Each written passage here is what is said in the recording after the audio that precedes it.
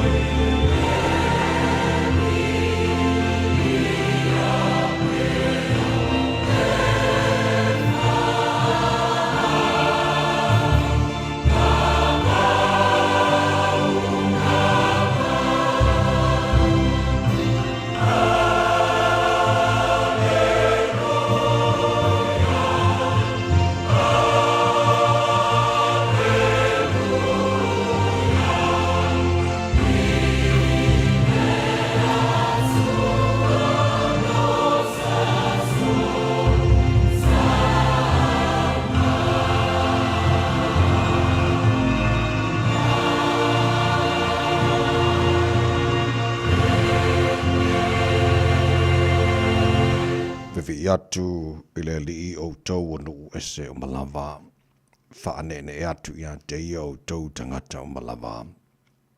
Awa o tere lava lo na alofa mai a te i tātou. O le wha maoni fo i o le li i e wha vavau lava lea i o tau. Vi atu i le li i. Vi ia oelo mātu a tua.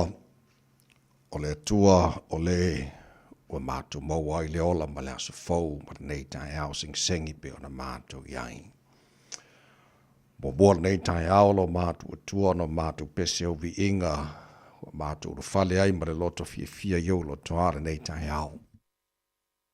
Whamanuina ma whaane ene ina o le tupu o wao le taulanga lava o le vi inga ma le whaafatai wa te tau. Mono mea lava lea i a te oe. Mātu wifo i o luma le nei tai au. Mātu whape atu e pa ia. Pa ia lava oe le atua mamalu. O le atua mamana, o le atua e pule ao e mea malava. O le tupu lava oe o tupu, e soi fua lava oe ma le vavau, e o lava le whaavau. O le atua oe ma li e manao, mele le malava. O le atua oe la e le vi ingo le mamalu, o le atua oe pulupulu le matango fie. Ta maa whaafutailau me alofo lo la fau mātou maura nei tai hao. Whaafutailau o lofo o le fau o tuta i manu whai ngā malolonga sa tofa whahai o tangata wa e whaapopor ni aso fau lo lato si fua. Ia whapena fau ilo mātou ni yola o mātou o li fau le nei tai hao fau o le aso lulu nei. O luas fo lima ia aso sete ma le mātou fau laungara ni fau i tau sanga. O le mātou malangara ni aso lo mātou o tua o mātou tu inatu o ao whamone mole. Tau te mai le fau launga a whai nei. Manu ia whai wale a whangai ma le atano, i le nei asa whaua e a mai, manu ia onga na ia mātou whanau ia manu tia pēla tau le paolo lo walofa o sa eri le ponta ala ia o onga, whamana mole ta maa whamana ia fo i whaiva, whangai maa limu ta mai tai whai a onga lo ngafa male awa oina na ia mātou whanau. Manu ia le atano pēle i Samoa, whapena fo le nei atano o ni usira lo mātou nofo maa mawai, o le nā fo le talo mo atano umalava, o le nei lalolangi. Alo whangia le tui mailu mo le panga ma le tāpua inga, na ia mātua tu a sino la tunu i malu maontu malaura ni yaso, te tūru aina pe la tō le whana lo alofa ne fo i vei tau le malu luo mātu iai, ma wai pēro la tō sui fua laule le tino siri lava i le nganga. Mea umana whana mātu whaia ni aso fau e mailo mātua tua, mātu whaia lava ina ia fo i erivi inga i a te oe. Manu ia le tau tua, le Radio Samoa ni yaso a tō mātu wole mātu wal au i nei mea malawa ala le swafa mana malo i usu ke risolo mātu ri mora mātu whaola. Amen.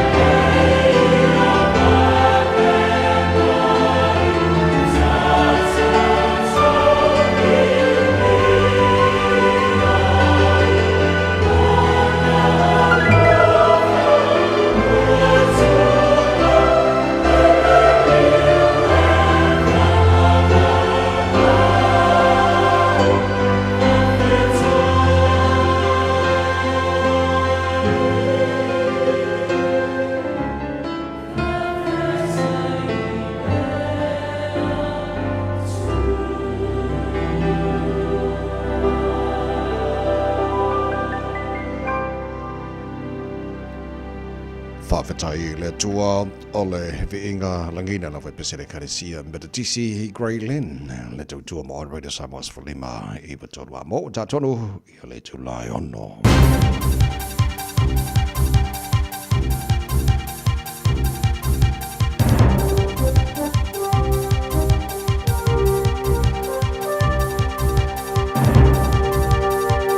In this update, the Ministry of Foreign Affairs and Trade is warning Kiwis to leave Lebanon as fighting between militant group Hezbollah and Israel continues. The Lebanese Health Ministry says strikes have killed around 500 people. International relations analyst Stephen Hoadley says it is all part of Israel's attempt to stop missiles firing into Israel. Israel is fighting an existential war. That means a war for its very existence against the surrounding Arab hostile Iranian-backed opponents. Israel's military says it killed Hezbollah commander Ibrahim Mohammed al-Kabasi in an airstrike on Lebanon's capital Beirut. Lebanon's health ministry says 6 people were killed and 15 injured in the strike. Facial recognition technology will stay in 25 supermarkets as Foodstuffs North Island deems its trial a success. The company, which owns Pack and Save and New World, installed the technology in the stores for a 6-month test. Early results suggest it prevented about 130 serious incidents and was able to identify repeat offenders more than 1,700 times. Company Secretary Julian Benefield says they'll stay in the stores until a final report into the results is completed. Dunedin's Bayfield High School students have been told it's safe to return after an online threat. Police escorted students out after a threatening email was sent yesterday morning. A 16-year-old has been arrested. The lockdown caused significant disruptions to roads around the school, with around 50 to 100 parents picking up their children. A confidential Auckland local board meeting has ended with it extending the lease for Newmarket's Olympic pool. An Auckland Council report deemed the Olympic pool and fitness centre earthquake prone and suggested a year-long closure through 2027 for repairs. However, the Waitemata local board ignored the report and has extended the lease until 2034. That's news. In sport, NFL Hall of Fame quarterback Brett Favre has been diagnosed with Parkinson's disease. He played 20 seasons in the NFL, 17 of which were with the Green Bay Packers, with whom he won the 1997 Super Bowl. The White Ferns have endured a 10th straight T20 cricket defeat dating back to March. Australia have chased 147 to win by 5 wickets, with 5 balls to spare in Brisbane. The Dragons have been issued a $43,000 fine by League's NRL for withdrawing the contract of Ronald Volkman after his signing from the Warriors. He was poised to sign with St George but failed a medical examination on a shoulder which left him unemployed. The fine will be suspended for 2 years. The Warriors stepped in to cover Volkman's medical costs after the incident. That's sport. I'm Jodie Gill. 24 hours a day, 7 days a week. Radio Samoa streaming live on www.radiosamoa.co.nz. Ele sofa marmalolo tātou li whaola Yesu Kiriso mo mora o whatalofa mo whawhiloai mo whaatulima foi le awate le lava mara whaaloalo sa mo le tino pele le pa ia mara malo lau whaafonga angara nei foi taia fau mahalo lava le sui fua maruia. Ia whamalo foi le tino ia le whalau tātou awere mua mara whaasangi le tātou tupusi sili le langi o le ua tutai nu o maruia. Ia manu o maraha neia le wholaunga nei tai hao o le ua mori mailu tu si fua mara mātu malosi ia ua whaia fo e le tuare nei aso le asa fau tātou ti ori matatu fia iai ia matatu pot patia le anga le lei o le tātou tupu siri le langi te le hame o lo tupu le nei lalo langi a lofa mai lavo le tātou tua leo lo tu si fua mara mātu malosi le ua tātou fisila whai e manu le o mala nei fo e tai hao fau a lofa mai le tātou tua tau tai tātou wholaunga o tātou iai le nei fo e asa fau o le asa lolo le nei ua luas fulima i haso se tema o tātou wholaunga le dua fe lua se fulu ma le wha o si mai lo wha whakara por kala me maru le tai hao Radio Samoa fulima i vatola amoni o whalau tuli tufunga taito taloto fa bena fo e le tānsha vai lua insini o le tātou Facebook ma le YouTube o Radio Samoa Sarah Tasipatia fa bena fo e le whianga le star LJ Lorcio ma to ona nei tamai meni tautua ina o e se pai le tunas eipa e le tai hao nei le follow ma ta ma lo le usu nei tai fo good morning.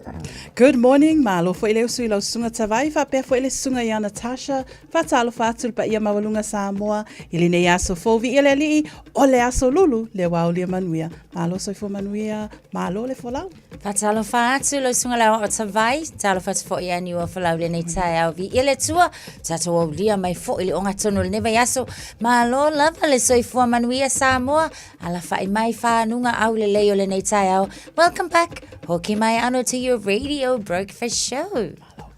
So le sa ori wa faril va ya sorry. Ioi. solo maya Malo. O wele ia se si mea tawai.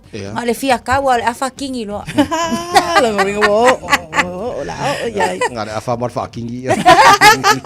Ma le kingi fa asa o afa kusa o polo ai kuli loa. Ia kingi loa. So le sorry. maya Wa ko le bebe la ri tu la ngoi li ka wa sara e lo ri ma espola ri e fo ringa mai. Fa ro longa to le wa la ta ye tanga to mo ni si le tono le foi ba. Ya o e se la nga o le o fo ringa mai o le ale ku wa se le fo i tu ngi ma la ko fo i. Te ka winga. Ioi. Le o mai tawa tu le pe lima se lau le au fa yo la tau ina mali liu le se so fa inga la tamai nei lava. Ia le lava la pata ia na yo tatu tangata sili lo ona. Ia ai sa. Awang fa pela o lo ke o wale vang o Fai tu langa le na. Sa ili lo fo ile le ia toi fo mai. Ele le ia sa ngale mu. O le vai nga fa no fo le la fia I ma o lo na tamiti. O de va tu pe o va ma dimas fo tamiti le fia il fo numero le fo le la fa la tele programa nei tai au. La fia na fa na fo le me le lo fo nei ma nei ve singa lo ia. When I mean, tamiti innocent. Yeah. La tu lai. Ia alo ma fa nau ai tupu me fa pe talo fai. Saturday. Like Mantua le atinu tana bakala me reto le ola awina tu le kwanta ile fitu ile tayo nei tana wa vai pani mena tupu le so suli mo sete pane tayo fitu le tayo nei na ta tu fa solo tu foli ta tu telefon ile ngara protania pe ta le fitu ile tayo nei ola o fitu tele tu la ono ta tu lipoti amata bai ngora wala nei tayo on ta va vai foli ile tala o ta Tala fia le ai se fa lave lave alo fa ilo mai ile nei tai au o le aso lulu o lo solo ngale le ia masaunga le mu me umatato ala sele nei au ki lani ia o lo fa ilo mai foi a tu ala tato polo kala me ina ia usta ia tai ala matula fono ilunga ole awala ma ia manatua fa ilo fu spau ioe make it click tato lo ili poti le na ilunga ole awala le nei tai mi ole tai au Tautua Radio Samoa, tasili mai vatolu amo ina utula I mele taimi lea ua fitu minute te ai leo.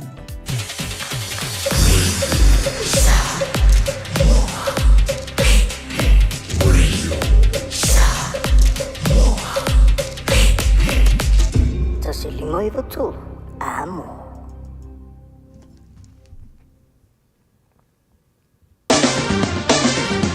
O mawhai an awina atu le tala o le tau Yaso Taitasi ona o le langolango mai a le Pacific Finance Limited. Telefoni o Valselau fitu whawha lua lua fitu. Ora vai ngā mata tala taure nei fo I teimi o le tai au fau tamaki makaura wa ki nani no whanga whasa launga Radio Samoa nei vai ngora tai au se furu duoro I le malulu o winga o tau le so le whasolo ina awa oa lang le nei le tau I le telo vaenga au ki lani hangi maria mana sawini mai sau te si sifo se furu mare ono maurunga nai o il maruru mo tātou le so I vai lona mawalalo au dia tai au na whasolo po ina awa oa lang le nei le tau I le tele vahenga o au kilani se fulvalu o maurunga na o le malu o le ea mo tātou le soa tai hao. Ora banga yon tuatua la whasaro poina awa olang de lei, lai titi al taime pa oi timu ni sa vahenga o au kilani le se fulreile, o la whasaro lang de lei mai le sto na I mana sa mana songa fua, whasaro na awa o foi le so lua na va yaso lo mana yatu pe a tātou o lia, I le lofa marehanga le lei o le tātou matai sili e le langi. O whamabonga o manala vai tau tu na mai I le nei foi taimi o le tai hao. Whangasolo po kalabe maro o le tai hao o le am whaion tātou asia tu mawama ai I al tulanga I le tau telo isi vaenga o Lusila whapena fo le tau Samoa manisi o vaenga o le Calapan. Whangala tamale nai tau le taimi o le tai hao au nato whanolo o le tātou company lea. So se tasi e whaisana no ngā tupe le Pacific Finance Limited mai le aso sefulu ono se tema se iau lia le aso sefulu valua o katopa e anga va uma i le se i te ono manumalo ai i le 5 se launtala cash. E whaiele i le aso lusful tasi o katopa apalai nei loa i le pacificfinance.co.nz e talo sanga sau no ngā tupe le vau le 5 se lau ma le lua se fulu afe tala e lua miru te whaie lau talo sanga online ai tasi li tu lai whaatali e te tali e ia ngā whaabitoa walau lo le Pacific Finance Limited i le oval se lau fitu fafa lua fitu oval se lau fitu fafa lua fitu Se follow tele July ono se mai la fa fonga o le lui tau mo tanto umara nei fo tai ha fo.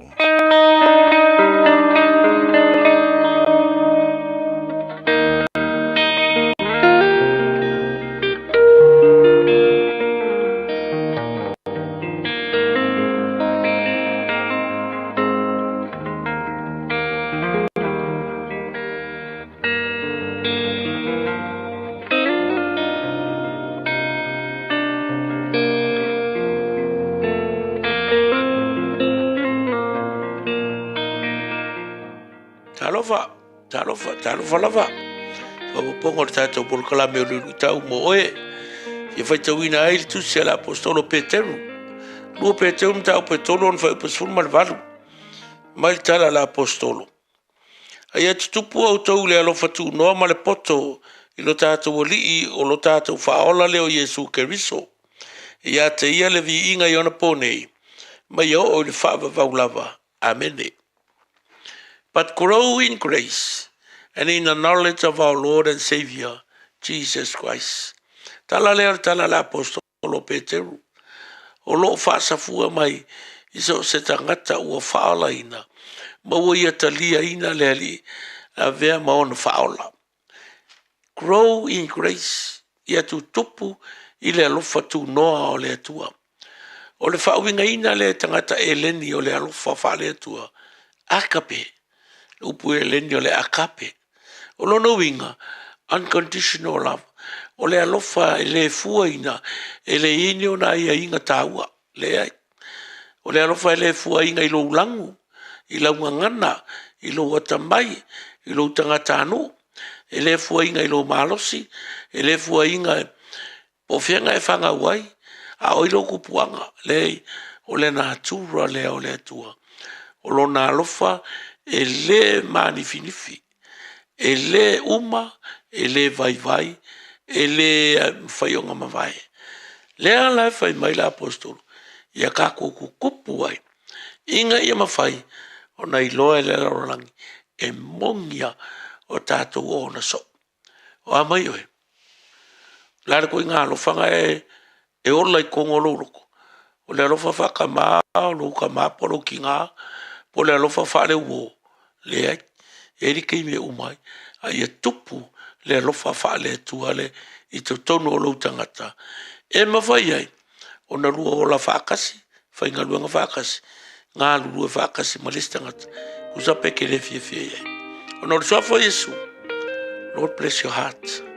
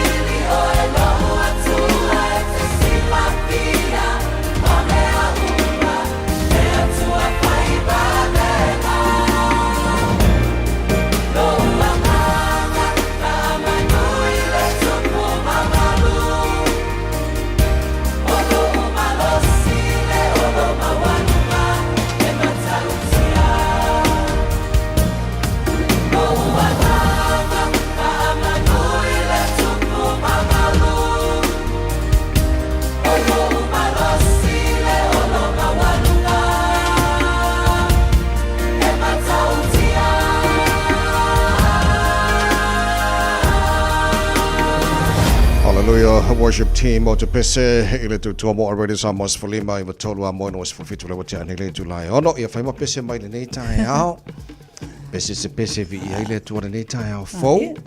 Ya wa mata las fo le lo fo le tu le wa ba wa sui fo le tino mo ta jo wala wa afa fo marka ko va yaso ia mo ta jo le nei New Zealand ia ma Australia Samoa va ngala o America na fa so lua na to wa. Fa ta lo fa pa ngal ta ba kala me mai va nga se America fa ta si mai nei tai ao ma lo la le sui fu ma wia ia ma sa va nga au ki nei mo New Zealand so stuff ke lo pe fa ta si mai ta ba kala me nei tai ao ma lo la sui fu ma wia.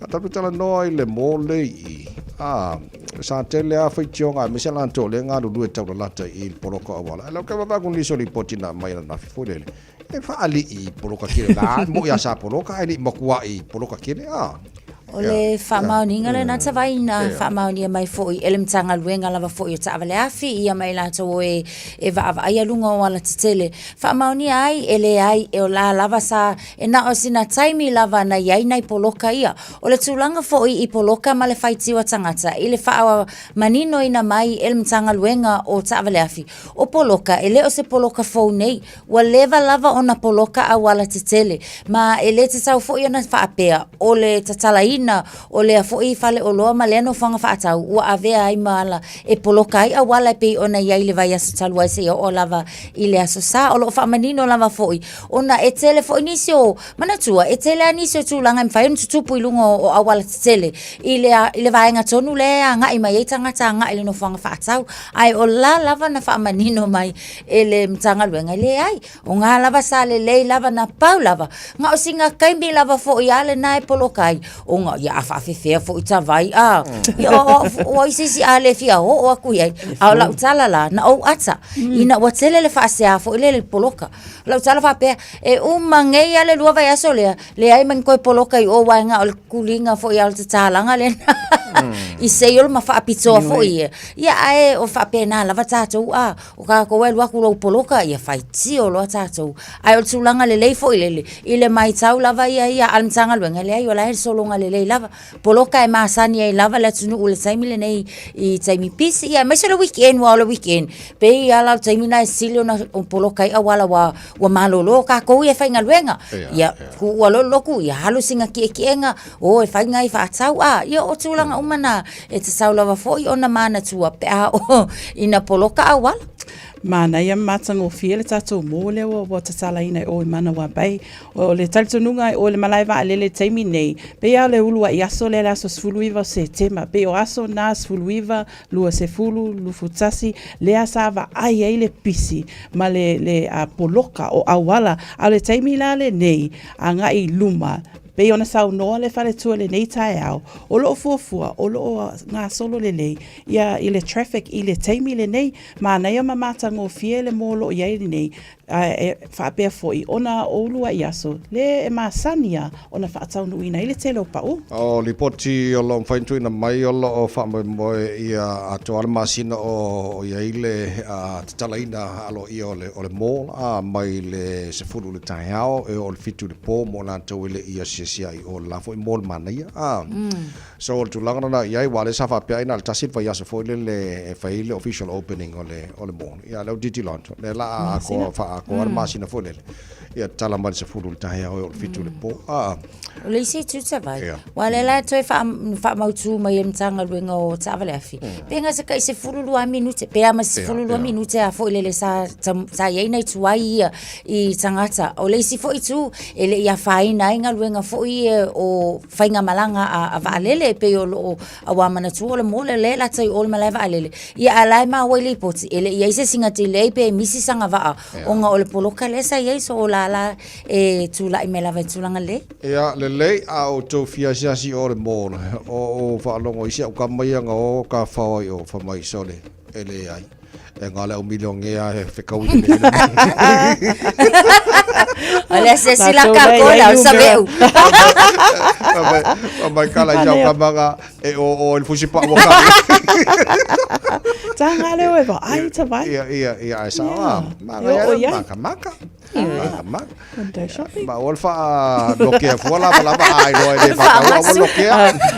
Ol fa ngasu ko o le mo le ponon mai sala elu maltulango ia i oli portula tamai over ma lima sana la to ma lio le si porti mai le tai au senior commander le Hezbollah o fa pena na umale ola is fa inga ia Israel ona nafi o te lo le wa vela ta inga New Zealand mai minister vai fa fo tanga ta New Zealand le tono le ponon wa tono ese ia ona foringa mai le fo ise leile tu langa fo le pe ona tara no ni tai au io e vai Malaysia tu o fa popo atu i le fautuanga le ai tatou nei New Zealand mo na io tatou tangata ia tau ma fai lava e tau ma mau mai vaenga tumutumu pe o vaenga fo i e fai rallies ia poa lava ni gatherings o lo faia fa alawa i tele ia tau ma fai lava awane e iai nei si o vaenga nei ona e fai ngo fia lava ona tupu se vevesi so o se taimi tu sa lava fo i pele o saunia ai o le taimi le nei le tūlanga fo i male mai tau watu le lalolangi i le whaawawina o se whainga Israel e eise langona fo i lele a tonu ele lata mai fo i se taimi o le a wha umaina ai ia nei tūlanga a o le tūlanga i le a whaina o tangata lau tele ona o le taimi le nei o lo o iai lava ia afianga fo ia i le tūlava i le solo le COVID e pei ona tustusia i le nei fo i tai au ale ngatele na o le tele o wha mai economic challenges o lo o iai tutonu atu nuu i le taimi le nei o nisi la na vaenga o lo o fo i le atuli mata ia i le vaaya le lalolangi e meise o tai o atu nuu mana tuala a o lai tulang whapea ia ua kele fo i vaenga o le asioki i le ngakalinga ia o le suau o le a whaina o vaila au ia o mea umai wha o ngai whale mai o le pawa fo i o le a whainga la pawa i o swainga i o whale tonu whale mai mai la tau uma e mo o mia nei fiso soani i o tuna ia ai paula val tato mta whai o ilo no winga ta talo i le atua ia maua pia saunga le mu ia ma vavi se taimi e maua i se toa fi le mu i le lalo langi Le os whainga le i le panona le whailoa mai le matanga luenga le asoifua malolo ina tu se wha se lau iwa se fulu ma le lua tangata o e ua whanua lato soifua o lo iele numera o alo ma whanau tolu se fulu ma le lima a e afe ono se lau wha se fulu ma le lima o i lato ua manua lia peo a saunoa se tasi o sui to tonu lava le panona o lo o whailoa mai tu sa o le numera pito sili lea talu i le taua mai le tasi iwa fitu lima. Ai pe ona saunoa nei tai au le tunga whaletua i oe manatua tato talasanga le whaalawelawe lea o lo tupu i le pinona taimi nei. So o le tulanga no i le saunga le mufo i o le vaenga lo langi pe o na iai mo le whaafong mai o le atino na o na iau tine lope ingisi o a ingo kako o e kaungi ngawhai o i le panona. Ia a tulanga na iai so o lapta ingana New Zealand ta wala tul minister tangata uma o New Zealand o tono le vai ki di ropo al telo tangata New Zealand lai tono le panona o tauna o ese mo la tu sama le mu le lai to mo le sama sfoli mai tola mo no los sfoli ma na afara o ja ne le tu lai ono la tado va vai station a on le lo de ninen ma le tulanga na ile so na fika mai afa fika mai ile vai mawa ko ri se vai mawa swing choir on video la fi anga mota ba lo fa tele tulu fa tas Monday tai of good morning.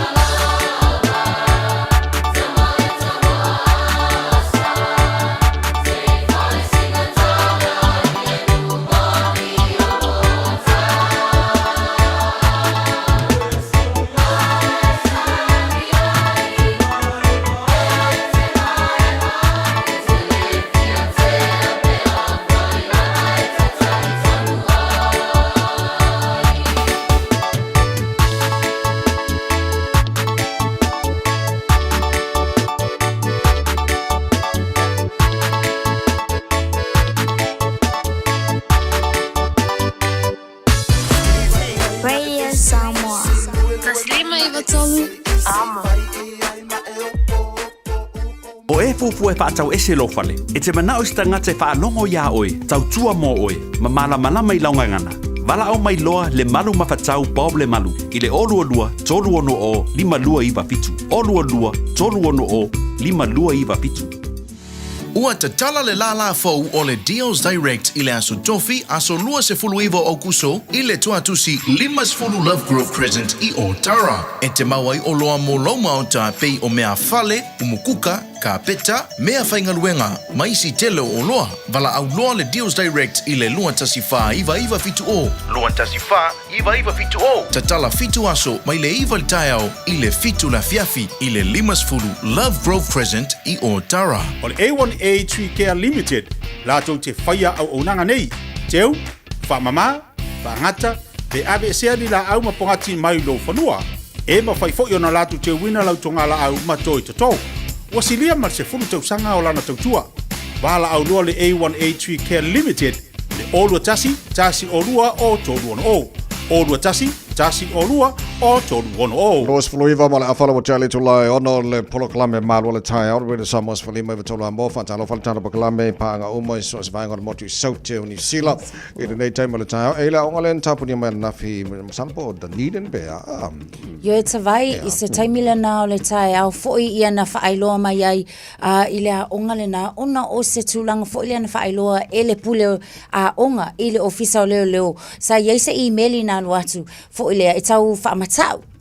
Ole tau whaamatau lau le e-maili. Ia ole tūlanga foi le wo o lava i le whasioti tangata. E pei o se e-maili tau whaamatau le na lea na atu na longo i na i loa pule a onga i le ofisa o leo. Ia mana tuala o procedures umalava nei po o awala ngemta iala whaatau nuina e a onga taitasi pe a whaapea e iei ni tūlanga whaapea Bailey High School le nai Dunedin lea na tūla i mai iei foi le whaalia tonu le na nafi masa tapuni ai la i ona longoina lea e lea onga e mai se foi o le mtanga luenga o leo i le tau mawhai e tau sisia saunga le mui fafo longoina mātua ina ia tau ofina i o la tau walo pe a whaapea e le i o atu i lea onga i taimia o le tai au na longoa ina ia ai lea onga ia au le tu le na lava la na saunga le mu e le ngata la i ina ma e amai lea ua to e tatala le lockdown lea ai wanga ia ne i leisi tasio a onga tamaita i ina i Wellington Girls College pe ama le lata le afaltasia na fila oli ia le nafo isa iai fo isa tūlanga na la ngā i le toa fi le mu ma le saunga le mu ia ma whaatau nu ai fo i tūlanga uma lava e tatau ona whaia mo le puipuinga o le tūla lea i le a onga mua le tanile e se fulu ma le ono tau sanga o le tamaititi lea la ua i le vainga leo le atula i le so i le whaamasinonga ona o le emaili lea na whaia a o le tūlanga le naolo iai o na winga ta ua lava foi mātua o i tū lava ia tatau ona ngā whaia tātou manatua o laile leia tātou contacts fo ia po nu mele so tai atua ia onga aua lava nei whaatamala ia whai masiaki update a whaafou le kerfongi ia whapena na longa le ofisa ina ia whaingo fie ma mautinoa le saunga le mua alo ma whanau i taime tūla i mai ai ia tūlanga whaafo se i whapenei. Manatua fo ita vai ma Natasha a tupu ni mea whaapea ai mai se a alo ma whanau tutono a onga e o i mātua po tangata o matutono ainga, e o ile popole. Ai peila o se tualalo al polokalame le nei tae au. A tupu me whaapea, mantua olo iei pena tā ua sunga ia Natasha, olo iei procedures, olo iei ta iala, e muli ta iei sunga i whaia onga, ia ai meise foi, pe a atu le fisosoani, a li malu malo, o le tā ua la, ina ia utangia pea e mātua, pe a whaia maua i meli pe whailua atu i lunga upenga ta whailangi ni whaatonunga, ina ia muli ta iei, e maua i le saunga le mu, and just keep calm, ma me whapena o te tali tonu po le ase manatu la sunga whaia onga pe a tupu me whapea. Well, we've already just talked about it. Fo lele. Well, vainga na ia on tafa yo matua, tafa yo ala onga, tafa yo fo ia le malo ia o ali malo. Paula va Malaysia tu. Pa wala la fa ina fo lele. Wa a fa inga I la tanga ta fe wai. Ava pe o le yenga luenga o la usu atu o tanga ta fenga luenga. E poloka uma ia pe la fa linga fo na nafi. Tele si vainga fo lele ti le yo ila to o e fe malanga. Ia wa mantu atu putulang fa pe taula fo yo na iai ia le taimeti le iai ia pe makua I fo ile awal to e fa nga ina fo ile vainga o le tete. O bea tu le bawe o sota inga alpula onga mwhaya onga I matu o le taimeti tu poile wa o sifufitu te ele walu na mawele emaili. A send le emaili mai le onga e le walu toru lima na nuinga o te tono sifu walu minute na bawe o sota ia alpula onga mwhaya onga anga I matu o le winga o le whamtalanga folele. Na tau matu a eni me tupu I tono a onga folele. Na pawan mea o sota inga I le lei. O emaili o text Mabainga uma pe ona ta wen ta sonel ta fo le tauna le leite ma sa telefoni o lai o I faya o ngai ia latu so ta inga a lai e mawe matu so ta inga ma faya o ono ditilo le bave tele so ta ia le pula o nga telo banga ta sile banga le leite fo le le bave ona so ta ia a fa pela wana avele le lapta inga a fa pe ini matu ele I avatu ala to fana o te mile then o no fola fale me tauna fai a mo na to lau already na ita mati tono la onga ia sanga le mula na to le sa nga famba faya onga le tin ia le late tato lo motu sauti te le lope ini alo sa moa onga ila onga na le Bayfield High School I Dunedin ia fa mo lo mo mai o to wa te lo le na maweli poti la to fo la o ke to fo te mati la onga nei le tai au ia le lei o le sa vem komsina o le leo ni Sila Andrew Costa ia te lo le o fa ma vai mai I mai le lon tofilo komsina le leo ia ono se fo tutu la ngalwe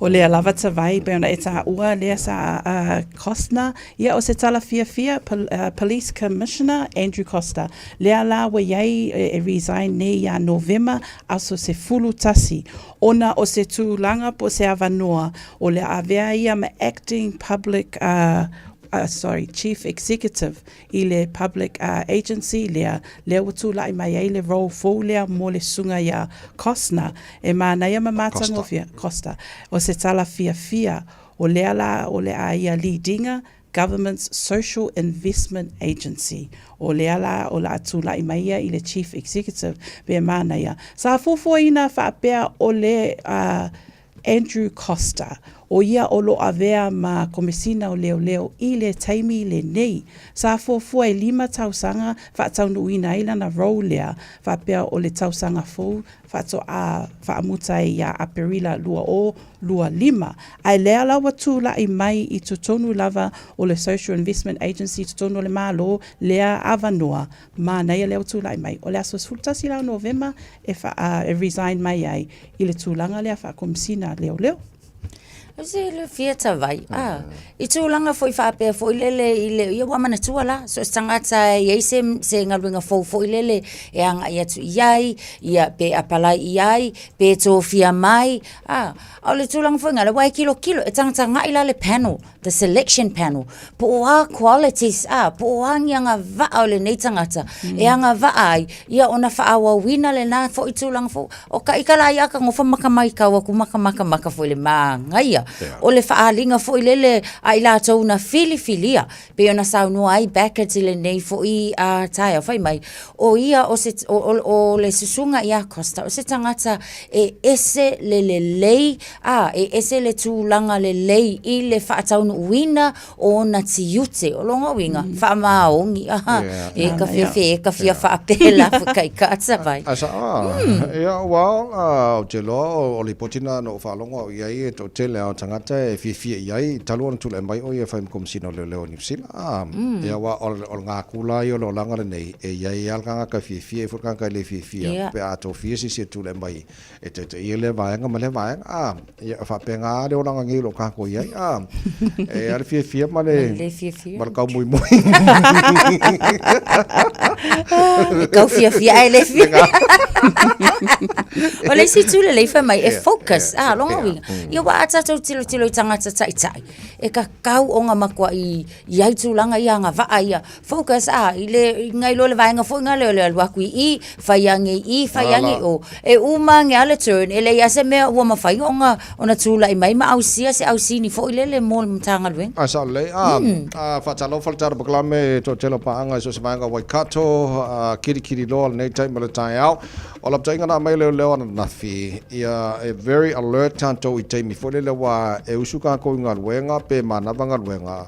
E leilo ka ko pola me tupulu ngola wala fo le peke o la ke ku moli ia la ku se si fo le ka o se fai o so o la tainga mai leo ia matara le tanto so se kaimia e ke ngola wala sa o le leita vai o lo iai se incident po se fa lave le tu lai mai I le afi o le asonga fua I le vaenga le I nei lava I New Zealand Waikato I rangi riri le te au le ono le afi le sa fa apea le atu ale ta avale ala o le ainga ai le tangata le sa tamawhai e alu I totonu o le ta avale pe ta ua e le sunga ia tawai I le nei tai au le pe atu lau ta avale I moli mantua lai te whaatali ina e lanu mea mata le lanu o le moli lea la o lo iai lapata inga ma whautuanga o lo lapata I mai teimi le nei ina ia mata ala tātou ai mai se a teimi le tu moli because e le iloa le teimi o sofa ia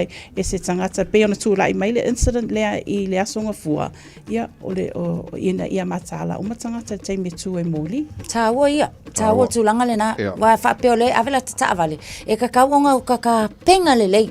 A ole ia esel taawale ka penga, like prepare for the worst. Ia ka aikia. Wa ia e loka umal taawale, whaikoko a umal taawale le taimi lea. A ele ngata le nā, ole taimi o le tu e moli. E ia ala kemi fo ngalo wa mantuala a ave ka ika whaila ka siaki o laka driving test. Ia e ka kaun kilo le sifa a ka kilo e au kafa a. Ia o tūlanga fo ia mata ala. Wa tātou te le loa koe ngā kūlanga whape nei. E mawhai o na whaina I seisi o tātou. E maisela o isika ngaka, la vang fo ia solo wha malama.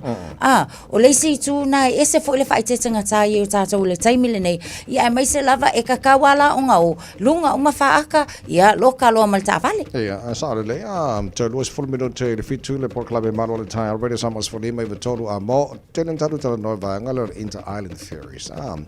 Ale maua mai le stasio min star kapenetan nafi. Ele tana noi ina le kapenetan tūlanga o iai pe sui, ia pe whaaloa pe whapengar ngā wa aolo iai. Sa o leita vai pe ona e tā ua nei tai au sa noa le min star tupe, Nicola Willis. E iai le saunoanga whaapea. I le iwa māsina tonu talo na tūla I mai le coalition. E le iai ni talo sanga, pe iai ni replacements o ferries ia le inter-island. Lea o tu ina tonu o le mālo I le taimile nei since June. Mantua whaina e tā ua I oe o lo tala noa ina nisi o tātou polo kalame. A o le taimile nei, o lo iai le fuafanga ina ia whaafo wina, ma ia toi whaalele ina, ngā luenga tonu lava o le inter-island. Po le tanga luenga lea le whaulunia o le Kiwi Rail ma vaenga ia. Ai o le taimi le nei, o lo sau noa pea Willis, ele o iai lava se lato fisota inga, I le taimi le nei, po tu ina mai o lo o mo mia se fisoswani I le taimi le nei, ele iai asa mea o taunu mai I totonu a wafoi, le minsta o tupe, o lo iai vaenga tupe, e mawhaina fisoswani mai ai. Ai mantua foi na tala noina tato tala, ele o iai se tupe tele, o loo mai ele malo e fesosoani I le inter-island I le taimi nei masalo o tu langa le na ele o iese talo sanga o tu ina I le taimi le nei. Lono winga, e leo iese malilienga, ona o loo ia tā ua, ese uma lava fina ngalo party e tolu, le coalition, ngai I le tū lea I le tau mawhainga fo lea, o lono winga la, o le taimilal nei, o le ia I lava la se talo no anga wha amautu, ia awa mai tawatu pe amale, e ova male tolu piliona, se tupe fo lea te tau ona tilo anga, ia ilwhainga malo, mo le toi wha le o vaenga ia o keimilangi, ia la le mali le whakasi al vaenga le whaisitalo no anga na vai. Asa, ala lei whale taonga pai la te teru, so whasi o no al pese o whawhianga nei fo I tai au fau, a mai le so Malaysia tātou le poti mai lunga la wala na pato le lo tātou ma lu le tai au fa le nganga au tau le Radio Samoa mo ma po kala malo le tai au e no to se full valu e le fitu Ia mama man sau mata Samoa Ofiso male tele a saule nei ole a fa fia O te fa fia isi o atunu ue pele le anganga Uai umanu ia o whaiva o na o lau tapua inga Se mai ala ia o lau mai moa i o whaiva whātau sala O se au si vale au te whaamawa e atua i ma whātofa O lau whaea e au te le te uina i whafone i sautia Ai ole a o te uina pea le vaolo u whātumalo mama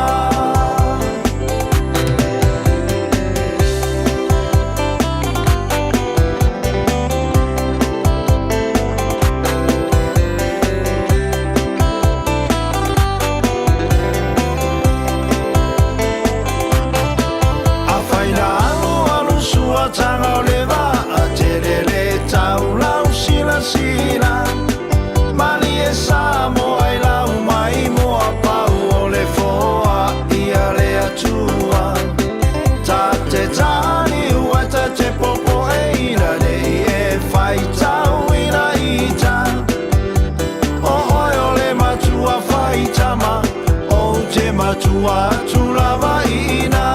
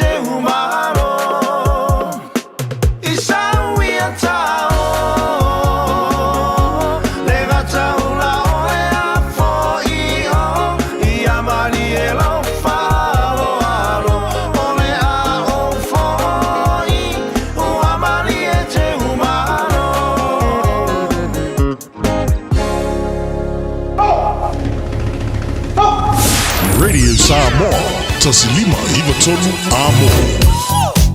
Tu maule ma le pisi lunga tato ala sele nei taimi o le tae ao so lunga le lei masaunga le mu mea uma I vaenga uma au kilani o loo whailo mai foi o loo le lei mea uma tato le State Highway 1 le tu le awala lau papa o loo whailo mai taimi nei o loo ieinisi o lanes e meise le alo atu le o mai I le taulanga o Victoria Park o loo ieinisi o lanes o loo tapunia I le taimi le nei ia tu alalo lava tato polo kalame ina ia please drive to the conditions, keep your distance. Mahalo I sawa whaatulanga ina I le vaenga o e malanga I le nei taimi le tae ao. Tato li poti lata mai le nailunga o le awala le nei taimi le tae ao. Tautua Radio Samoa, tasi lima iwa tolu a mo.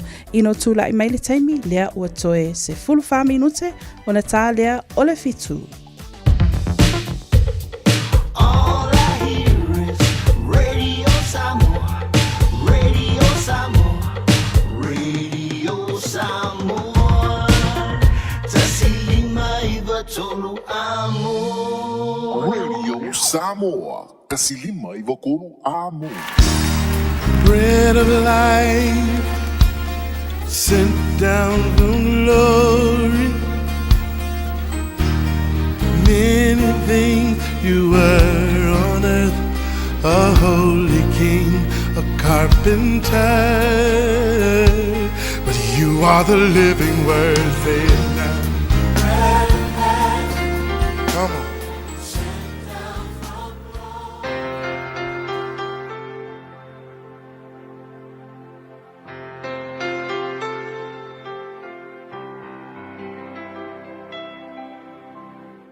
o te whawhilo ai tātua tunu mai tātua Port Columbia o le Amritoleola ia i le amatanga o le nei aso. E le whaangalo ina o na whawhilo ai whapitoa ina i ta māma tina mātutua to tele lava nisi tala noa ma whailo ai ia e matamata ma mai moa mai tātua Port Columbia le nei le ngata i lunga o le TV Samoa, TV1 ia e whapena fo i lunga o Facebook ma lor so i fo i te utou ia mātua o le tātua tunu. O te tau no me luas fruiva whaupo iwa e whapea o le nei i au tau tausi upo le nei whea ngainga ma i au tau whaia ina ia manuia ai au tau i mea umalawa. A le upo mo i le aso le nei, o le manuia po o le whaia ina i le sila sila le atua. Nea le me ka o le tangata manuia i le sila whanga le atua. O le tala sa whai tau i ai whai mai o tamalo roa e to lua na taritala noa. Ia whai atu lo le sita malo e le sita malo. E kei loa le mea lilo e ke mangui ai. Ia whai mai tala le siali. Le ai. Lea le mea lilo. E whai mai tala le tamalo le. O ke le ka ua koe au. E whai mai lo le ka malo le. Aisea. E whai mai tala le i lean whai mua mua lan tala. Lea ngā le mea lilo le mea le mangui. Ia kei lola. O le manuia e le whape nā le atua. O le manuia i le sila whanga le atua e le o se mea lilo. Te le tangata a manguia e kau mawhai e ngā le mea ngā manguia i ma au ala ngā manguia i. Ai o le manuia i le sila whanga le atua e le o se mea lilo. E tumu, ai sea, a wafo e tumu le tuspa ia. Pe awha pe o se tangata fia whai tau le fionga le atua. E tumu le fionga le atua i wha upunga ma au ala.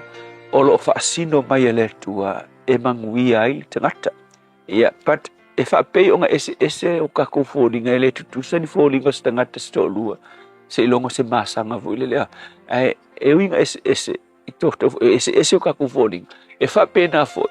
Ona ese awala e ui mai ai whaamanu yanga le atua ya ki kako.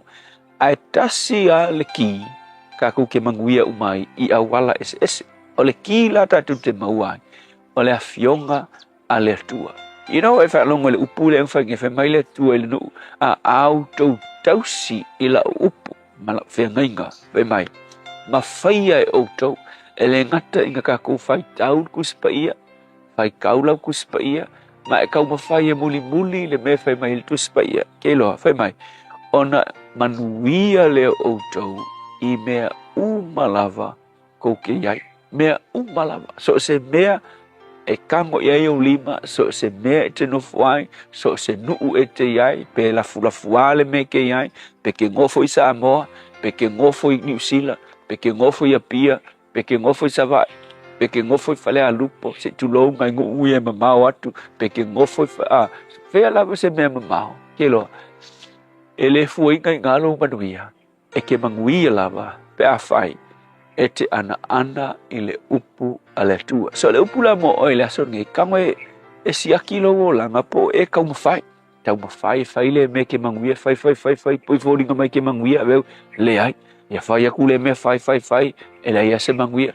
Alu ingi sila le manguia. Sau Samoa le manguia. Alu kua le manguia. Sau Savai le manguia. A whai o i se tūlanga whapena i te oe. Wa ilo le me ke manguia. Ke le o me e. A tonu e whapefu, o le ale au wala le ale menga whai e leka ngaka mangui ai. Ai ke lo le ki whai ngō fie e makua mangingo e te manui ai, e le fsiringia. O lo whai tau le upua le tua, ma e muli le fionga le tua, ma e whaia le finangalo le tua i logo langa. Ai fie whai tau le na fionga, ma e ngā wai e whaia le mene ki whai kauai, ke lo le membo, e ke fiu e ke alu. E tuli loa oe e manuia o le tua. Wa oina fo ia ui lo o langa. Lo nau i le tua. Ma lo kau mawhai e o la ina finangalo le tua. E uinga whaingata i nisi taimi. Ai wa uwa aia. E muli mai. Le alofa ma wha manuianga le tua. Pe a whai. Ka kou kitau mawhai. E ngā wai mawhai alo na finangalo. Le tua whawhitai lava. Mātou te tau sa ili awala mātou te manuia ai. Manatu nisi o le mea lilo, e leiloa, o le muli i lau a fionga, ma whaia lau fina ngalo i mātou o langa, e manui ai mātou. Whawhitai Yesu, Amen.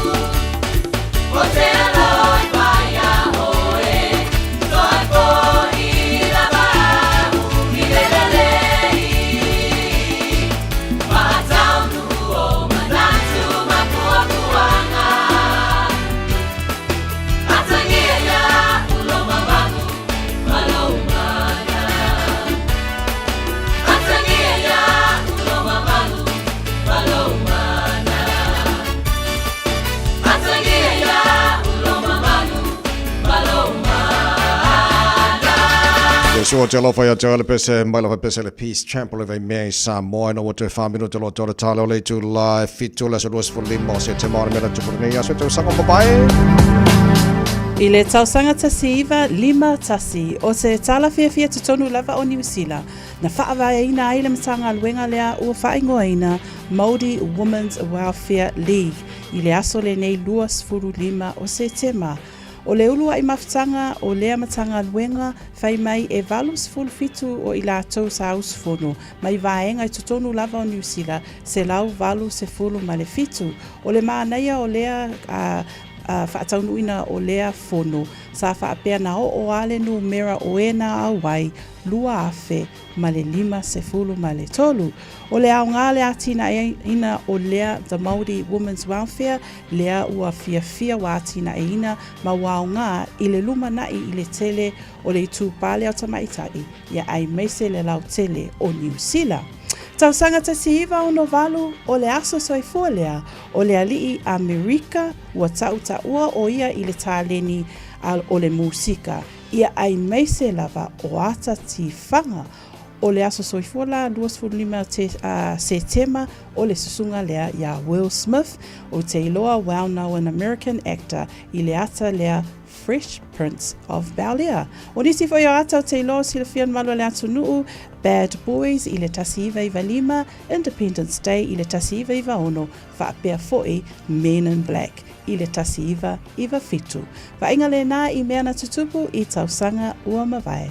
Tautua Radio Samoa, tasi 5 iwa tolu amo.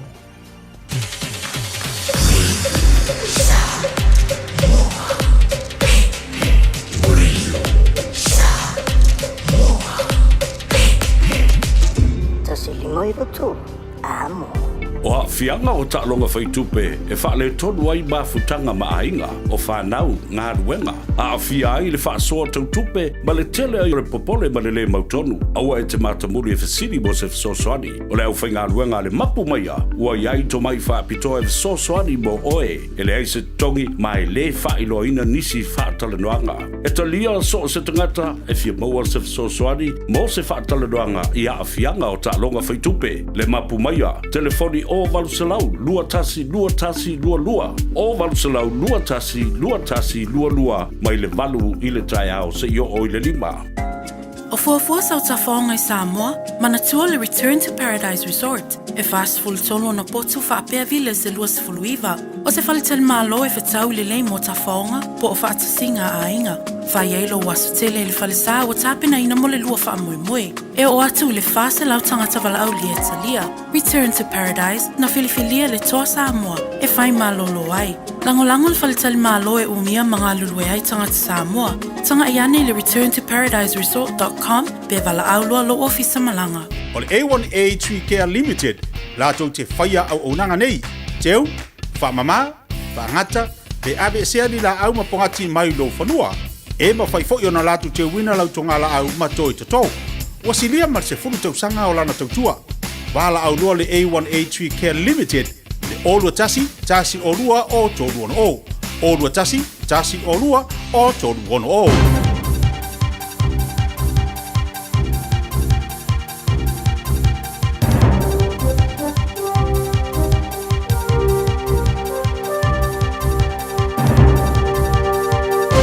In this update, the Ministry of Foreign Affairs and Trade is warning Kiwis to leave Lebanon as fighting between militant group Hezbollah and Israel continues. The Lebanese Health Ministry says strikes have killed around 500 people. Israel's military says it has killed a senior Hezbollah commander. A 6-month trial of facial recognition in supermarkets has ended in resounding success. Foodstuffs North Island installed the technology in 25 stores to test how it impacts theft and violence. Company Secretary Julian Benefield says early results suggest it was a strong success, helping avoid about 130 serious incidents across the 25 stores. The Finance Minister's been urged by her officials to lobby for Wellington City Council to sell its shares in Wellington Airport. They have advised her to try to convince the council to reduce the risk to the Crown's balance sheet. Political editor Jason Walls has this exclusive story. Whether or not the shares should be sold will be decided in an October 10th meeting at the council. Ahead of that vote, Nicola Willis says she's spoken to the mayor and councillors about the stake, expressing her personal opinion that the sale makes sense for the city. An Auckland community has convinced its local board to extend the lease of a Newmarket pool. The Olympic Pool and Fitness Centre had been deemed earthquake-prone and in need of structural improvements. The Waitemata local board ignored recommendations from an Auckland Council report and extended the lease until 2034. Christchurch locals are questioning how they're going to pay for damage caused by rampaging deer. At least 3 of the animals were spotted running amok in Hallswell on Sunday afternoon, with one hitting a car. The deer are believed to be wild. Resident Sam Palmer says one of the animals rammed a hole in his roof. I don't think I can claim anyone else's insurance, and I don't think Mother Nature has insurance either. In a bout of bad luck, Palmer is also in the process of selling his house. He says it went on the market yesterday with the title Dearly Loved. That's news. In sport, the White Ferns have endured a 10th straight T20 cricket defeat dating back to March. Australia have chased 147 to win by 5 wickets with 5 balls to spare in Brisbane. New Zealand captain Sophie Devines brought out her magnifying glass ahead of the World Cup next month in the UAE after losing the series 3-0 to the world champions. They're the world's best team for a really good reason. So, look, plenty of positives for us to take out of this series. Obviously, would have been nice to get a win, but I think we're really trending in the right direction.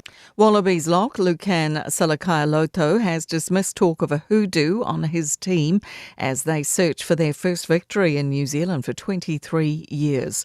The last came at Carisbrook in 2001, although they managed a 16-all draw in 2020 at Wellington, the venue for Saturday's rematch against the All Blacks. That's sport. I'm Jodie Gill. 24 hours a day, 7 days a week. Radio Samoa streaming live on www.radiosamoa.co.nz. O le nā lava o loo mā tātou traffic I le taimi le nei ave taavale mō tātou uma lava e le o iai fo I se wha lava tau taavale I lunga o le ala tele pau lava o a tātou whautuanga māsani lava foi ia a o e whianga iai malau whainga malanga I le nei taimi o le tai au ina iau tangia lava le tele o tū la fono o lunga o ala te tele mō le saunga le mū o lau susunga le ave taavale ia e mai se foi lātou o whai malanga I tutonu o taavale ma e o loo I lunga foi o ala tele e mai se lava I vaenga tau kolosi na pau lava le tu lewa mai tau atu le taimili nei lewa emo mai tātou I lunga o la tātou map player o le vaenga le Rosedale le olo o tu mai ai le atau le taavale ia o lona winga la le o se taavale o whaale tonu ia po o se taavale foi o lo o la vea I le taimili nei o le tae au o se isi o vaenga foi o lo o mai tau atu iai na o nā lava foi le anga I atu le nai Point Chev I lunga le tātou State Highways fulma le ono le o mai tau atu o whai lava si feo lolo ane I le taimi le nei o lona winga ia o tele ina o wia e taawale afi le nei taimi o le tae au pau nā nai swinga nā o iai lunga le ala tele manu e tele lau whainga malanga a taawale ia I lātou wanga I mai whale o mai anga luenga nisi fo I wausua I atu wha maa lolo on saile nei tae au maa futa mai tea ma wha fonga mai tea maa lu tae au lau Radio Samoa Da lova Samoa wa ule nei o kāsputi alu a wale sui ale ngila wa ule kio a eva mai ina se furu lima iwa kolu a mo Radio Samoa vevela a O mawhai ana au ina atu le tala o le tau I aso taitasi ona o le langolango mai a le Pacific Finance Limited. Telefoni o Valselau fitu whawha lua fitu. Le mau jane July 5 July vai ngala tamai nei le tala o le tau nei foi taimi ho le tai au ba tu Samoa lua se fulu le ma fa fana le Samoa nei taimi le tai au lai tau awa lai titi mai tau Samoa langi le foi ni taimi o wingo le tau I Samoa le so na fa solo ina langi le pa utimu ni se vai ngala Samoa le so tolu se fulu le mau lungo le bela le Samoa le so Lusu marfa e lona mawalalo na minuti fo la taru tau noi Samoa o nga tura ni bea so na fiunga ngaman mana tu marfa tanga vai tipi tanga vai yo na mo fo lona tanga le tau mo ta tau ele nei fo e tai au fo mo nga tunu va so ta tu ye se man talo tau New Zealand nei fa talo fa panga o malama le malo le tai Radio Samoa le motu I saute lang le tau Queenstown le sauce fu do mo ngor malu lang le Timaru fa solo lang le fo Wanaka le so fa solo ina awa le tau I Westport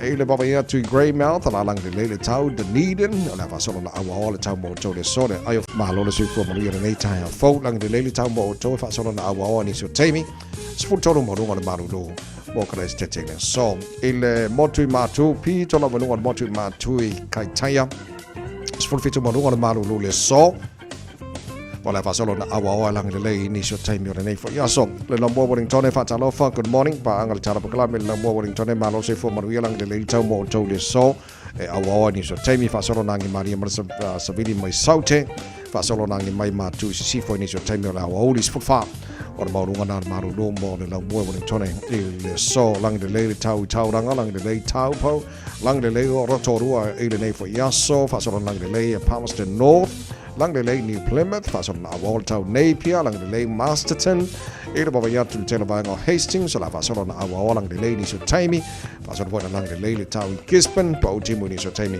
Kiri do Hamilton, lang de lei tau mo tau de so for fitu mo no maru do mo kiri do de so. Tama ki makaudo.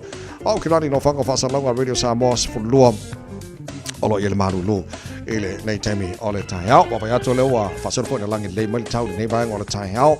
O winga na tau de so ala fa solo ina lang de lei ni so taimi awa fo ni so taimi sfloro o le maunga na maru lo le e mo ta to i au kilani tai au pe au dio la fa solo awa fo lang de lei sflvalu mo runga maru le e mo ta to le so tai au fa solo awa lang de lei le as for really malas to na malas sa malas so fu ia fa solo to de so lo na va ya solo mana yatu fa mo mo manala mai tau tu na mai nei taimi o le tai au na tunu ala papa au ni savanga kilope Hawaii America manisi vanga Lebanon ia manu pa ia fa mo manu ia tau mo to nei fo ia so fo ta to wo dia So se tasi faisana no ngā tupe le Pacific Finance Limited mai le aso sfulu no se tema se iau lia le aso se fulu valu o katopa e anga va umai le se ia te ono manu malo ai i le 5 se launtala cash e whaiele i le aso lusful tasi o katopa apalai nei loa i le pacificfinance.co.nz e talo sanga sau no ngā tupe le vau le 5 se lau ma le lua se fulu a fetala e lua miru te whaiele au talo sanga online ai tasi li tu lai whaatali e te tali e ia inga whaabitoa valau lo le Pacific Finance Limited i le oval se lau fitu fafa lua fitu oval se lau fitu fafa lua fitu Wala follow tele to la fitu le porkalabe malu le tai already Samoa Spolima vitolo amor vai asole nei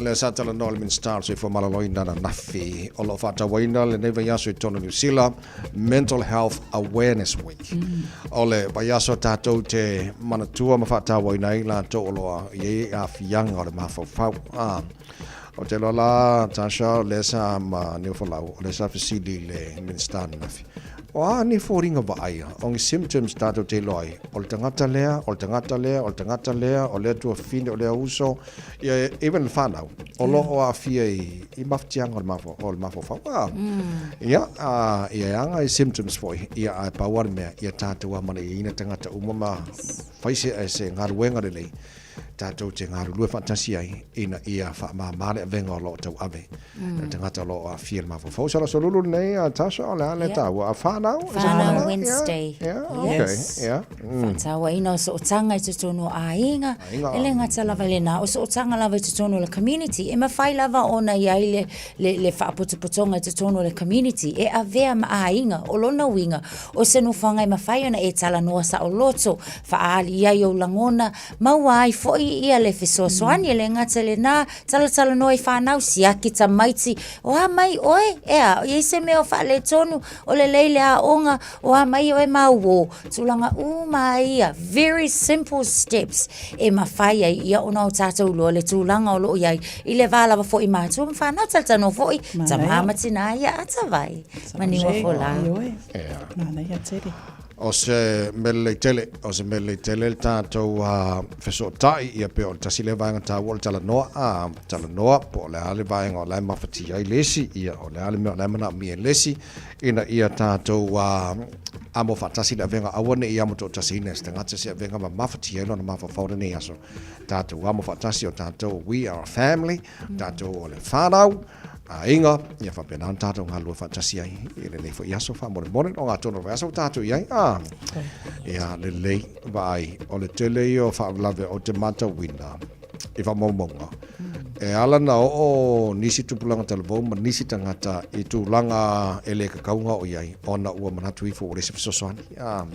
Ua manatu I fo wana o ia ale tawa veinala na venga o lo fea o amo ia. Ele maftianga o mafau lo iai. Ai pe ona tala nol pokala menei taia fa mo fa soa. Fa soa hatu. Se maftianga lo iai. Kofu maka ko mafkianga ile o ka ko ngi angelo feo ngi lo langi kofu maka ko mafkianga lo lango lo iai. Sa ole leita vai kele foi lo maftia. Ja. Le waka maftia mai. Ai le o lo tala sa ana nafi. Ana nafi. Nga walo ile avele se o tali e faila na appointment le la matu nei se fa tali ni si ta vale. So le o mafa alongo tu le ta vale le ku ma o. Mo le ono sai. Fa e le pu. Ia o la ia o le lo pela o ka fa o so inga o se o fa e pu fo ia. Ale ai na lu le mo ala ta vale a o mata ona langona le itsa I lo watali. O tu lang la ia. E fo le fa itse nga tai ko inga kai mi fa penge ia o fa ku lo san vai o le vai aso nge o le fa ka. Le fa ka you know mental health awareness ia ko e pe alu la tanga ia angala kalaka mai ke fa ia foi e ta tol vai ngale na ia ai maisa manatu atala no lo le fa inga this is our very first support system e maka kwai I le langolangoina male puti-putiina o le saunga le mu ia male soifo maloloina maka kwai le tino yo o le mafau male anga to anga o le lot alo ta ua sunga le o neta ao sometimes ia ai me se fo ta ua le soifo maloloina fa le mafau sometimes we feel like we're alone tangata fa lau tele ai manatua foi tala no fo ita maiti la onga sosa we always say we're never alone. God is with us. Iaso mataitasi. O lo fa atasi le ali I mo tatou umalava. Ele ngata le na ta ua meo support systems. Le ngata tutono tatou ainga, you'll always have your family, you have your church family, you have your work family, you have extended community families. O lo iai lava e mawhai o na lango ina oe I so se teimi if you reach out for help. Ja, le tano man fa man nei tai au tato ngale lu fa tasi se ka ko ngale lu fa kasi fa mon bole ma foi na so sani se tasi mana mi so sani fa mon bole ya le na ya foi o te lo le o ka longa foi sko nga iri kai si ka ko mo ai ya so le pe au li ka no fai ya le vai ska ko ki manga ya fa popo mari for ka hala so lu la to e inta to esi fai supos ya le ai market samo ja sao saki ya le na le fai se betiol da ya fa mole au fai mole sia ka ko ami fa mole ni ka po ya le is por fa tele la fit fa pongal dei ta por kala ben gal por tania think a minute la so ai pa mai fa fianga ba fa na Jerome Gray ta no se le samo na fianga ngal mana tu ba o tanga fa ya tipi tanga le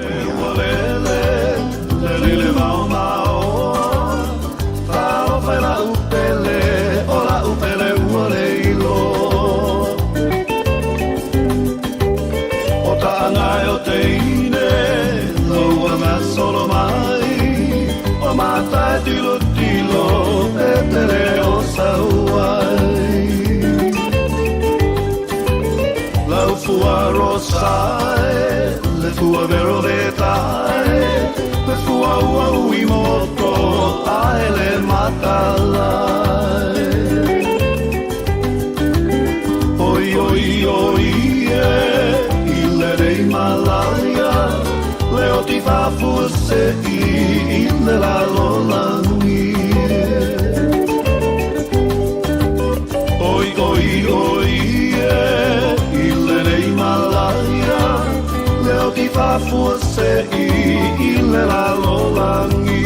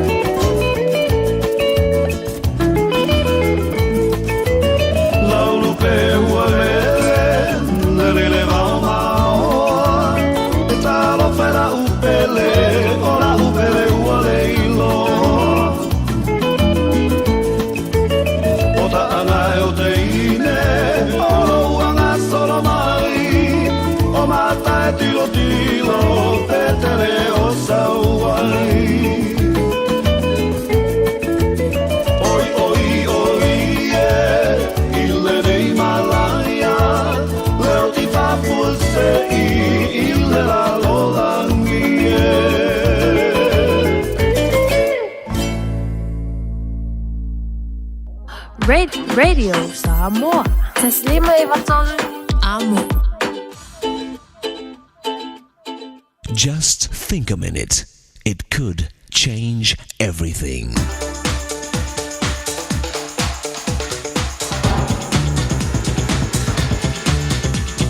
Think a minute. A Greek philosopher said that when a son behaves wrongly, it's the father who should be punished, since he's the one who failed to do his job.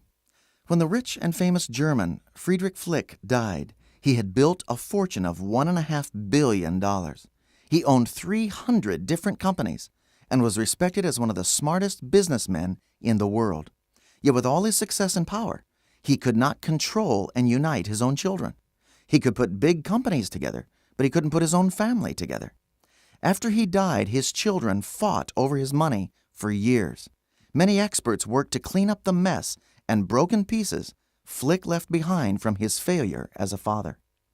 The famous Army general, Douglas MacArthur, is considered to be one of the greatest military leaders of all time. He led the Allied armies to victory over the Japanese in World War II. Yet even with all his success as a military leader, MacArthur did not think it was his greatest success or job. In a public speech, he said this, "By profession, I am a soldier, and take great pride in that. But I am much prouder to be a father. It is my hope in life that when I am gone, my son will remember me not from my victories on the battlefield, but for my leadership and example in the home." Every morning, General MacArthur read his Bible and prayed this prayer, "Lord, help me teach my son to be brave when he loses, but humble and kind when he wins. Help me teach my son to be strong in hard times and have compassion for those who fail. Help me build a son whose character is honest and whose standard is high, a son who masters himself before he tries to master others. Then I, his father, will dare to say, I have not failed in life." You see, your child's life will largely be determined by how hard you work at being a father. And the only one who can give you the character and love you need to succeed at your most important job is your own Father in heaven. So today, won't you ask God to forgive you and to take charge of your heart and character? He'll help you become the successful, loving father your children need you to be. Just think a minute. If you'd like a free CD of our top 40 programs, write to us on the internet at www.thinkaminute.com and catch us tomorrow at the same time when we stop and think a minute.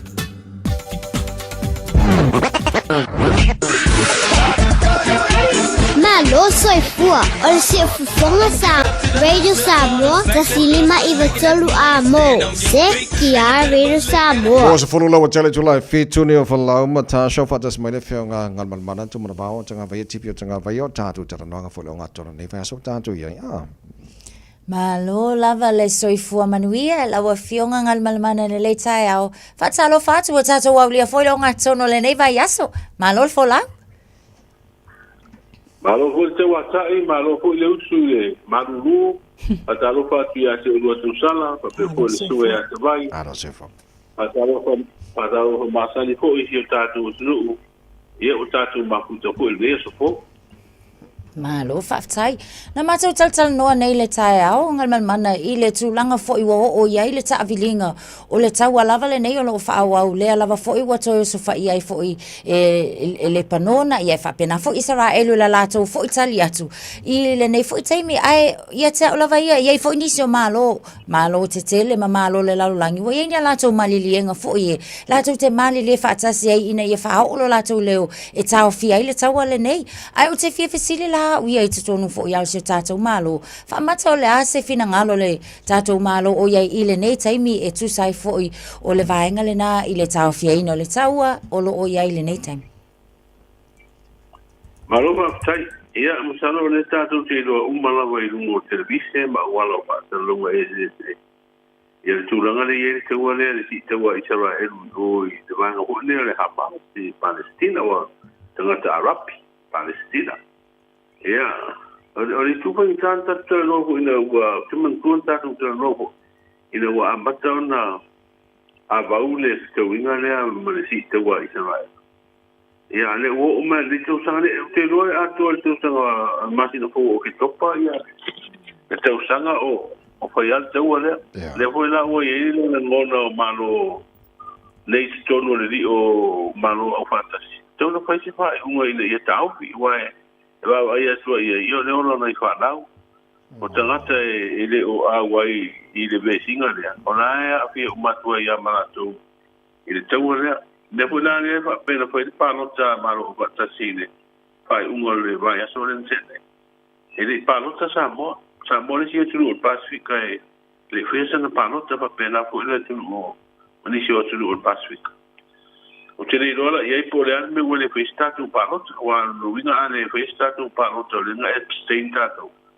Io no winga le po femele ta tu ai fai ngole. Fai unga le.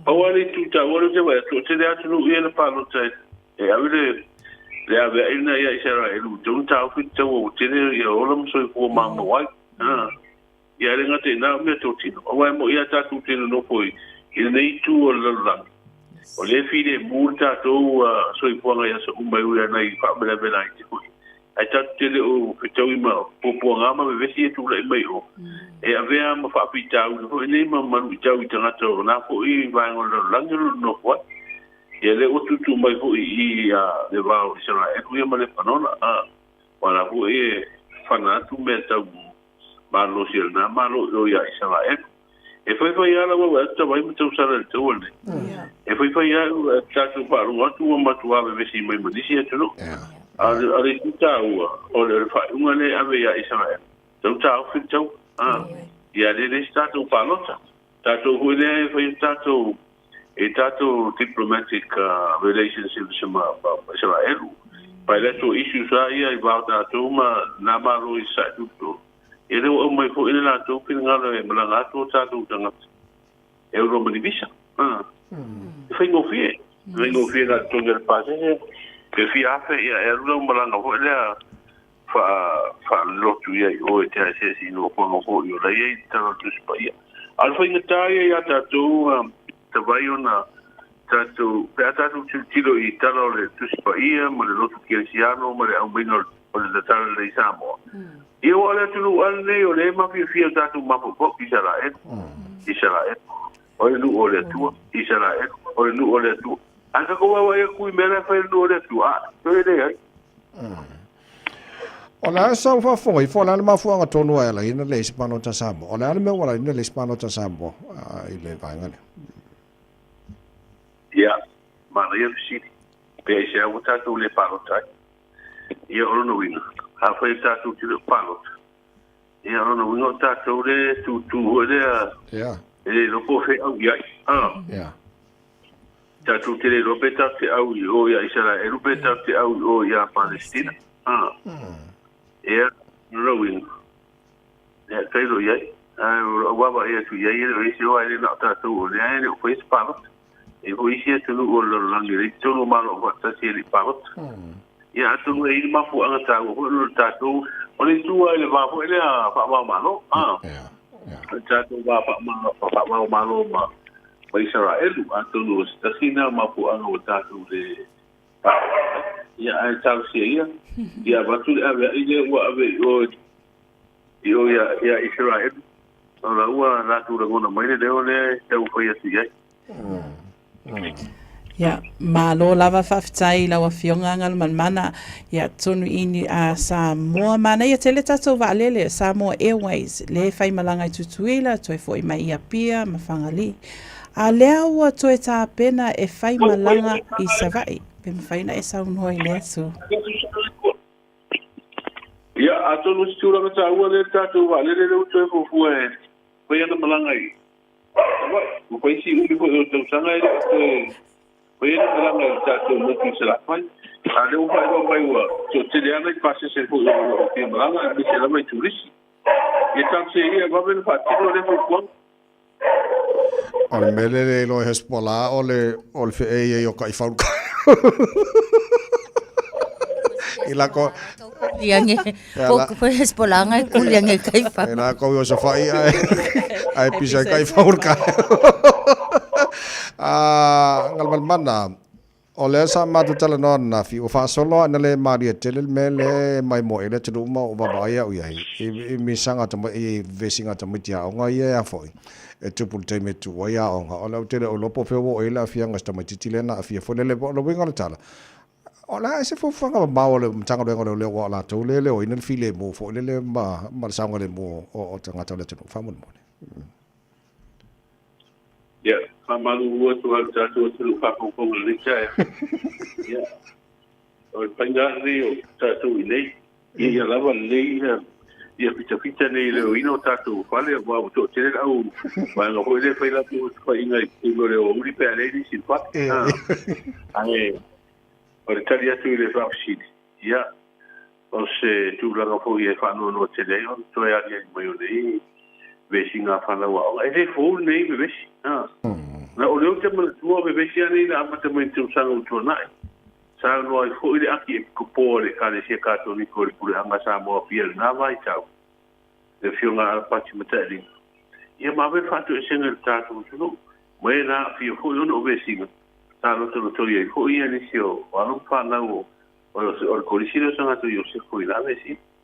Ia le fo utoe tula e mai. O le fo utoe ane mai wa korisio maho. Fo ma sanga to yo se.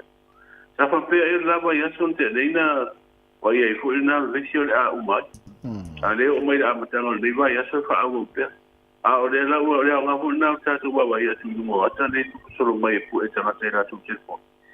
Ta tu lo e de e se le manuio tu langa ia le mai wa siria na ia le fu wa lu tu wa I ma tu ha. Wa lu tu wa I o I fa ia o. Ia aile o fa pe o no hotel de lunga o fa tu ya o ma tu o fa ini bes. Ya. O va I o fa na wa o ngale. O so yo te ba tu a fa ini bes o de ngata I mu mala la kopi o I pa fa ta o mala kopi a o ma o tu. Ah.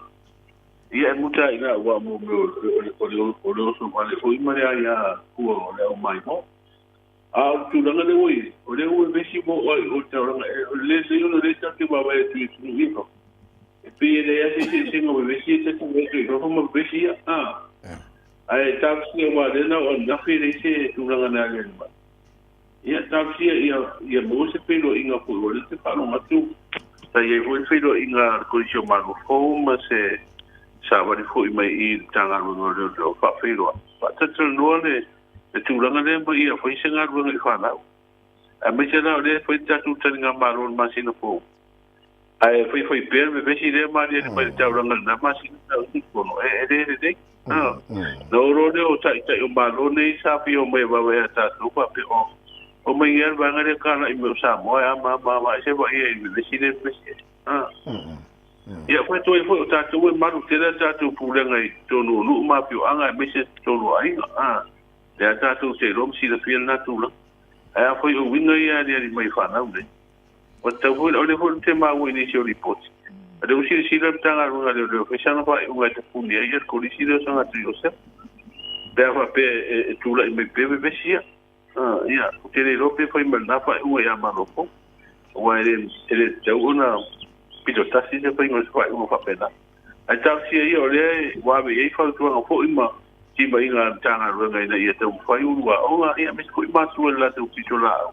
E whawhide mu mabawa mi o le mako fau la tu walo fana manula wa sa no le mtanga le e ta tauna ini le I kai me ku ya onga ina ia mauti no e le to tupu mai e ba o la no silfia wa sa ve fo manul mano I to sa ba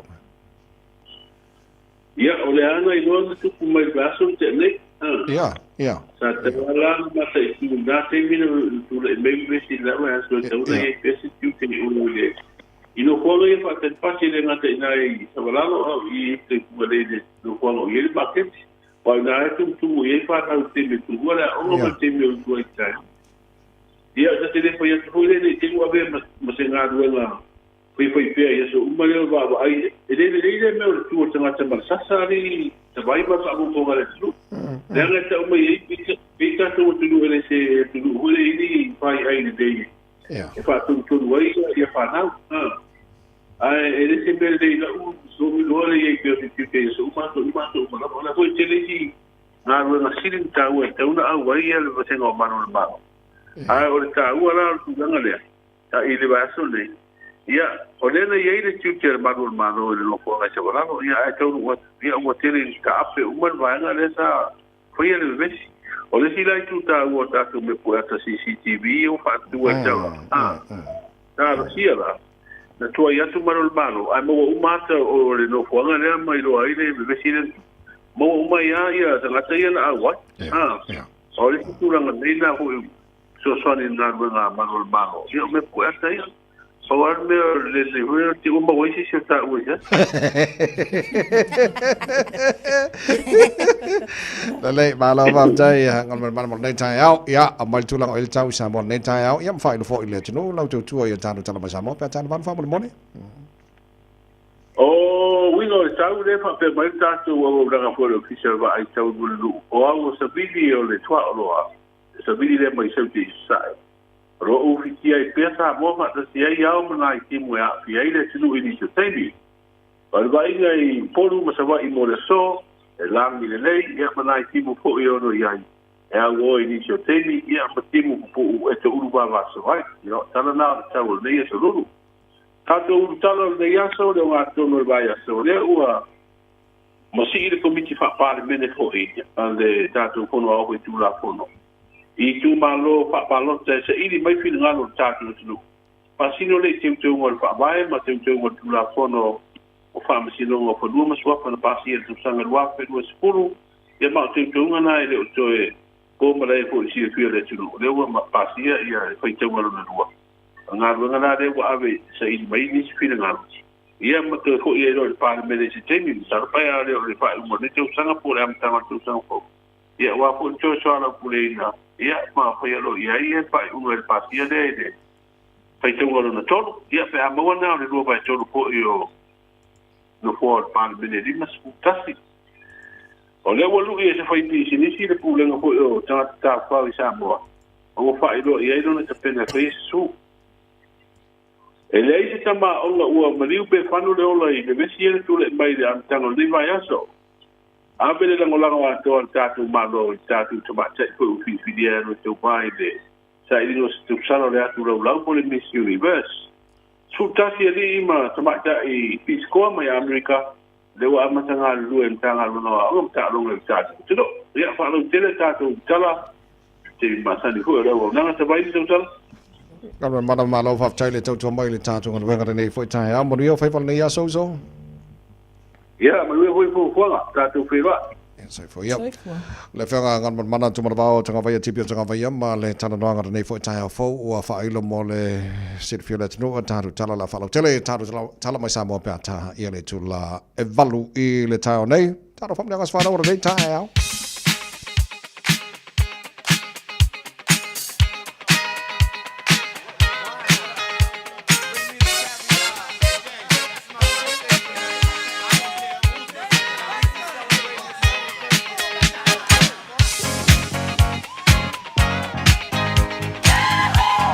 Ngas fana wala solulu nei wata to yai wata tala telefoni pe ama fa na fa ngai na telefoni tolu fitu tasili mai batolu mo le no email Ile on air at radiosamoa.co.nz. Pa na follow on Facebook mari YouTube Radio Samoa ama tamalo pito fa mo ne. Ya, mana e foi. O lo yel tato fa manianga le nei o wailunga le api folinga mai a Leo Siosi. Fa mania tu la se fa nau o se watali I James. Wa ya lia le se fulu lima ona tausanga ile so. E fa aftai ai le alofa maleanga le leo le tamau le langi. Ona olana tausinga ia te oile atali. I sang fua I pele tua nisi asu se tele mo oile atali. Alofa anga mai lo uso ia John. O sister ia Olive Mabella. Ai sile ai alofa anga o matua o mele maniko mau. Manuia lo wasa whanau se tu ua mai lawa o nga ia. Vai lor ka koko alai sa male toast. Ana ia. Lunga tatou emaili whaftai le atua le nei tai au fou. Ua mawhai se o mātou tina matua ia ano vale anae ulisese. O na ulia mai lona fitu se fulu ono o lona soifua.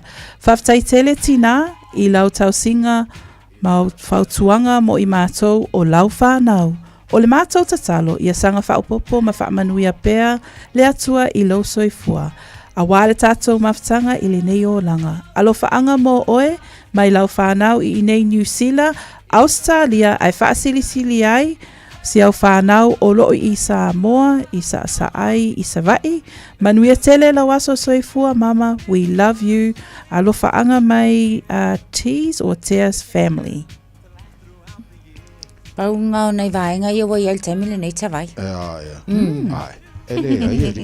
Ele ai di fale pisi ali le aso ro li mare. Ai. O ka koga Moni. Ko sia kas. Ia le o ka ko o tātou ana. O tātou le nā o le nei tai ha kai manga I fo so le a. Ele le ia li le aso ro li mo. Ana ia tāra fo mnga manara nei fo tai ha fo mo ia fo to nei aso ni fo la. Whaftai lava manuia le tautua lo toe ia o lau sunga tawai. Whapea fo I Natasha sa mo lau tanu pele. Whaftai mo le nei tai au. Manuia lava singa o le aso lulu. Wheloa I se aso I luma le anga leo le atua. Mo le nei taimi. Alofa tele atu. Soifua ma ia manuia. Le sa lani alo.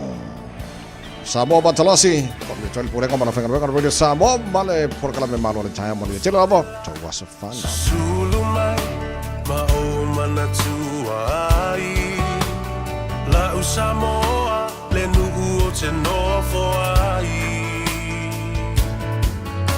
pe fa pe fea nangalo atu oi leva ai Samoa o le penina te fia iai o solela susulu mai ma o mana tuai la Samoa le nugu o te nofo ai pe fa pe fea nangalo atu oi leva ai Samoa o le penina o te fia iai Hangi mai se matangi e momoli atu ai Ho ua lo fai la Samoa matalasi Hangi mai se matangi e momoli atu ai Ho ua lo fai la Samoa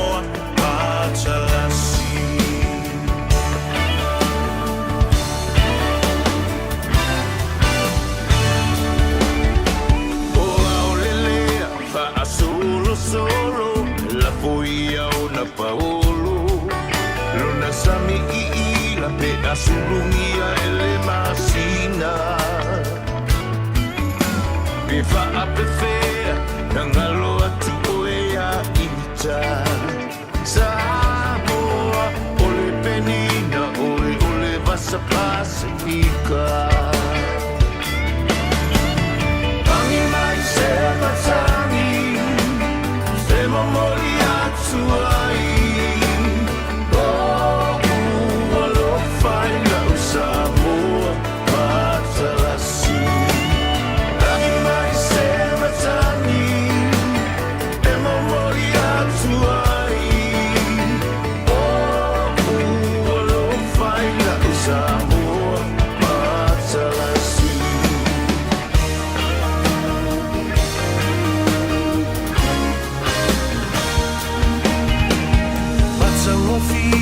le afi pe asa vali lona la lele ma folinga e filanu ai pe fa pe fea nangalo atu olo wingoa Samoa ole penina ole vasa loloa Ai se matani e momoli atu ai Oh, alo fai la Samoa matalasi Angi mai se matani e momoli atu ai Oh, alo fai la Samoa matalasi Angi mai se matani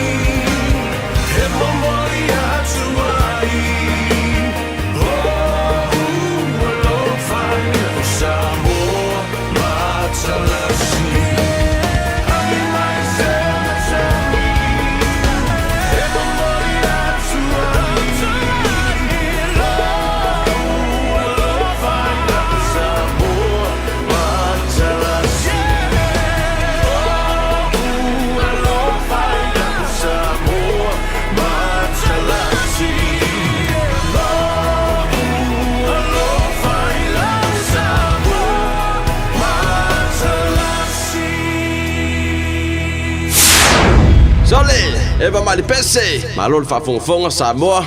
Malo fo ile eva ile musika. Radio Samoa #1 New Zealand akoa. Sipso.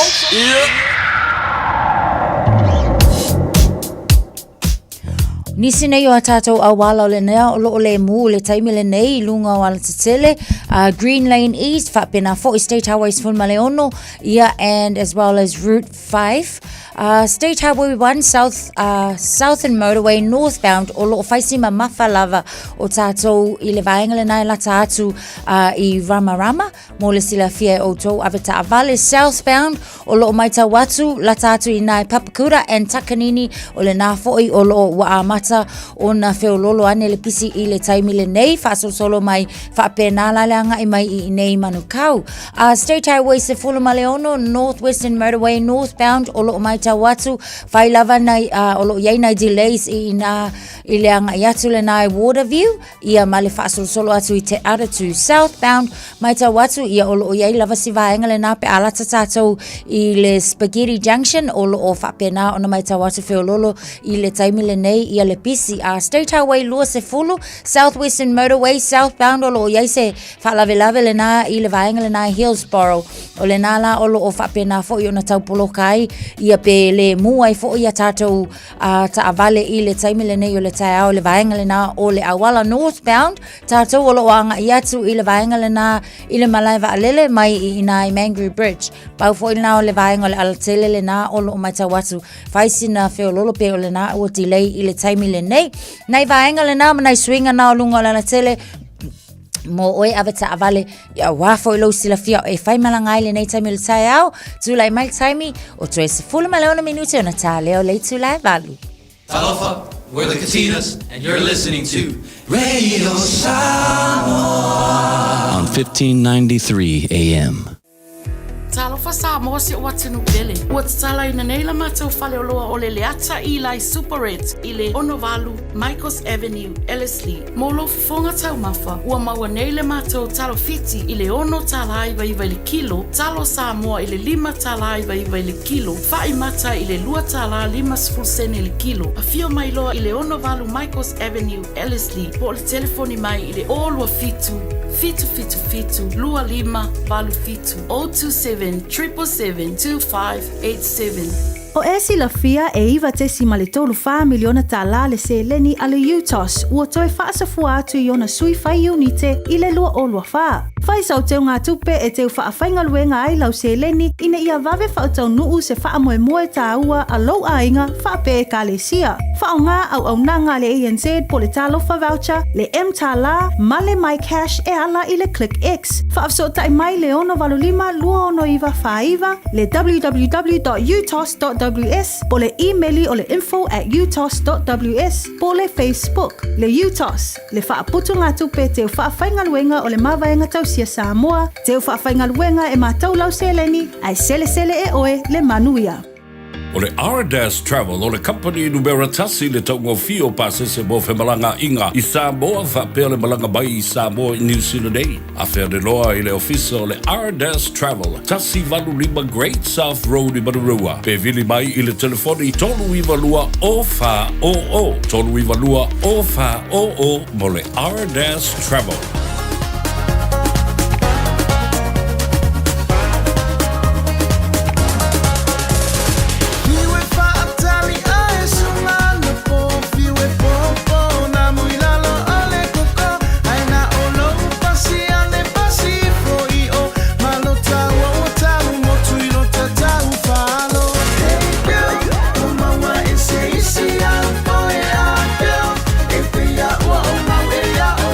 Ali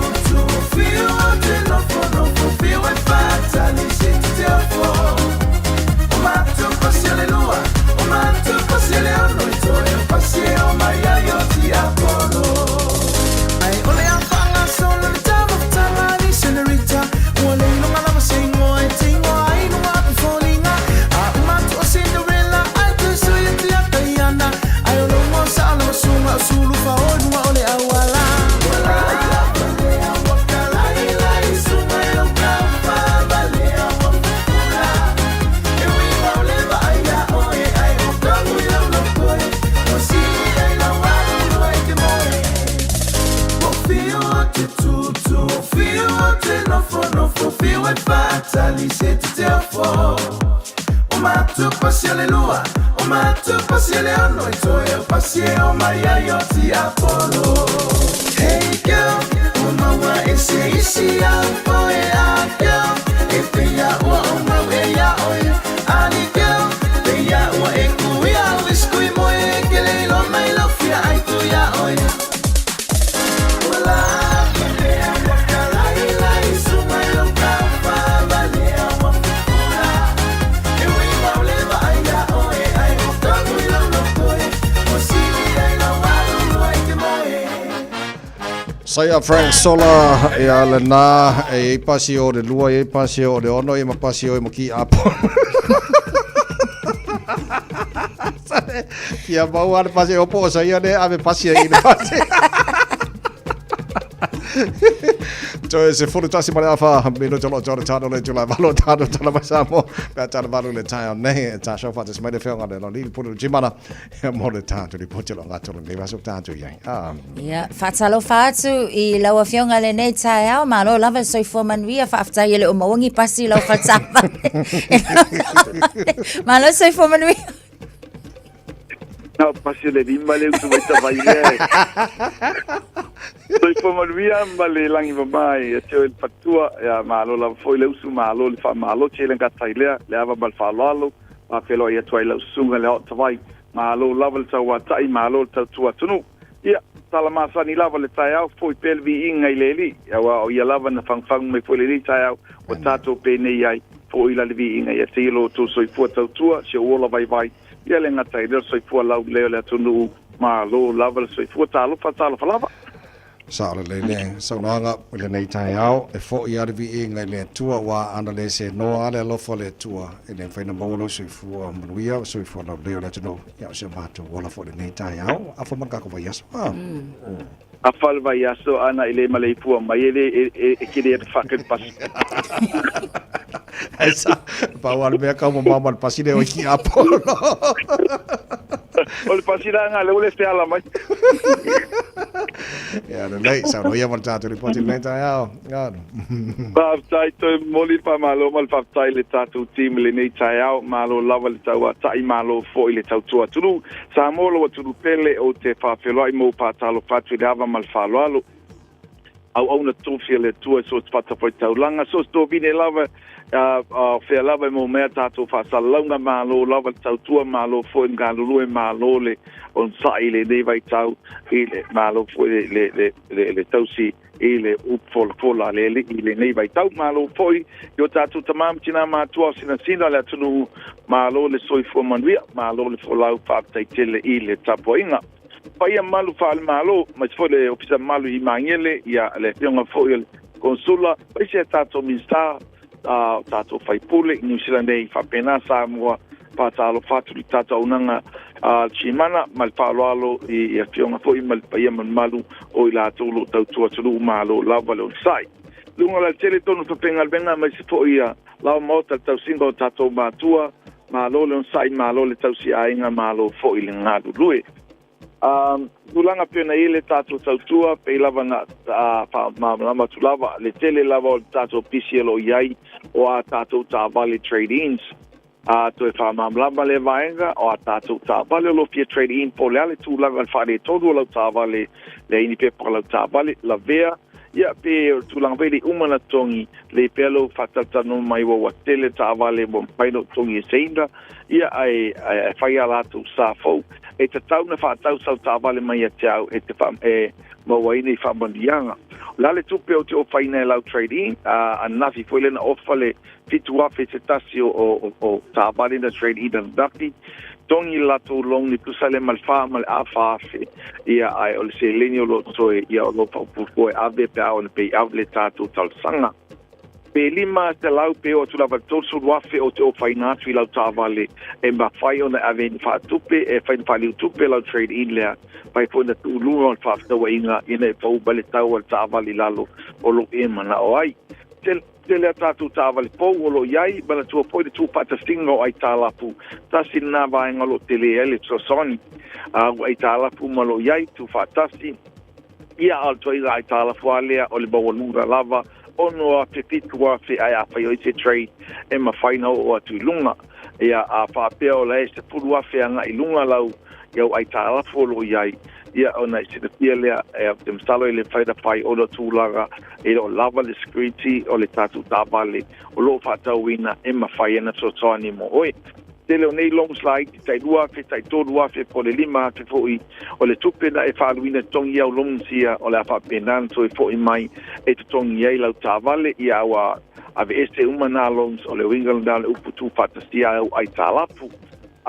Tūlanga pui o le tātou le sene, whai afua, le sene mo i lātou o lo whapenana le sene, tātou lo inunga le visa, tātou lo inunga fōi i le learner license, overseas license per le series Pamoa Tonga e tadia umalava ai lelo su mai le tato ofisa i le lua balu Atkinson Avenue i ne o tauolo i le tato ofisa o nisi whamtalanga ia pe walau me foli tato te foli o le lua fitu o wha o lua fitu o lua fitu o val salau chimana ni meratasti o val salau wha ono lua tasi tato te foli walau fua tua po lunga le tato message chat Facebook ia po lunga fo yo tato emaili pe la van Silvia so tai ba ia bo dis faptalaka so no trai mal tato team anga lele tu e puanga ma tuche le nei ato sa mo le tunu pele fa tai foi vol sabia ino tato balau le nei tai au ai manuia tere le ato fa toi poia.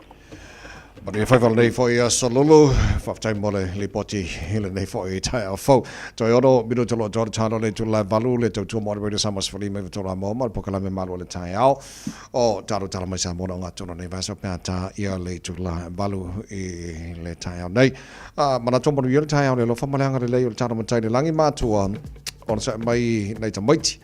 Tātu iei le Mental Health Awareness Week in the Neva Yaso o se mere le tele le tana noa man whaasoa mātua i ta maiti ia mālamlama le mātua po i eni vāenga o mawhati e fwoi nei whanau ia tala noa ma whaasoa whaamore more e le leile alo le tama man teine o lae alu fia ia ona o se whaamtalanga le lei al tama po le tinau wa watu iei whai nā mo na oso le haonga le nei yaso a alu ala fia ai e makwai fia fwoi tūlanga le ia o onga le nei yaso Mana ia fau tuanga ta vai fa manatu fo nei matua mo ni lava fain tai tai au uma ia kau fafangu ia mai se fo le mo umi ta maiti ia ai ole ta ua le na ia ave lava fo le fe au male nau nau ta inga i le leo malu ia ole oso fo le ngau le loto fe fiol tena mal ta mai no fo lunga im sa unia le launga au le nei lava vai aso ia pen sa no ta vai ta ua lava ia ta to le tuli matai va ai lava nei ta mai te le ngata le taimi le tai au le ole aonga a ole foi mai e ta hua foi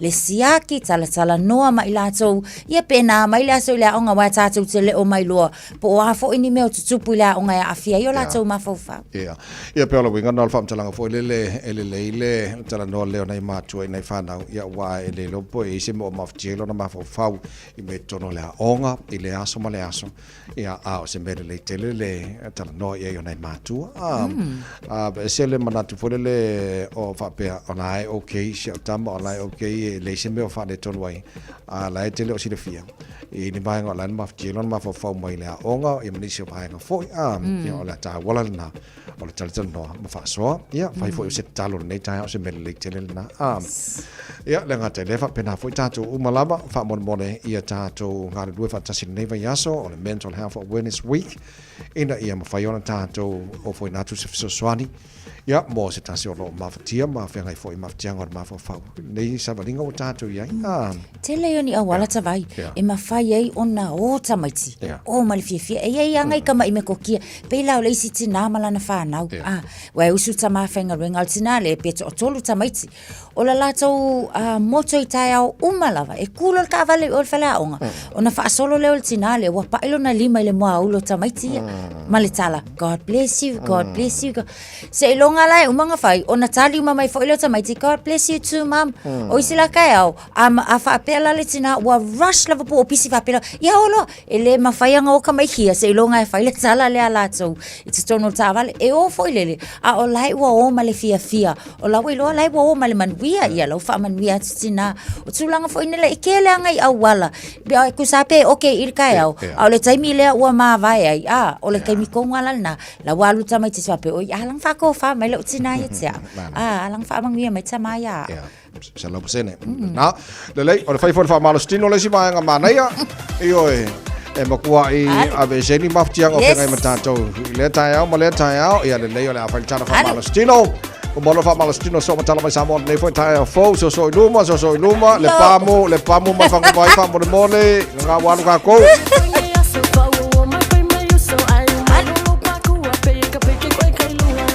Alunga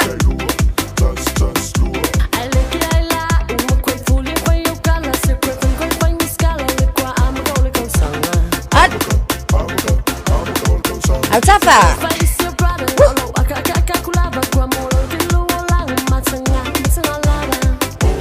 Alu Ngabale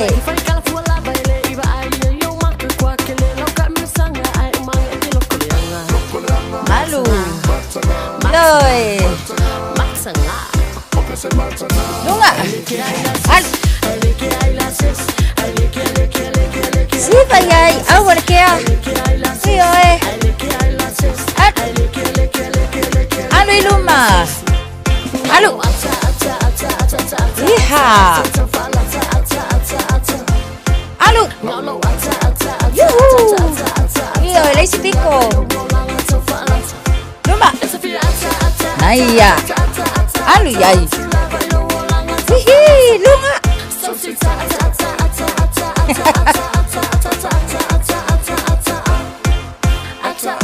Alu luma Tua Alu oka manga ya Altafa luma Tua Yo Naya Tolu Pa luma Pa Alu yai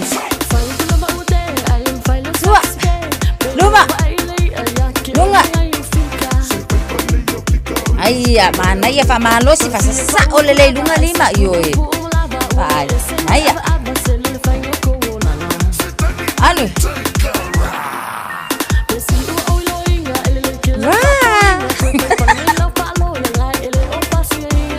Alu Mumu Luma Sawi tua Aiya mana vai tono Mana vai fafo Mana vai tono Mana vai fafo Lo fa malo losi Radio Samoa Tasilima iwa tonu amo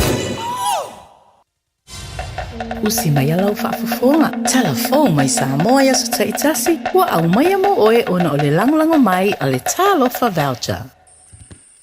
O te whatalofa ilo tātu utunu ia usi mai alau whaafafonga. O lo taamilo nei lo tātu utunu le ngālu e ngālu komiti whaapāle mene. Wa toe sila I teu ngō le whaavai ma le tū la fono whaamsinonga whanua masuafa. I le whaamoe e ao manongi whina ngālu le tunu. Ini tu e sanga whaale le ia tiri ai ia teu nga. Ai mai se foi oni tu e le tari ai. O le te fono lea komiti whaapāle mene o le fionga le sui fonga whatalai. A o sui o le komiti onisio fai pule o le pāle mene ua whiriwhiria iai. O tau urumanga le fono au fai tu la fono le masino o kuso. Na pasi ai le fai taunga na lua. Teu nga fau o le whaavae o le lua o lua wha. Whapea teu nga o le tu la fono o whaamsino o whanua masuafa o le teu sanga lava lua o lua wha. Peitai o le toe fo iatu o teu nga I tu langa wha komiti. Wa ave atua I nere ngā luenga I tu malo e mawai le avano o le to tele. E whaari o lātou whina ngalo. O se ngā luenga fo I whapeana whaatino le teu sanga e lua afe lua sfulu. Na malanga I fo I le komiti whaapāle mene sa ia I lea teimi. E sa ili ni whina ngalo le tātou o tunuu. A o malo afi na ngalo mamanatu le fausi ai o le tū la fono fau. O wha masinonga o whanua masuafa lua o. Wha pea teu unga o le wha vae lua o le ana pasia le pāle mene. Ia te sema o le nā lava tu sanga. O le asolulu le nei vai aso bo o atuai lea ngā luenga. I le tū malo sanga ngatasi, sanga ngalua ma sanga ngatolu, wha pea sanga ngawha. Wha pea I tū malo palota wa ana lofi nu mele tasi, numele lua, numele tolu, ma ana lofi numele wha. O lea songa fua le vaso nei na amatai lea ngā luenga I le motu o upolu, lea na awhea ai tu malo palota, O ano a maatasi ma ano a maalua, o i tu malo palo tau va o fonoti, a le pata i tu pa ilalo ma le pata i tu pa ilunga, fa pe i tu malo palo tau le pa maloto fanga. O le salua na fe ai fale ali li tasi ma fale ali li lua, o si umu, sa fatatasi ma sa fatalua, fa pe le fanga ma fale ase la. O le fuafuanga le pulenga o tangata tā whau mai fafo, e te puni le no fuanga o le nuu o tūmanga nuu bo le Cultural Village, ai se ito e te pena le no fuanga e au fi eifa le Samoa, mo le fono a malo o le tau pulenga. O ave se tusi e se tasi o fai pisi nisi, o loo totongi le nalisi i se fale Samoa, o loo whaangai o i ailo na fale o loa o mea alofa po se gift shop. O whailoa e le fai pisi nisi le fionga tupola e le tino Therese Finau, i lena tusi i le pule sili o le pulenga o tangata tā whao. E nate mana o mia se wha mini nonga o le wha ai unga e pei o le aso, e toi te talaina no fuanga, ma le aso e toi awa no aire te talaina o lana pisi nisi i le no fuanga. O le fono lau fai pisi nisi ma le pulenga i le vai aso o mawai, na wha ilo ai e le pule sili ni ona atunga lunga i wha saralunga tau wha leanga, wa wha sangatu i le pulenga o saralau i lunga o fisota inga televave le social media, pei tai o le tasile o mafuanga le tusi e le fai pisi nisi, e fia manino po o i tonu na fai ia whaasara launga tau whaaleanga i le puresili, ona ua whaalawa i tele a ele i loa po ai. Ua whaali ai e tupola Therese ele i tino finau i lana tusi, o le aia ave se tangi o le tau whaaleanga le whaamasinonga, e whaatu tūlea i le pulenga ma le komiti whaafoe. O lo talia se teimi e finangalo ai le puresili e whaia se talanoanga, e au mai eiso na finangalo i vaenga ua whailo e lea whai pisi nisi i lana tusi, ona sa maua i eise fesota inga, i le amatanga o le vai aso ma tā paso na finangalo, whātatau i ma tā upu na la ngai le lātou whiro inga, ma whai pisi nisi o lo lisi le nu o tūmanga nu o le pulenga o tangata tā whao. O le vevesi anisi o whana wa onga le tāulanga i le amatanga o le nei vai aso, le ise ola ma se soifua na whanawai, ai o le tama onga o le kolisi o malua fau le ana wha manu alia i se wha o lima, ma ave ai le whale mai o lo o manuia. O le tala lea mai leo leo, a o whanga solo ai sue suenga, e sa idi le mafua anga o le vivesi, ai o ai fo ini whanau a kolisi o sangato Iosefo ma maru fau, sa loto lo to iai. O le vivesi wa ave eise tu alalo i lunga upenga ta wha ilangi. A se tasi o tamatuai o sangato Iosefo, le sunga la auli le watea polata i vaufosi smeti alo ma whanau o le kolisi, ina ia taofi nei loa ia amio le pulea. E whapito au ngawhani nei tau talanga i tama o ngā uma o lo ua wa ai e le vai asore nei whanau a onga i le taulanga i pia. Wa toi tu lai mai ai nisi o be singa ma tūlanga lo tu lai mai ai i a fusuanga i teimi o le tua mai o a onga i le nei vai aso ma le la vai aso. E watu ale nei tau talanga e whapito au ngawha i le a onga a sangato Iosefo i loto pā. E tal sangatu ma le nganga whaaloalo. I tama mateine a onga uma o le tato wa onga o le kolisi o sangatu Iosefo. Ua matuala ngona lava le whaanono o tele. Pe awai atu le tūlanga o lea ngai mai pēr le tato wa onga. I le le mawhai lea o na tau fiofia tūlanga le pu lea ma mio le mawhau. I tonu le taulanga o pia. Ua mai o na whaia nisi o whai unga, ma nisi fo i o tūlanga e whaasalai le tātou wa onga ono le mea lavare nei o le whamisa. Ino whonga whaitele e meise le mawhau. I mea o lo o afi o aile aturu. Aua ngai mai lava ua whatupu tele ina ma ua ngai se tūlanga tātou tele mana mia. E watu aile tua lalo ia ma le upule nei mo tama o ngā uma. O lo o lato whaia pēra nei tūlanga i tutonu le taulanga o pia. Ua te tau o na tau fia nei. Ma e le tau whai atu le whaafonga mai a li pule ma tamai tai whai aonga. Ia se i autou sila sila ane. E le matango fie le mai mo mai o le atunuu. Ai mai se fo inisio a onga o lato tausi le file mu. Ma tausi le vana nofo ma tausi le whaalfani. Aua ngai le tato wa onga i tūlanga le pulea. Ma le ai o ni a mio e le tala whengai. E tu sai ma tama onga.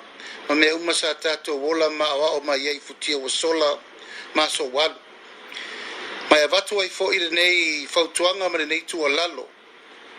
I matua o tama o ngā umol kolisio sa ngati Iosefo. Se i tau silsilane mo tau vai o tau walo mawhanau. Lea a fia i nei winga le mi ngao, winga le mawhauwhau, ma winga le tau pulea.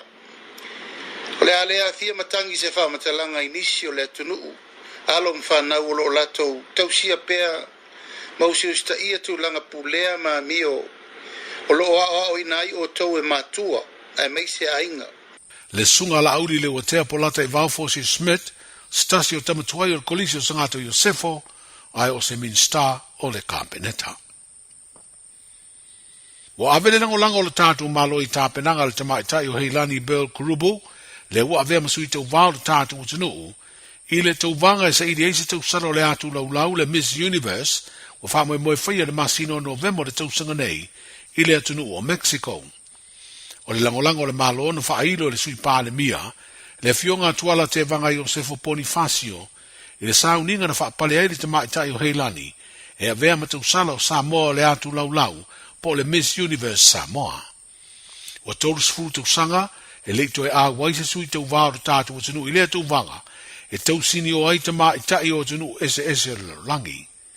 Wa whaalia le sui pāle mia le na saunuanga le whaapaleino le sui tau vau Samoa, o le tau vanga ia November, o se isi ava no tāua e whaalawi no aile atunu i le lulangi, ma vea o se whai tutoa, o whaalawi loa o le atina o tangata tā whau e fia mai mua mai i Samoa.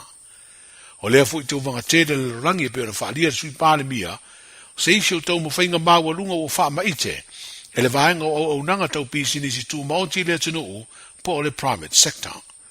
E se lau tau sifuru ta maitai o le atau sini o whaatasi ma le sui o Samoa, i le tau vanga o le a whaia le le aso sifuru ono o November. O sa vali le lima sifuru fitu tau sanga, talu ona talia le malo Samoa le polo kalame fesoa sani le malo tele o Amerika, o ali ima tama i tai pisi koa.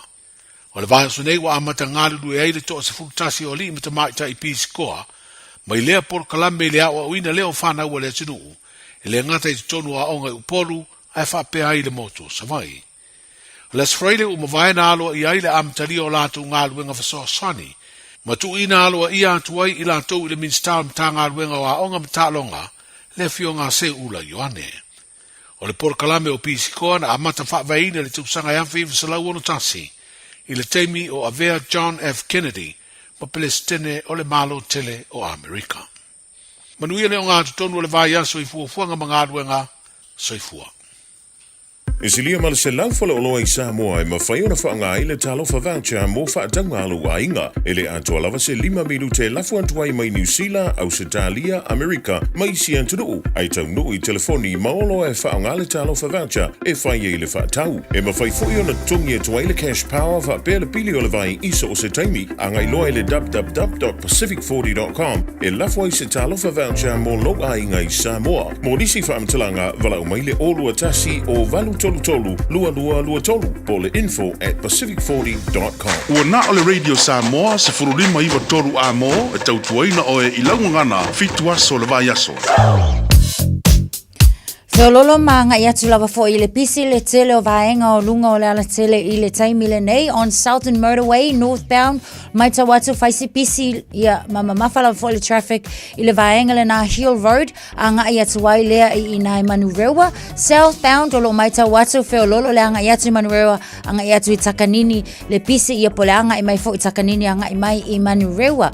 On State Highway lua se fulu o lo mai tau atu o tatou i na mai Mangru Bridge, anga i ane lava fo i le malaiva alele, tu mau lava le feololo ma le mamafa anga i atu ina mamafa fo i le traffic i le taimi le nei, e whapena fo i tātou on southbound i le vaenga le nei anga i atu Hillsborough i le nasa i eise whalavelave fo i ele i mamao te le atu. State Highway se fulu ma le ono westbound o lo mai tau atu, le anga i atu Te Aratu and Lincoln Road, vaenga i o le na ua mamafa lava fo i le traffic, eastbound i o le vaenga le na Spaghetti Junction na fo i wa amata o na bisi isi ana I le taimile nei o le taiao. Nisi lava o vaenga o lo mai tau atu fo iai.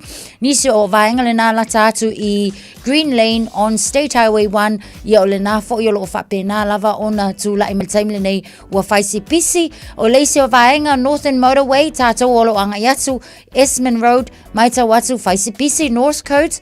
Vaenga la na Gravel Road. Ia male anga iatu ai Johnston Hill Tunnels. O ila o vaenga na o na fo I ua whai lava sipisi I le taimile nei southbound Dairy Flat and Ornera o lo mai tau atu ia pe a whapelo e anga iane mai nai vaenga na anga iane I le taulanga autu whai lava fo ila sipisi o tātou I le taimile nei o le tae au whapea na fo I westbound te aratu Lincoln Road anga iatu ai lava I Massey whaawa watu ia o le na o lo whai lava sipisi o tātou taulanga autu I Aukilani o vaenga ia Wellesley Street o lo o whapea na o na pisi Karangahape Road, Simon Street, Queen Street, maenga umana ia o le nā lava wei tātou le taimile nei, pisi tātou le taimile nei o le tai au, mani e tele, lau whainga malanga ap tā vale tautua nā, saunga le mua lo o iho, lava awa e mafuta mai ai le malua le tai au, Radio Samoa.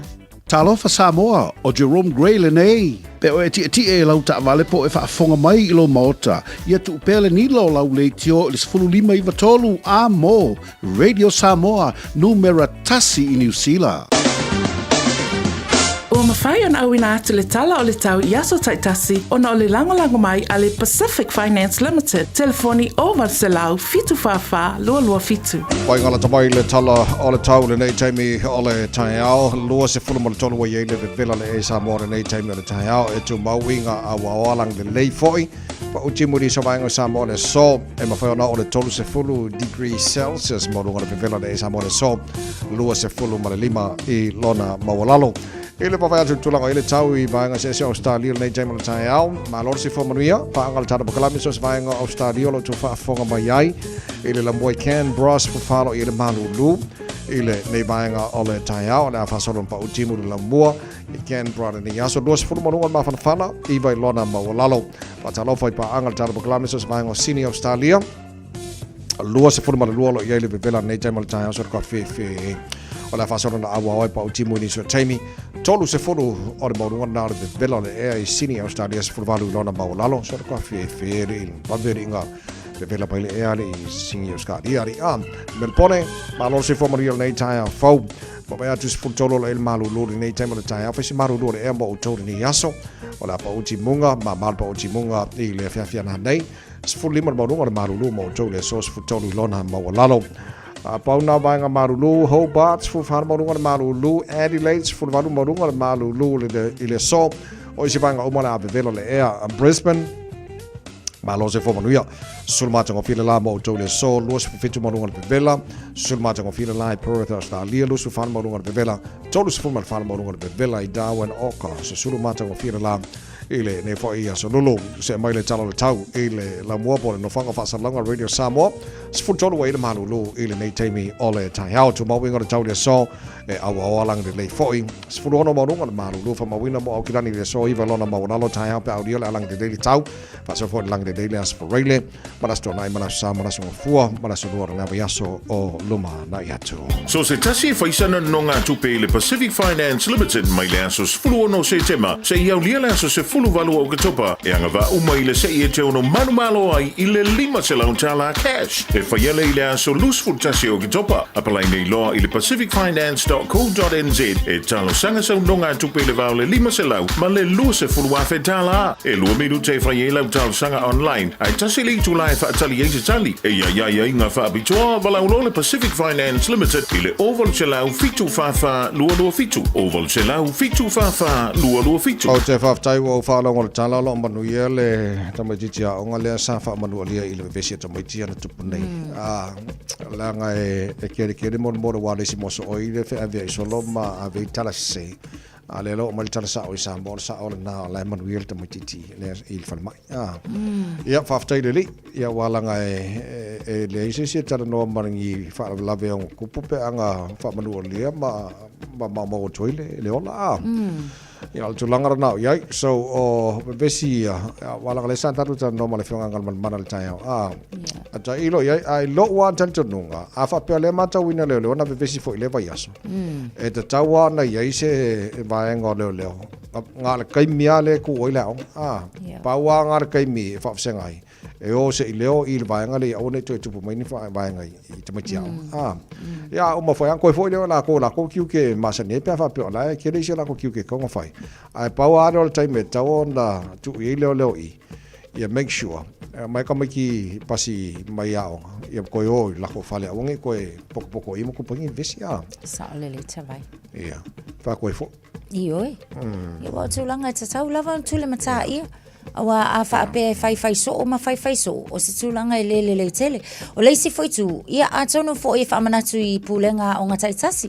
E tau lava fo i ona iai ni tūlanga fo i e patino lava i ia onga mālatou pūlenga ina ia whautua ina e tamaiti a onga i le tūlanga la le wai ei vai teimi fo i a so ma vai tawai. E whai ale pasi fo inga le a onga. Ia ona iai ale ole no whanga whaapitoa la tau ia i ole maketi o akule a onga ngā kua inga la ko pasi ngongo fo inga whaatalia na la tu e o ala ma la tu tai fo i e pe tau la mo tai i le va ainga au ala vange i alu fuai o le me i le sia onga mo fo i o tulanga fo i e tau ina to e fa mana tu talo sia i to e i na tulanga to e a wa lava le pui ngol saunga le mu ma tau sia i o nei to e kupu mangi me fa pe ka maki a ngai samo ka sia ma fu anga nga aver ka mamar ki ngar ka maki ki alu la ngone alu e fusul pengi male api o el ma fo mo lu mana ile le si foi tu tavai e la to foi e fia e pu aka ma pu video ma vave na tu ilunga ina o tau tu foi e langona yo langona popole atu vale ile alofa ile tama ititi le nei ia makele o kangi fa matalanga o life avai lunga o le mautinoa ia ai tal tonu foi ta o foi le fautu ina o tato e fai atu langa ia ina ia foi le tama fai pe tau fiofi ona ia afia langona ona ingo tamaiti nei e afia ai mai se ia ole au mai fa pe nei lunga o peng ta failangi sulang fa no na ia tau ia tavai ia ole la venna ole o langa le we ka ko ole le se tau fio fi fole le mas control ai mai sa mei o po ino ata matu lunga le Facebook ba ia mino le ala wa ka fa ya ku ia nga power ka le fa wi ole ya tau wa u po le kam ku lunga ai le o lola ngata le po ele tam tu lunga le fa ino matua ana to mitia ma ia pe anga ko mo is fa de tonu po la no ia na ia tu langa le tavai mana tuala a fa apela fa mai ke o longa ia ta taule na ia pu e na ile ata o te toe fesili ia na ia se consent ale tanga ka le nga e pu e le ata e te tu wi na fa ape o tu langa uma na pe ata tu tala no lo vai nga na ia ta tau e afia fo ila ka le pu e le ka o le ska ka maku fo lunga ia ele e se malili nga wa tu langa la na ia o tu la fono ia asawa ia le lei ona vanga na i Samoa mantua le tonu te talo fa mole o lo ma kwa pisi Samoa ta pena nga mole Fontele ma ro fa tasi ile masin fo October le utatu tau la tatu yai ia ai mo tatu la malanga i Samoa ne yaso amu ia o ko wa ko le van fa lo mai fiu anga ia la tu teu ma tango fi ilo to watu mulia ia wa ko kupu mo masiofo mai sika i anga mo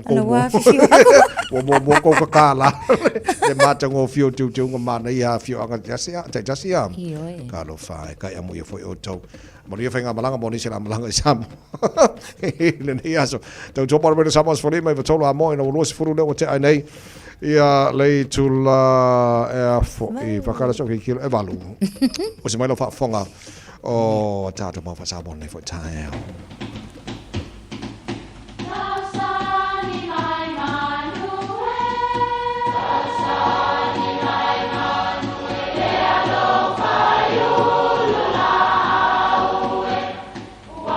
E o whanga manu i ululu o la au, awa e whawhanga i funga o la au.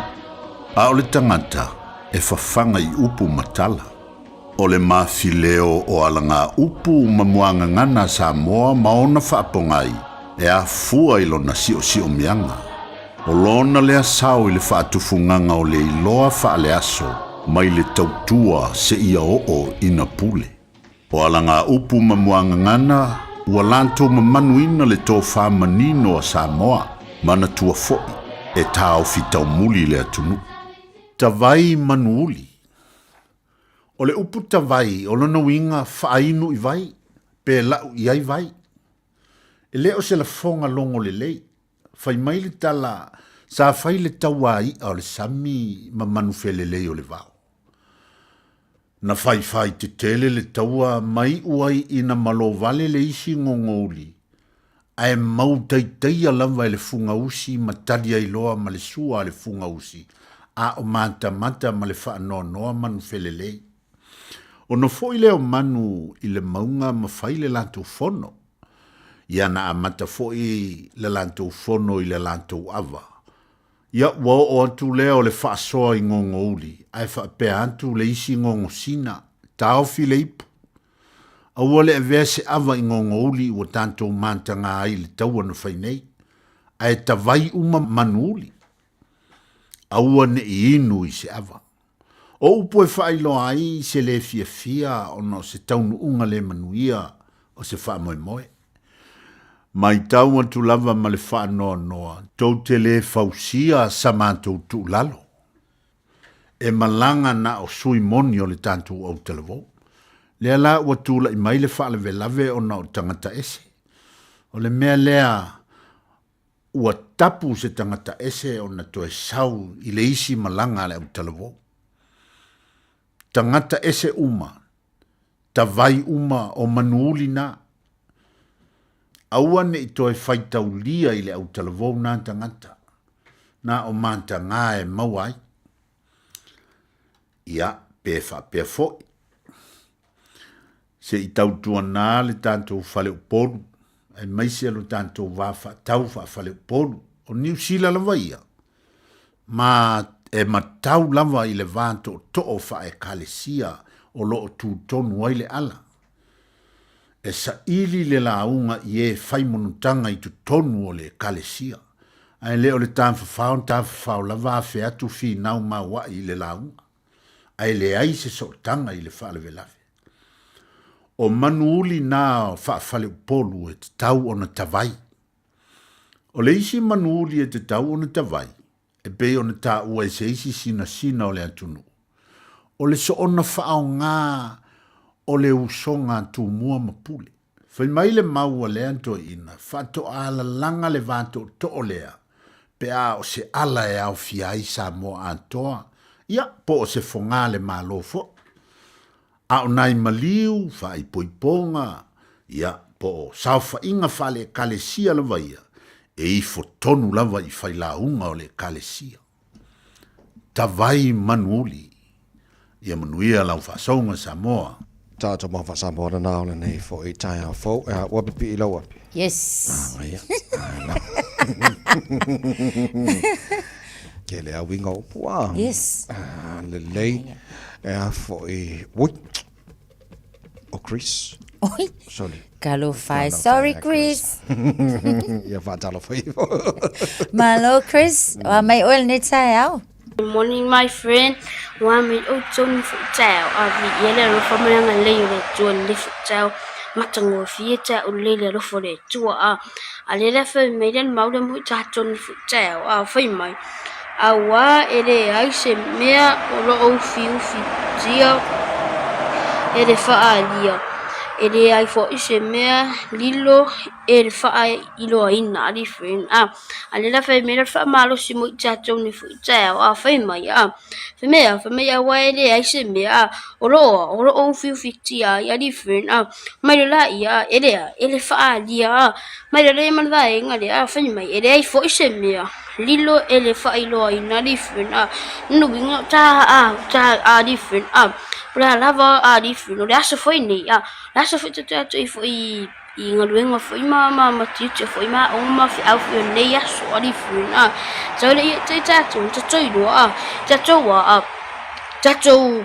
toi do a e dei se me di lo si fanga le tu a di fino a e toi fa i lo i nei e le tu a di fino a different friend ta to le aso ni a pola lava to me fai de aso ni a ya ia ta fai le aso le ia mata uia tua li fen ia ta fai ia to I ali fen ngal benga fai le aso ne ia to fai mata uia tua li fen awai le se me elilo ia elilo le se fanga le tua fa me an fai upule fa me ele ai fo se me lilo ele fai lo ina li na mena ben yo to mauna mo tato ni futa tato le aso ni se o nga tau mo tato le aso ni awai le se me lilo ele fai lo ina li fen friend yo tato mauna mo tato ni futa fa mani tele tole tumbuto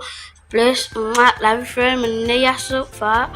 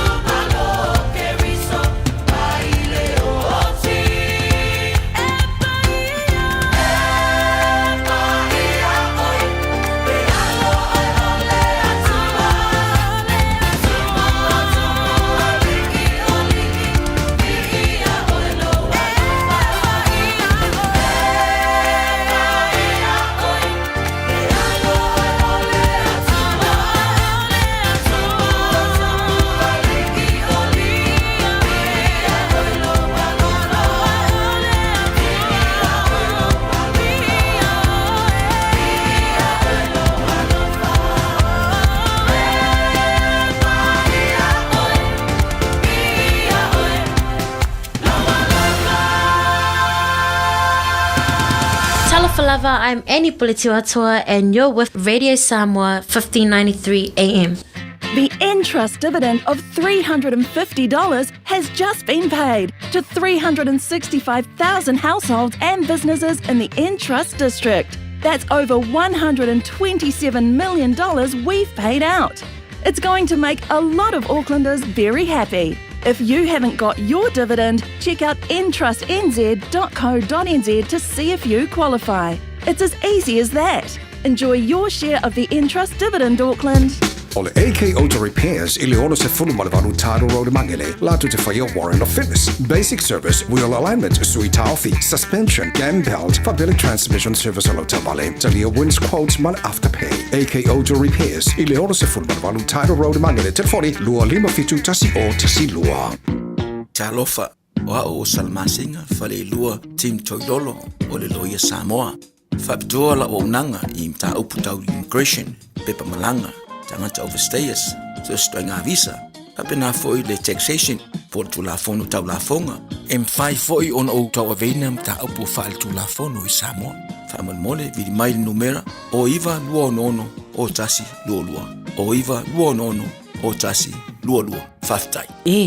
Mga umia se maafa mga kosyo kingalay sa mo.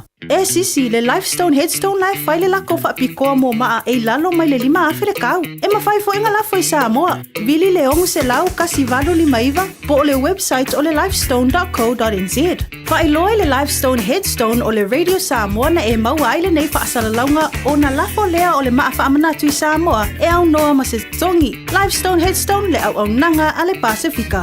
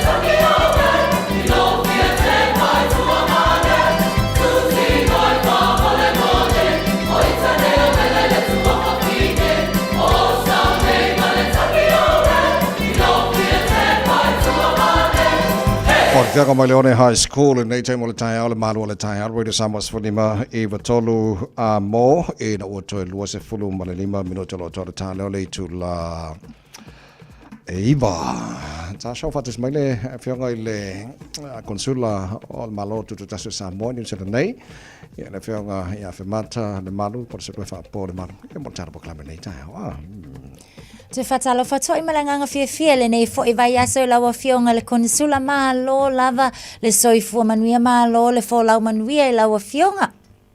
Ia, whatalo whatoi tatu pokola ne masan i lau sunga tawai ia pape fo i tamaitai o le tatu le tio.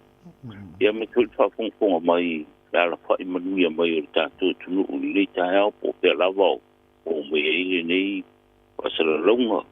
E folo fatu ma fatalo fatu after ile tuo wa uli mai le nei tau po ilo nan po bolo nan le taro fata vai mano tato pokola mano se formaria la fanga fa mata fa mano fa tai o molo se fu manuia le nei tau ia le wa fa wa volta do klame le onga tono le foi bo yaso sa tatu tara no le son tatu nei lo fanga fa mata Alva tempisi le toenga solo mai tato a finga lo fa vai temi foi ne ya mana nei tu ala foi mana vai nga sa esa no ia ale si vai nga no mau ale si me mana ia i le no fanga le lo fa mo tu le telo la fa ngalo fa mai temi fu le pe ia o te loa o le tau sanga mo mo nei o fa ye ni la to activities fu le e ma fu tai la to ia pe la o ni ta longa fu le ia fi o ma le ngata sa mo si fu ia tu mo to pacifica po la no se fiele tu la fa mo mo ia fa sta ia tawai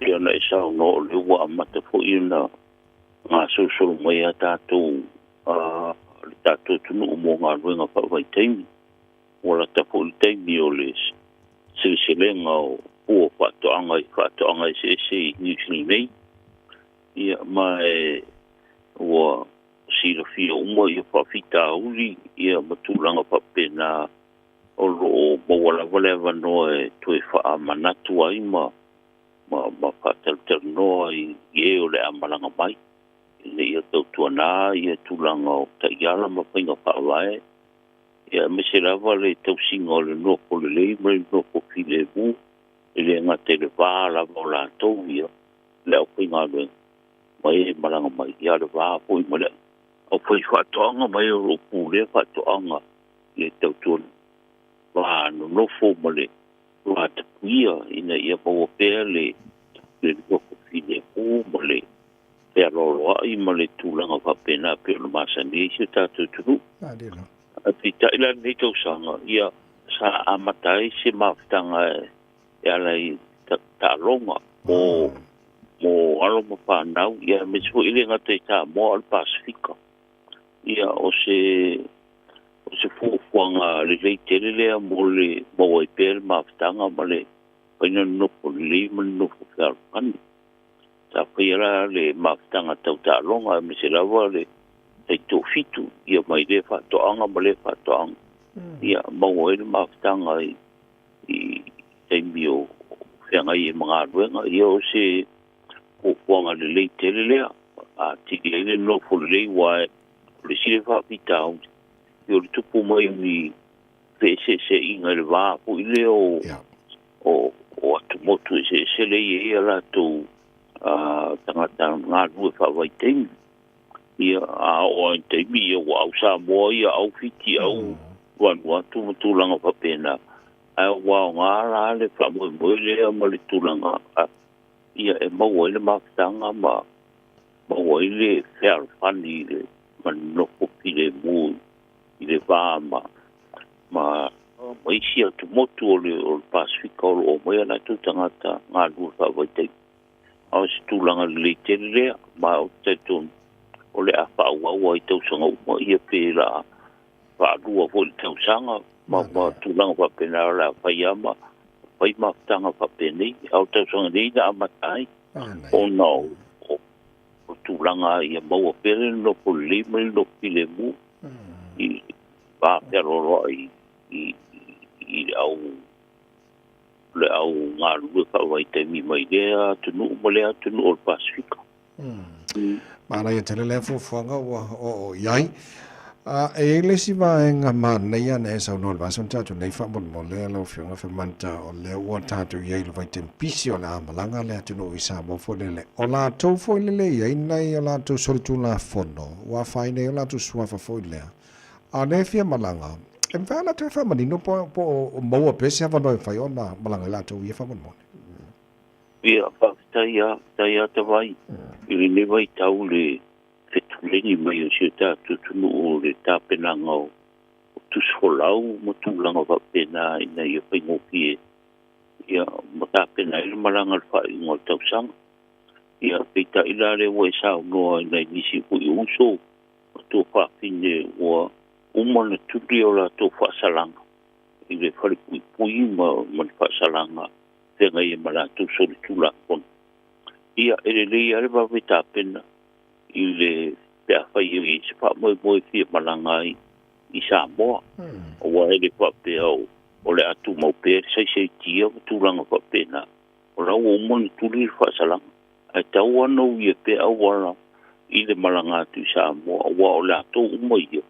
Ia oro o pa mawina ko i Samoa i e sei malato so tula kon. Ia ma tulanga na reina i ala to whaasalanga. A o le tulanga ma saniala o le ui mai mato o pisa vele tau sanga i Samoa. Mo le whaatananga hoi lea la tua ia siasi pe la foi tutuangia po ia sisinga o Krismasi ma le tautau po ia ona tapena le ile o lo pinga malanga ai le angalo walo e tongi mo wolo pa se e la kul mala va le pa le tonu fa le te pe mi te fa tanga ina e alu sambo ia ona sei tia ile mo ba le tinga ina i tulanga te pa se ai o mai le ofisa tato whiroa. Ia mpata ta norma tau mawe tau sanga iwe. I sa mo le official pare mia mo le vai papo. Ia mo le whatananga o lo malanga atu sa mo. Ai le lea te pena mamao ta vai. Ai le anga le pialu i le vai aso fōua toa o okuni. Ia e whaisi awanga lava le kai mia vei le tau sanga i sa mo le whatananga malanga tua i si o tātou tunu. Mana whawhtai, au tātara noa i vaianga lea o le tāwha manatu pe o na awi pēla tino i lea vai aso mo le vai aso. E tau ngō fia atu ia le whaingo lau tusi whalau. Pe a whai i le teimi e tau na whai e malawa le teimi te penai, ai a whaafua se i lona mana o le tusi whalau i anga e malia lea. O la asi de atu tong tau le tau e whai le tusi whalau tu langa lea. Ewa le whai manino le tino le vai teimi. Mea na te vai uroko. Pai pēn whamana tu ta pōkalami. Ina ia pai mai sila i lo tu solau. Ia ai mai se lawa so se taimi e tupu mai le whalawe tauena e malanga i tāmo. Ia a o le le expire lo tu solau. Awa a pai a e o so whapose i mai. Ia a tiptilo atu. Ia o expire lo tu solau. Ia e taunta le tau e whai ai. Ai a whai e ta pena lilo tu solau ia masirisila ia a whai go expire. Ia ona ta pena lea i o atu le teimi le whaamui moe o mai ona ta pena lo tu solau. Ona whai o le tu solau wa ia tau masani e mo se lau whasfu ta la New Zealand. Ai a orona e sau whapose i mitulanga whapena ia o si i runga le tau o tu solau. A whai o tu solau o le iloa a le expire. E te atiliranga i ki ngā inga luku solau ngā. Me se ilo i ki ngā runga e tau na e whai. O lo walo e ni poti ro tu solau pe a le iloa le ofisio leo leo. Mangi leo wha maoni ngā le ofisio leo leo. Ia ona pota te pena i leo lo tu solau ta vai. Tu solau le iloa lea a le expire. Le ilo o mai le ofisia ta pena tu langa langa ta pa pe wero li poti lo ofisia le lo tu solau o le iloa. Ia a ta pena mamao ia ele ia tu langa e pena mo o fa mama venga i tau tu solau. Le fasili mai whamon mo le sampos tangata malanga mai Australia po Amerika o len sau ta whama nei New Zealand. Ai te ua mo masitala sa mo e fialo i sa mo. Anga longa tus folau Australia ma tusi folau Amerika le e folele o le fasili e mawhaion na e se awala e alua i sa mo langa i le i sona tus folau sa mo foli po se tus folau New Zealand whamon mo le am. Ia e mawhaiona malanga i lo tus folau la iai. Tu solau Australia po tu solau sa Amerika. Ia na o mai le office fishing exemption stamp. O le exemption stamp. Ia pa fai o se 6 cent mo. Ti o 6 cent. O e po United te pa ngai no tu solau Australia po tu solau Amerika. Ale fai un fa maunia. O le tusolau o le sitsencha mo. Ia e longo pial na tulanga e a kol tusolau o fai, bol men fa na wai. Ia pai mo fial na mo na exception stamp pe malanga i Samoa. O luinga e tu sapol tusolau Australia, tusolau Amerika, tusolau New Zealand. E fai langa exception stamp. Ia ma fai ona prove ia lana pitanga i si te Samoa o na matua ia o ia fui fa na Samoa Mana ia. Malo whaftai tele mo le fo i tai au fo, mo le tali ino le fasili fo i me whaftai. Mo tātou i whafasili le tulanga le ia la na o le tali na mo o tau le la umana watu le telefoni.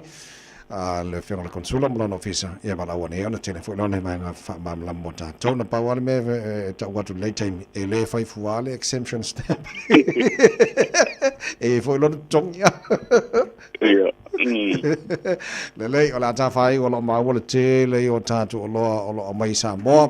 O fua wha le leanga le atano e wha moi mo tātou New Zealand, Australia, Amerika le wha tawina ina ia tue fo i tupe. Ia wale ta mau aing fo le atano a... Io te wai pe o ta mana o ta mata o ta wa veare ta pokalame. Whango tupe ma ta roa tu i tātou tu. Ia tau tōna ia le o roa au ina mai si tātou tunu i Samoa. E me sea kua whae le leanga. Tūranga tau whaatoanga. Ia o le ae whamana tua tūma. O le talo o tātou leo sau le ai ma seu masaru. O mo kua mapo le leile karo. Ia ae mawe fo i tau lia whaatai e si tātou tunu. Ia o la e tau mwhaile maro. Ina ia mwhaile na consistent fo le supply. Ina ia awaini motu mtulanga papena. La fo leo le fatu o le tātou Export Authority Samoa. Ina ia mautino paina sustain le wingo le karo ma. O roa o kuo whaele leanga i te i tunu mau. Ia le talo na ia e sisira ku le karo fiki ma le karo Samoa. Ia vera u whabuapua le karo Samoa. E me se po i si o roa taurima me taurima. Ia ma nisi o kuo whaele leanga roa mai Samoa. Langona fia ma le ngon whakataina i si tātou tunu e tu sai mo rato. Mana ia ina e mai se le aver whamomua o roa se tātou tunu. O wai pere se tani mo le au whai whatoanga. Ia me tōi te maa aina se tātou tunu. Tawai. Loa whaftai tere lava, la whenga whamata. Mo le tunu man whawhonga mai o le telefoni e whaite mo e te mo i le whianga konsula mo lana ofisa tolu o tolu tasi o tasi lua. Tolu o tolu tasi o tasi lua. Ae wala au mai whawhatu au kilani o i wa o code number na au kilani. Tolu o tolu tasi o tasi lua. La whenga whamata. Pamalo whaftai tere mo le klami nei tai au. Monu ia le nei aso. Ia, manu ia hoi. Whaftai tere tawai nei awa noa masina uma. Panoa mai ai ia tātou pōkara me wāle te mai ai matofi matute me se oro whasisi no o nanga fo i tātou ofisa nei manu e tele te ngai mga ruenga ma tute me whaiwa ia me se fo i whafong tapua i me se tātou nu manu e nei aso tawai Tai lava, manu e fo i nei aso le whionga konsula le malo tutatasi o Samoa whionga whemata le malu poroselu e whapo le malu Mone tala noanga nei tai au no Joyce Futasi mino tolo tolo taha leo le tula iwa whamaia le aunanga le maru le tai au tala iwa le tai au nei niso whatunga mai le tia maha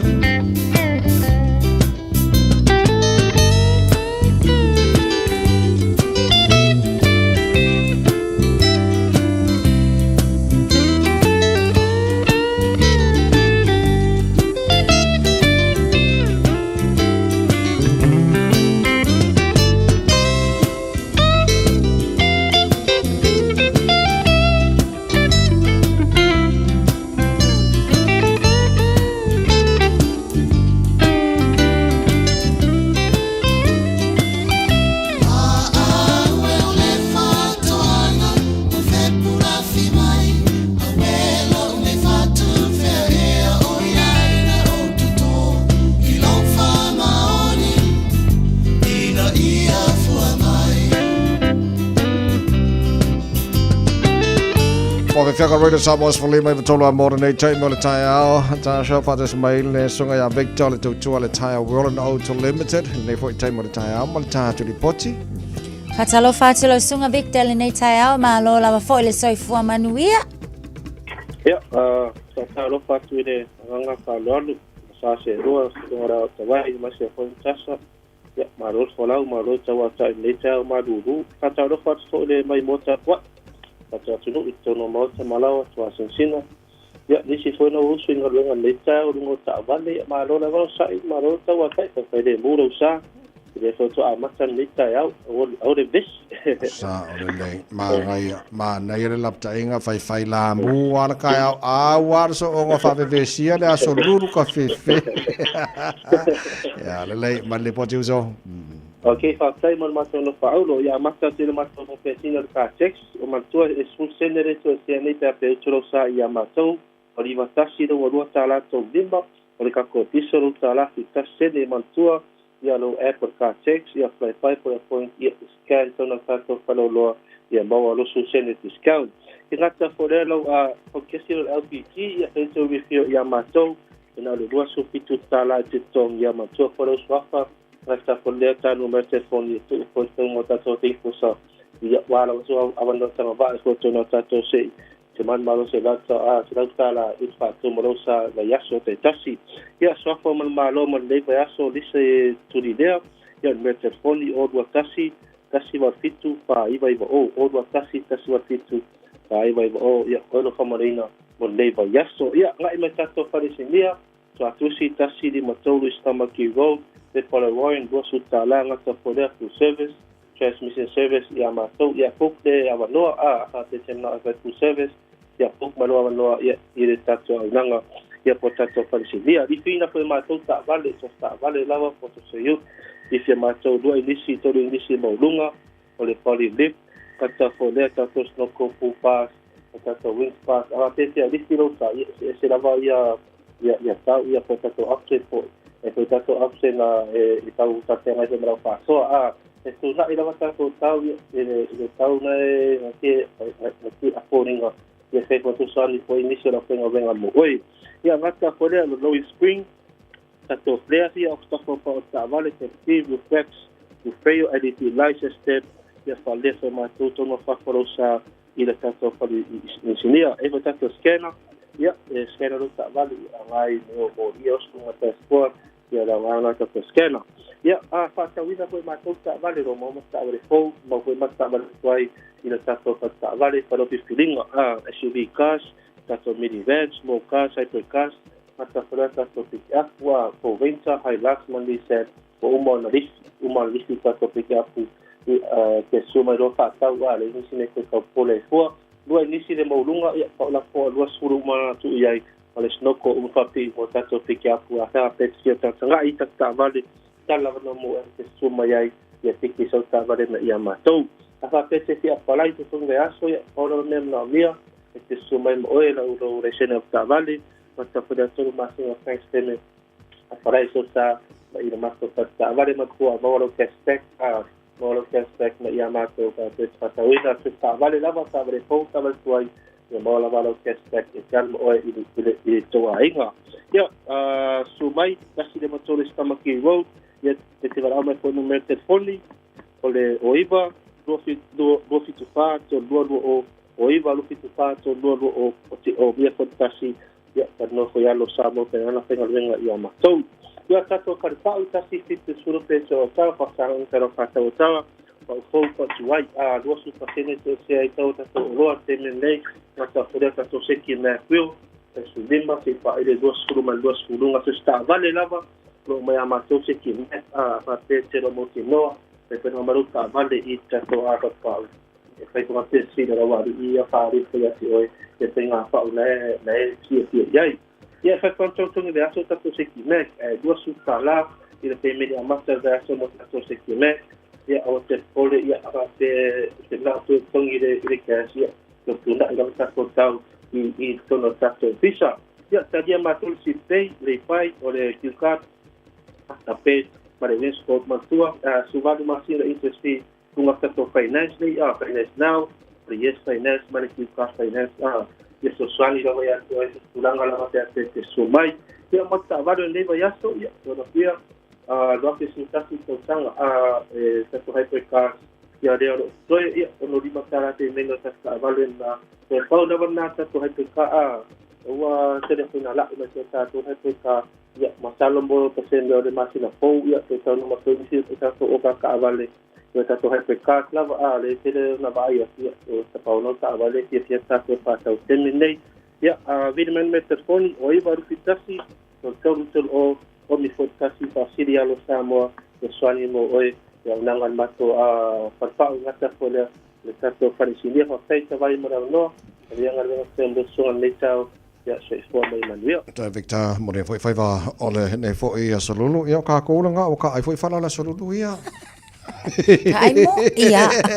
Na fa ta wole mental health awareness week on ta tu ile ne va sa fa mo mole on se ia ne so soni tamaiti le o ino la tu pepa mo lo tamaiti ia ma vai le fa beto mo lo tamaiti ale tanoa sa moi o se la limus mo leva on hanga mole on hanga ya la kala fo e kusa fako ia kala mai o va ngala yo ten mai le anto le no ta do proclamana le tai malo lo sutas Ni fa malo fo la sunga tavai on sa ile nei tai au manu ya tele to e ngole nei fo ia so toi fa afta ya tu fo sa mo ma fa malo atu la to tapo inga mamana mo I mato nei male tau tua ta to feilo ai sa so mo ya manu ya tele o to fai valo filima o le nei aso tau tua na ia fa mautu o tatou ainga wai fa va ainga soifua mai Emanuia soifua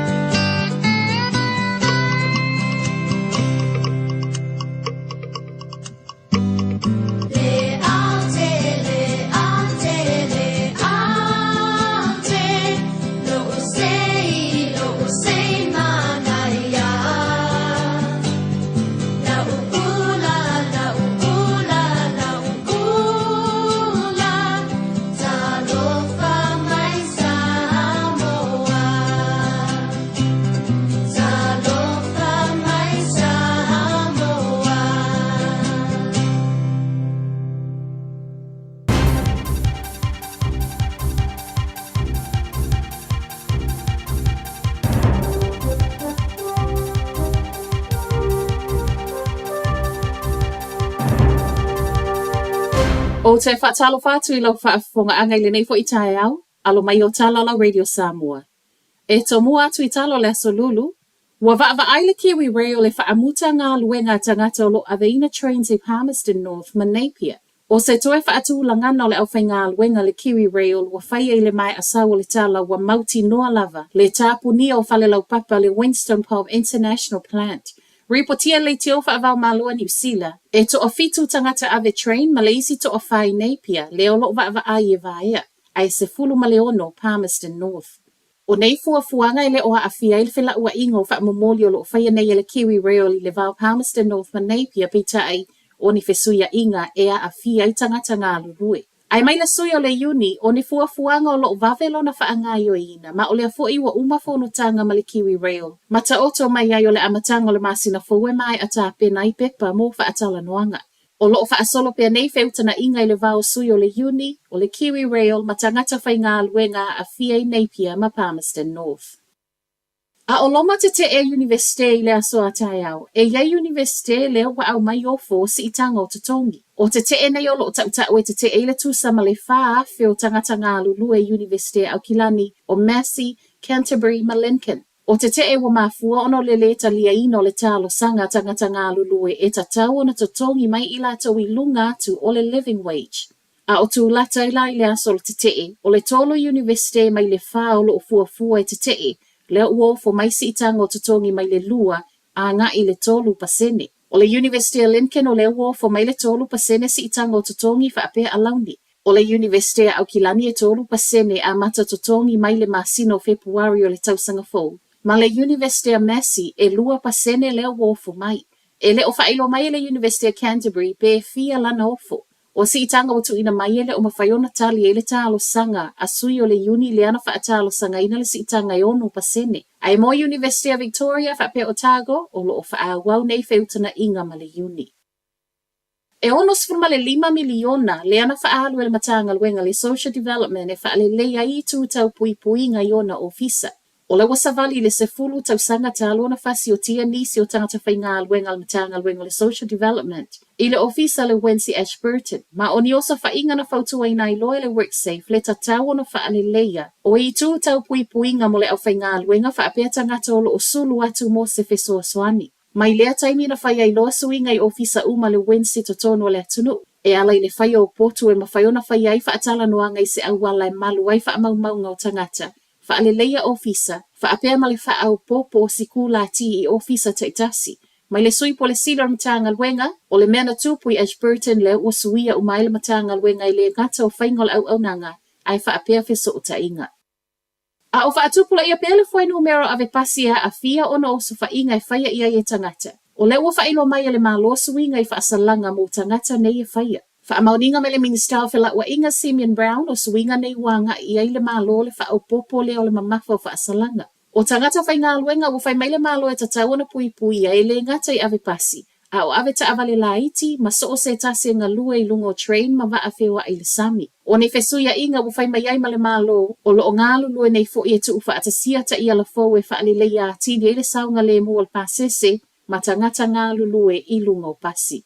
Ma tala whaaiu, a o pisa i le nei vai aso le tatau na whaamuta o le whai ngā luenga mai le fale, ai o mai ngā lulua i tutonu o ofisa, ua lea ai mai le pule ngā nua o kilani le suinga. O le vai aso le nei ua whaatonu ai le minister o le Public Service Nicola Willis whaaulu o matanga luenga. E tatau na toi whaamalo sia tangata whai ngā luenga le malo e o mai ngā lulua i tutonu o ofisa, ai le o le ngā lulua mai le fale. Na whai mai ele heart of the city a Aukilani o lona manaonga ia a mata ele pule ngā nuu a Aukilani maletala e fesoa soani lea i pisinisi. Peita ei tali le pule sili o le pule ngā nuu a Aukilani Phil Wilson e tu sa maletolus fulfa miliona tu pe wha asao mai ele pule ngā nuu talu o na whai ngā lue ngātu tangata ili fale. Po o tupe nei sa tatau o na wha ahalu e totongi ai ofisa. Tu watu fo ili whai ngofie mo tangata ngā lulue o lea fo ia wha mama ai la latou a venga ma i loilonga na whai ele pule ngā nuu i le amatanga o le tausanga le nei o loo i loa ai. O loo manuia le whai ngolo o ngā lulue atua i le fale tangata whai ngā luenga a le pule ngā nuu. O Talafonala Radio Samoa, manuia le nei tae.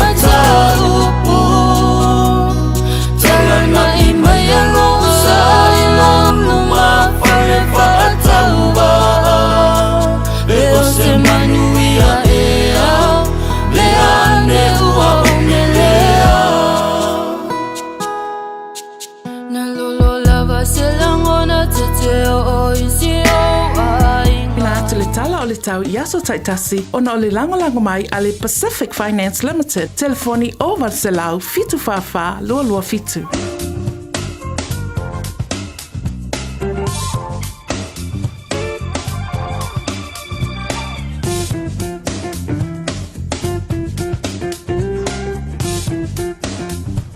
Te mala wati leo sumal tasi minute te ne le tulai volto e vaingal tatu tala le tau nei fo itai ao wal fa fonga mai le tatu wa tnu e ai mai se ilan tolo finga solo itu te manga luengal tai ao fo nei la solulu langa tolo nei vai aso la solusu malima wingol tau fa moina mo tatu nei au kilani langi le leile wingol tau pi ona yai fa moina le so ma tango fielu so mai le la li tau nei 5 minute te le tulai ono le tau no le la ndo so mai le la atu ngoto atu le luas mal tasi minute te le tulai ono i le fiafi pa mai le ofisa vai tau le nei tai ao wingol tau pe ona liberty o mo tatu o lo i tatu mo le ono o mafana fana po i ai le vivela fa moina le so la se at fo ile na malu i le vatikeri o le ai Oi ngol tatu tala tau mo le aso tai au family ofisa vai tau o le afa penana awoni si vanga le tunu fa solo mai na langi le wingol tau i le tai au lava la toi fa solo atu le aso atola amata ngo file so mai le la Fisa vai tau mo fa mongo le aso tai au la i tatu na malu i le se formal tolu tigeri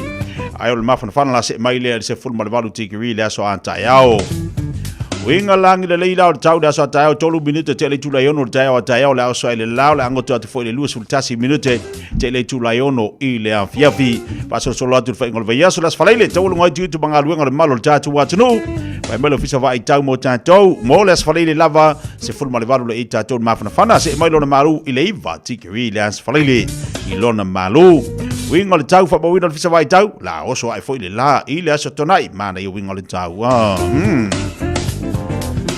Ya, o se vai ngana tatu tala tau nei foi tai ba fto bali tatu wa tunu mo manatu nei foi tai o lo so longa le ma manuia fai valo filimo tatu wa tunu tu te bangalo ngaba sani pi ona fenga yai ina wa tulai mal time lo wanti le tai o le wa se football tolu minute te nei ia le tu laiva so se tasi fai sana nonga tupe le Pacific Finance Limited mai le asos fulu no se tema se iau lia le asos se fulu valu o katopa e anga va umai le se ie te ono manu malo ai i le 5 selaun tala cash e faiele i le aso lus ful tasi o katopa apalai nei loa i le pacificfinance.co.nz e talo sanga sa nonga tupe le vau le 5 selau ma le lua se fulu afe tala e lua miru te faiele au talo online ai tasi li tu lai fa tali e tali e ia nga fa bitua vala le Pacific Finance Limited i le oval selau fitu fa lua fitu oval selau fitu fa lua fitu Radio Samoa Taslima Ivatolu Amo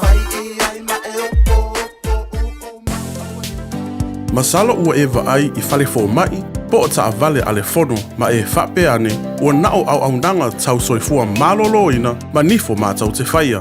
E tele le fesosoani e maua ia mātau. Fesosoani mo le ola manuia o le mawhauwhau. Polo kalame e tau fia ai le tau mawhatapaa. Fesosoani mo tina ma pepe. Fesosoani mo whaia o siaki i le fale mai. Fesosoani mo sauwanga i a inga.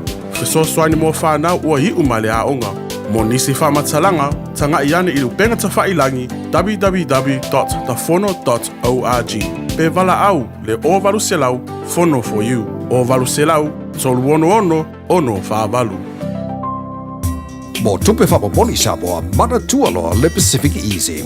O lo whaua pere tātu whamatoa na o le 5 tala te tongi mo tupe whamamoli pe a e whaunga ina le Pacific Easy mobile app. O lo avano fo i le direct transfer te posi sa wailo tupe le tātu account ma whaatino la foino tupe whamamoli lunga o le telefoni ai ngā whapitoa. I oe whaasaone loro teimi mau tupe o taunga tale pensini ai whaunga le tātu Pacific Easy app po le direct transfer mo tupe whamamoli. O lo avano fo i o tātu ofisa i o Tara o Tāhu Huma Mangele po tātu la silia ma le fitu se furu whaasopori ai New Zealand. Mo disa whamtalanga wala aule o Barcelau o tasiono ono po numera masani au kilani o le lua fitu ono fitu iwa fitu wha po le lua fitu ono fitu iwa maru wha Pacific Easy o la ba anga mo tupe wha mo boli Samoa.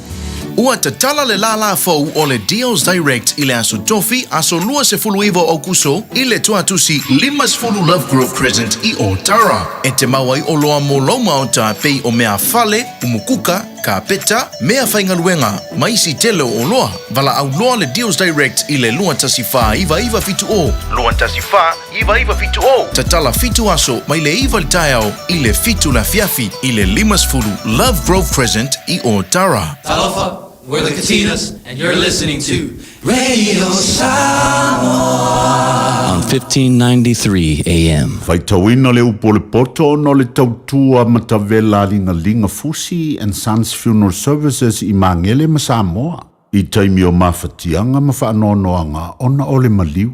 Manatua linga Fusi and Sons malana au nanga ole a whaamama avenga atu mo oe male a inga. Vala au i le telefoni lua fitu lima, tolu o fitu.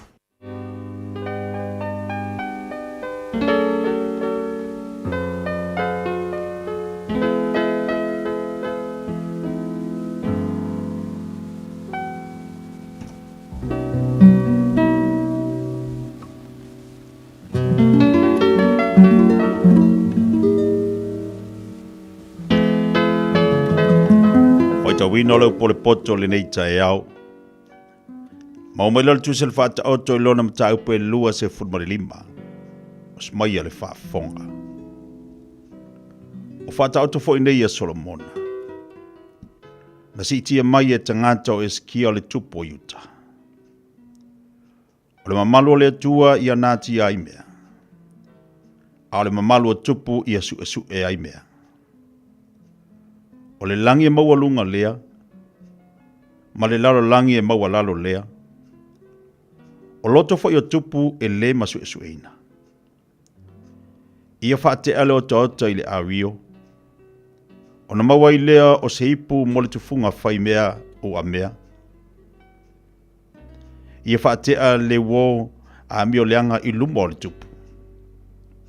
O na whaatu mawina i lea o lona nofo ali i la mia tonu. Awa te whalia lia i lumo le tupu. Awa fo i te tū i le mea e iai ali sili. Awa i le lei ona i whai atu i atu oe. Sauia i lunga nei. Ai le anga ona wha mawalalo ina oe i lumo le ali ua ewa ai iai. Awa ne e alu whaatali se whaile whinaunga.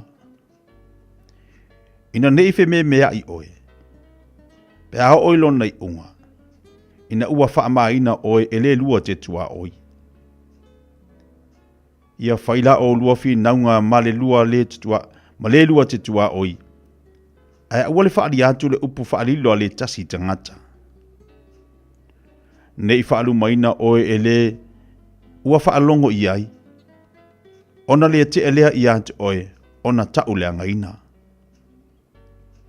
O le upu ua whai whaatawina.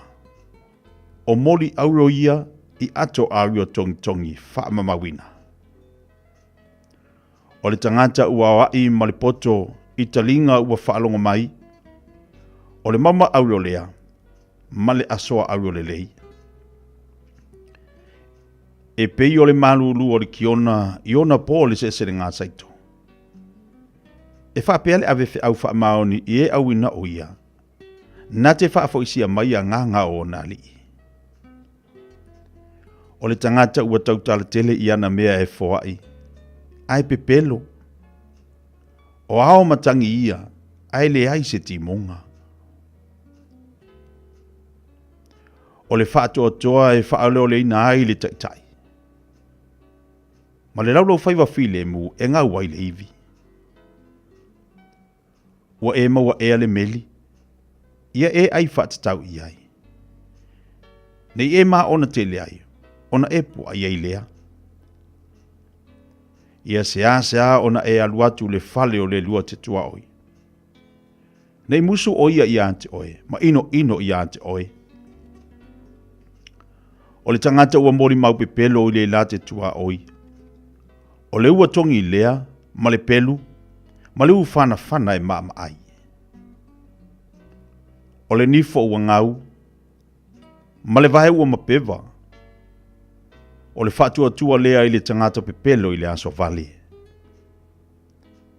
O le wavi ese le ofu i le aso malulu.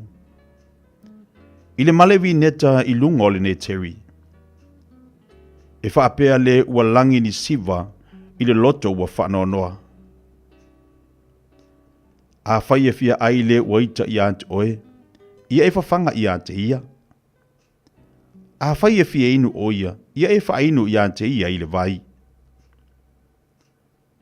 Aua e te awa e ai, malala ola i lunga olo na ulu, e tau ia fo i oe i ova. O le matangi mai le itu i mātu e tupu ai wanga. Ma le laulau whaiva, whātua upua e tupu ai mataita.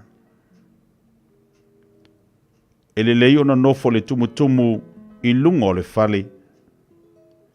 Ai le anga ona nofo ma le whawhine whaamisa i le whare tele. O le vai malulu i le tangata, ua lai loa i le fieinu. O le tala le leilea mai le nuu mamao. O le vaipuna ua ngaepu. Ma le vaipuna ua whaaleanga ina. O le tangata mi o tonu lea ua pau i luma o le ua mi o leanga. O le aitele i meli, e le leilea. O le suesuanga fo i o lato mamalu. O le mea e mafati ai lea. O le ai ua sofa ia. O le ai se pā. O le tangata lea nā te le matau fia lona loto.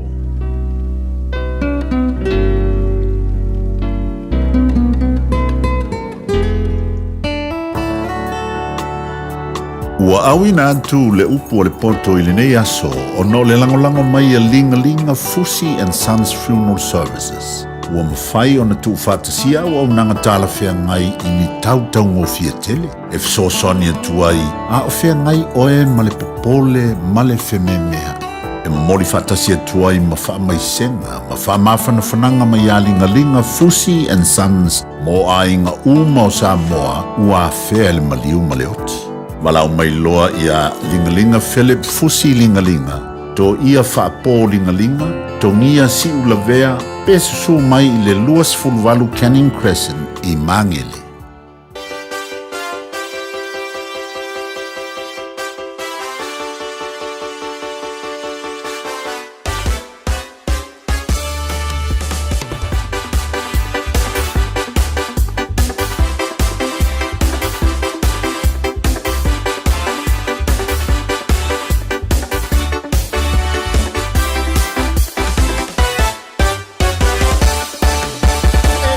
Ia oe le tupu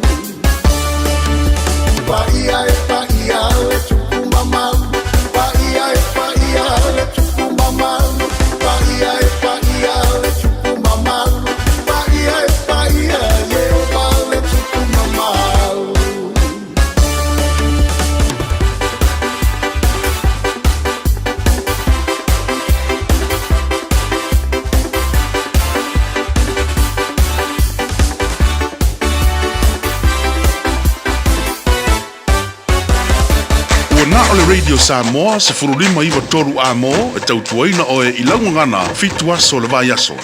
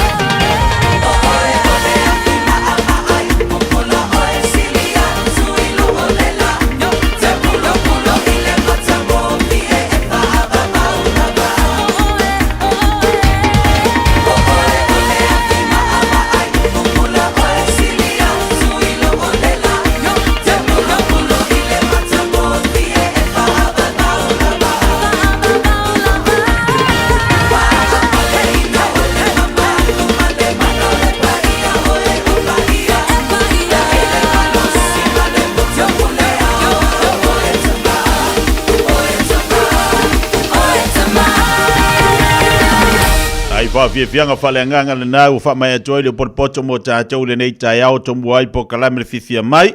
Ia, le mafuta mai le tātou atunu le nei tai au fōma ni aso mātango fie. Au e mafuta mai pe ilunga le tautua mana uranga si whonga le rele Samoa suma le mafuta amo. Po kalame le fifia mai mo tātou le nei tai au. Oli a ile li, yo e. Ala ma le nei tai au le fia. Ala ma le nei tai au ma le loto le whaafitai. Ala mai le nei tai hau male oli ave ili vi inga ili ili malosi fau male ola fau wa tātou maua. La sisi me sino na tau lo tātou whela mai le tai hau tātou maua le ea fau mana vaina le tai hau male tai hau. E muri ya i mai lava ni mea tupu mani mea tātou te anga i ai le aso male aso. Aya tātou wa vaida lofo le li ia oi maa tātou uma le tai hau male tai hau. Nganga e ala mai ale kai hau pe kare koru pe kare lua le vave hau. Pe tale sfuru lua o tau le si aso fau nganga e ala mai e manga valo pe moi ole aso fau le aso ngi. E ke i mai pe ole aso fau le ngi wa amaka. Ele ya la si me fa pe le aila. Mo wa ngi ya se fa popo lo kaol. Mau walingi ia so e whapopo i le savalinga o lea e la kausu fo inga anu ia vaila i le mana ia ngai anurola i te whainga anu ia whapea nganga e mawhakia ngafi ia ini mea te tupu lea sona nafi e mawhatia e moe angapo e moe manga mawhakia wai ke ila re kaya o pe lai ke ala mai ala ke mau le maros i longa winga po ala me te tupu le malewe ma le telo mea le nei o langa le tatu te maftia i le anu ese ia awa lofa ma awanga le leo le li ia wai na le manga le ala wakaku koe mafuka ringi kaya o ma le nei aso fau a mai le li mo tatou fatalo fatua i le pokalame le fifia mai wato mua tatu pokalame le lewe il na isuinga a mata lava tatu pokalame upol poto pe ora masani ai tatou e vatu le afreiva ia a lewe isi na suinga fui lea a mata tatou le upol poto pe ona iai taiao panga solo lo leo tatu pokalame ia ole lu tau mar fa mar sa mo tatu e amata ia fuafanga ia wale te fa fonga le pokalame le malu le taiao ma wale malu le taiao fa le nganga le pokalame la reto reola ia ma usi nata maftanga manai ma mai fo ile olisi malu le taiao i le sunga ia Chris ia po le wo ia Chris langa o tatu sa vali le nei o langa i melo tupu ia e fa fitau o le aso ama fa fitau ia tatu te lole e se fa fika haudo le e ke fa pe o e kusa fa fika haudo vai so game verso ide ese e su e awala merka ma ia misilia nga ke fifi patala fatole ma pa i bonunga tatu wa tuno nei tai au fo ta po inga nei tamam tida ma tu ola finga luenga le tu ola nei tai au ma lo se fo manuia ma lo langi ma pe lava nei te mafuta mai ai patala fatole po kalame ia o fele tu na te fatasi mai ai te le lopu atase fia ia te utau a mātou nei leo toi luas fulu 5 minuta talo le tu las fulu. Ea, to telefo ila tu na usua i ngā ruenga o le waweao la tau. Le wala talata fo ina mahi ala ia la tu ngā ruenga. O niso la tu na ngā ruenga mai lawa le pōna pō. Wha malo atu ai lal po kalami a te utau sa ngā ruenga le pōna pō. Na ia skula ki. Ia ile ngata fo ilea o niso sa ngā ruenga i tono matanga ruenga. Ia o pisi niso company. Ia wha malo la wala sai. E pupula i runga se lengi le mea koe pupula fua ka kou. Kai mingi e koe alu fua pupula. Ma pupula i runga se lengi. A whapea la renga e pupula mea ngā pō kau baingi. E koe alu fua le pupula ngai hao. A whapea tapa apale klopak ma le modi. Ngai seki. Wa le tapa pinga wa pere modi. E o fo le hao. A re kokongi e awal mai morke bike. Ai pe sini matau fa tai le li malo simone ola fatalo fatua ya te to uma ma paanga fifia ma le taiao le ho fata simone ngol tatu po kalame tatu e vai va tu le tai mi le tai se pa ile tu las fuma lo le so to fa ya tu la ngam to tu tatu wa tatu po kalame sani ma petelo ya solulo vai sta tasi tatu tata no mai vai vanga ona fi sale se tatu po kalame ma kuin poki pisi ke kuin poki ke lo me bani o ke va ko ko ari mas for ko sanga poki ko ani mas e furu oko ore masau de masaua. Papea kaia e pea ka ko va ngi da ya poki ai po se mele ongo 5 ongo valu ale fa ko anima se fonu kalo sia o longa pepa fanga usa o le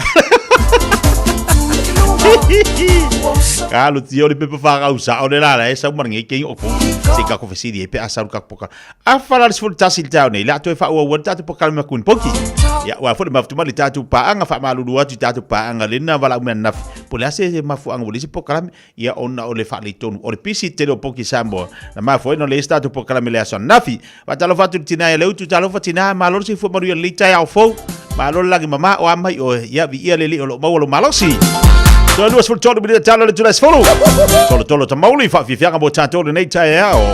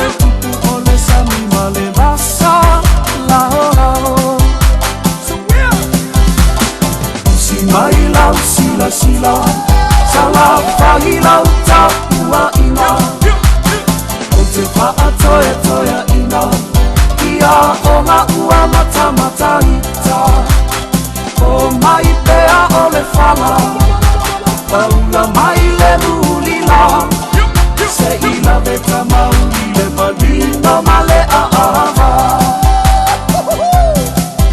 se ila veta mauli le manino male a ava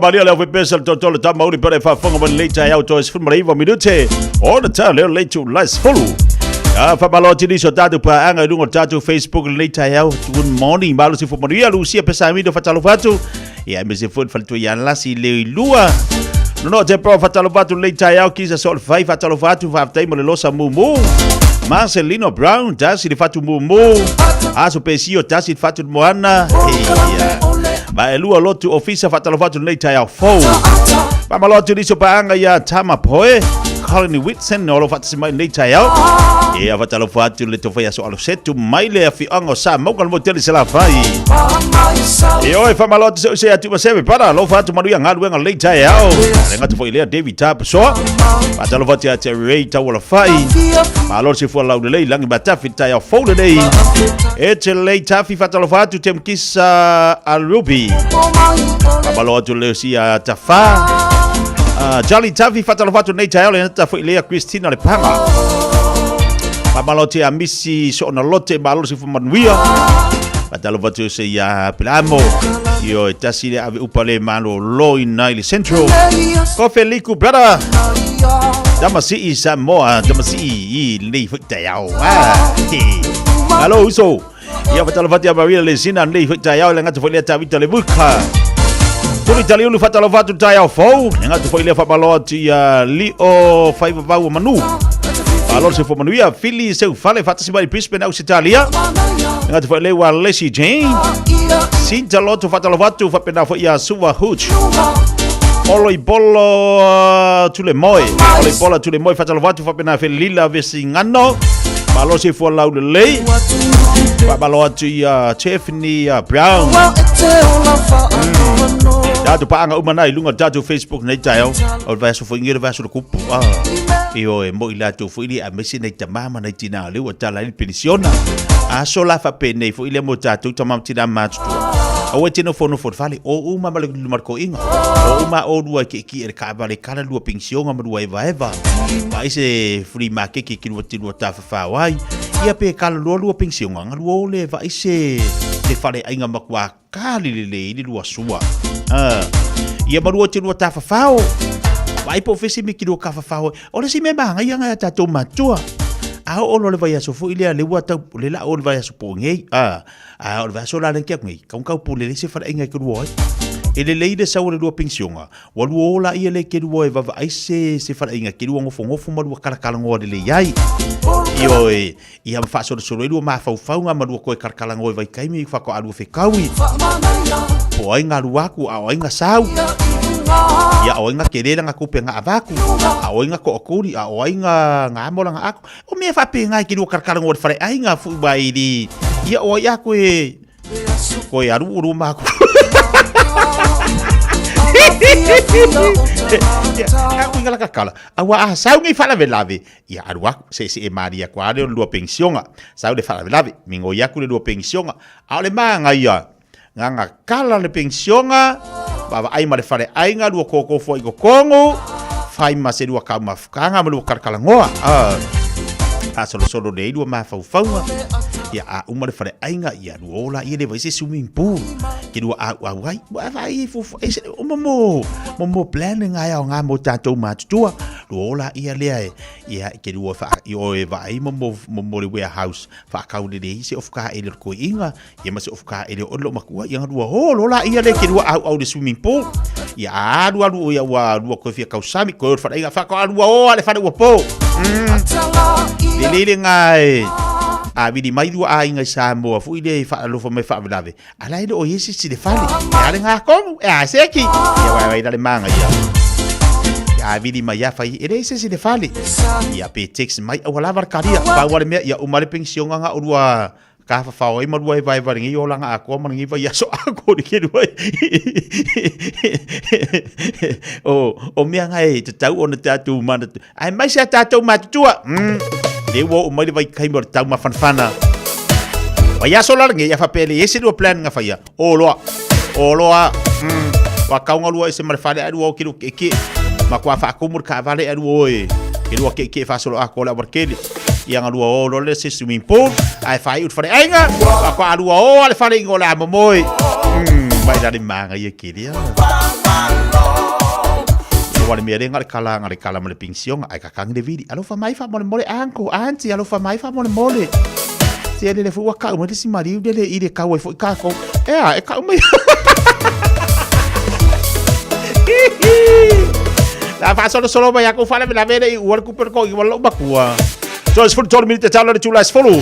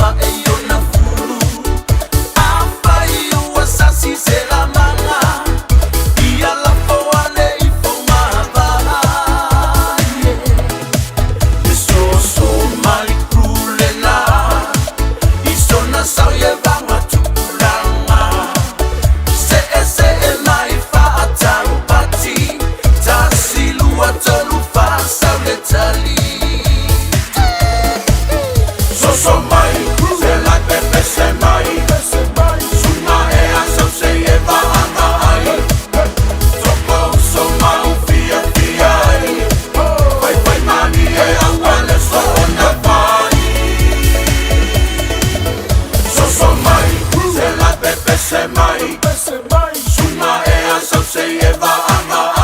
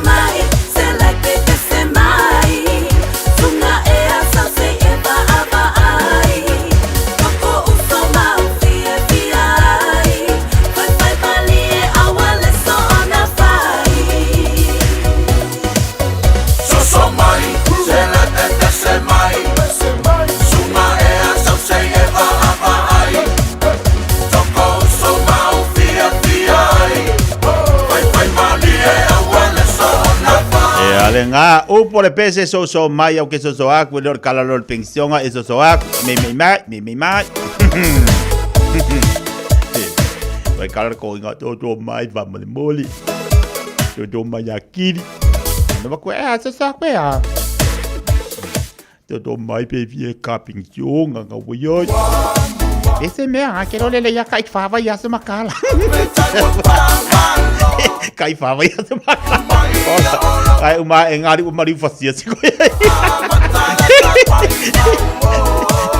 ai fai mari ba du chai au tatu wa tunu le se mai la una ma tua al enterprise mo ko mo tatu le nei tai au talo fa lo sunga Jerry malo se fu mo nei tai fo ya fatal fatu fo la sunga te nei tai fo ma lo la vale social mo la sunga e fa pena fo to fisa pasalla ya fa pe fo la fatal fatu le pai mal malo se tatu no ma lo la vale ta ta il nei as malo Jerry o ma tai e tio le te vili mai nei le fatto ma fa la ta vale lo la ori e va la ta vale ma ta wo se mai malo si sa vili amato le va vai a fisa fole il tulang fole io taulo o mane ma sulo la atunu la vai e o tu le uli wo pe male il malo si mai o sa vili le ma nei fole ma ngai Jerry seki o nga tolo vai aso le nei o lo fe ngai ta tu manga luenga a o le tautua i enterprise fa balo atu le nei foi vai aso i tu ma fai balo flipa o le tu langa o lo i piso tatu wa le fu la tatu va ai la mala fai o le masina o malo se tema a o pisi foi mal tatu faltava Anyway, pa festai la vote tia. Ya, e pe na sa no tu langa le wa makan fa wi fo ngal wenga le masina e fa pena la vai ya tu langa ngal wenga ile pata wino ta vale ma tu langa pena wa e el tele ngal wenga e sai la bas e o ma ta sanga o le tu langa o fa ta vale ya to no fa ta masina wa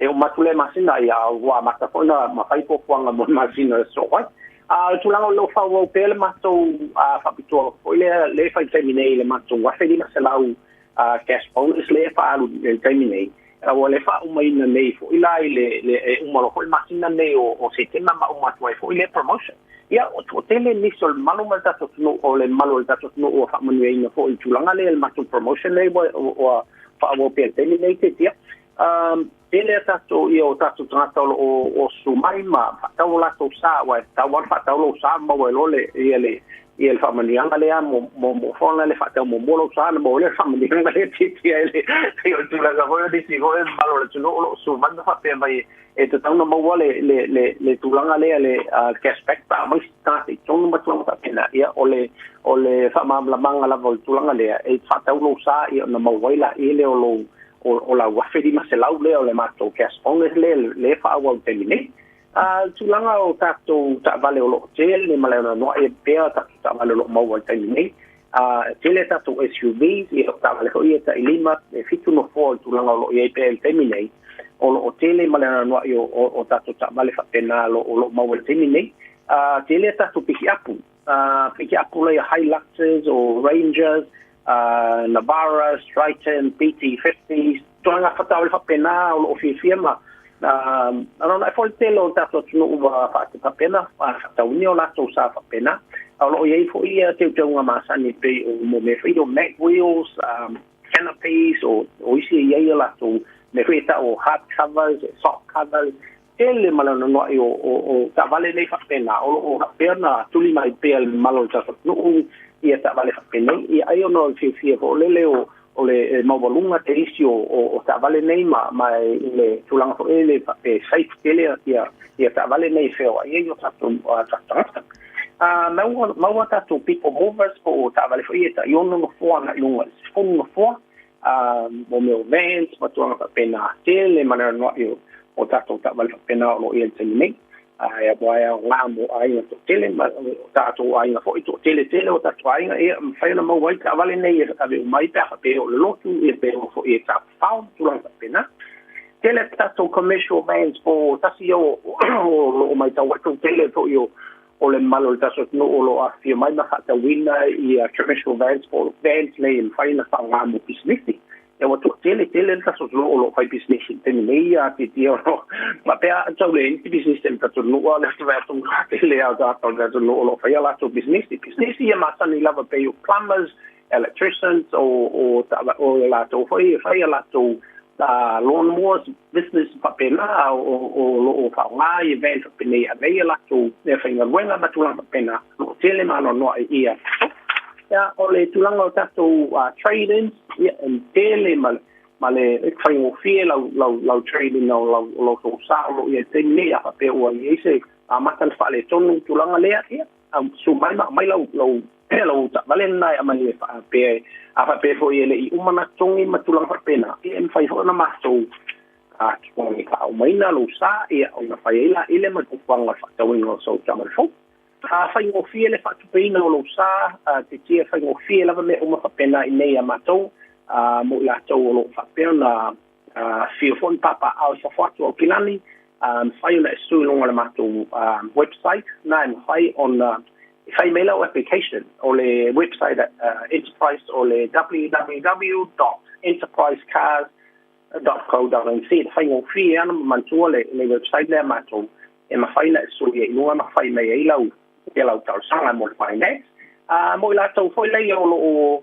fio pemba papa au no kirangi nei ye fai na so mai le mato ya mantua ina pe so mai lo le sine apta vale pe e mafai o na fai lau bank statement lungo le online ye le tulanga sa pena fai na so mam fa ma fa no le fu fai nei le na e mafai na so le bank pe la to ye le fai on fa to wina le tulanga lungo online le mai lau bank statements mo to ma fina lo ye lo swap fai lungo mo address mo le tulanga fai le su mai le mato address o le limo mafitu Great Pro I Manukau City mo mai mato malsunga ya tau papo e o le sunga fo ia au kuso fiel le o longa pata si nei nei le mato telefoni mo mato o le oiva lua fitu on o le o vanselau lima o lua tolu fa paftai mo le mato mo noa ile meia so te tia manuia fe au mo venga o toi la songa le so mo to ofisa fa sala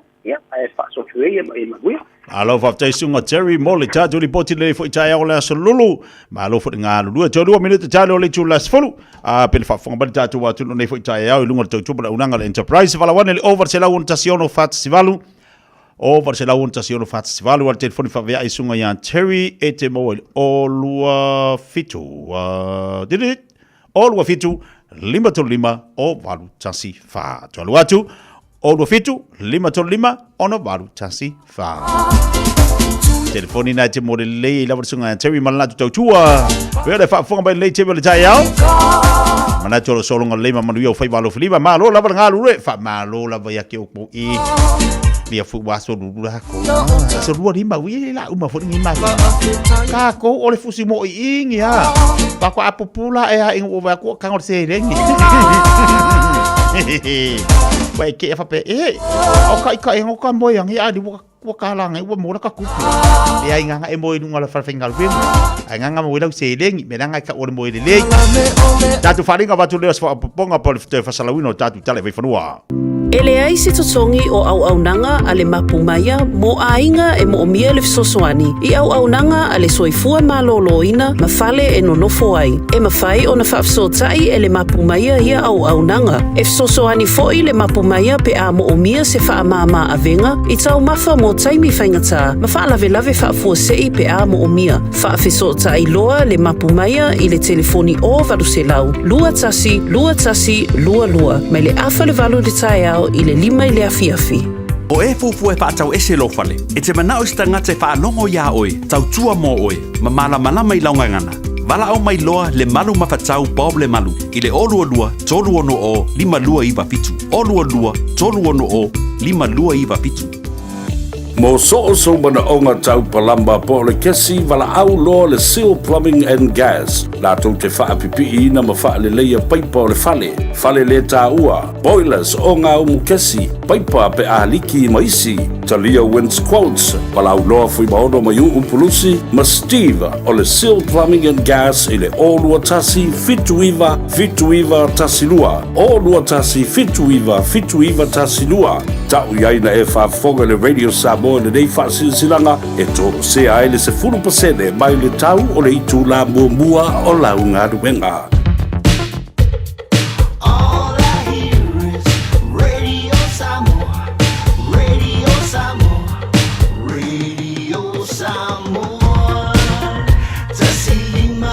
tolu amo. Radio Samoa. Kasilima ivokuru amo.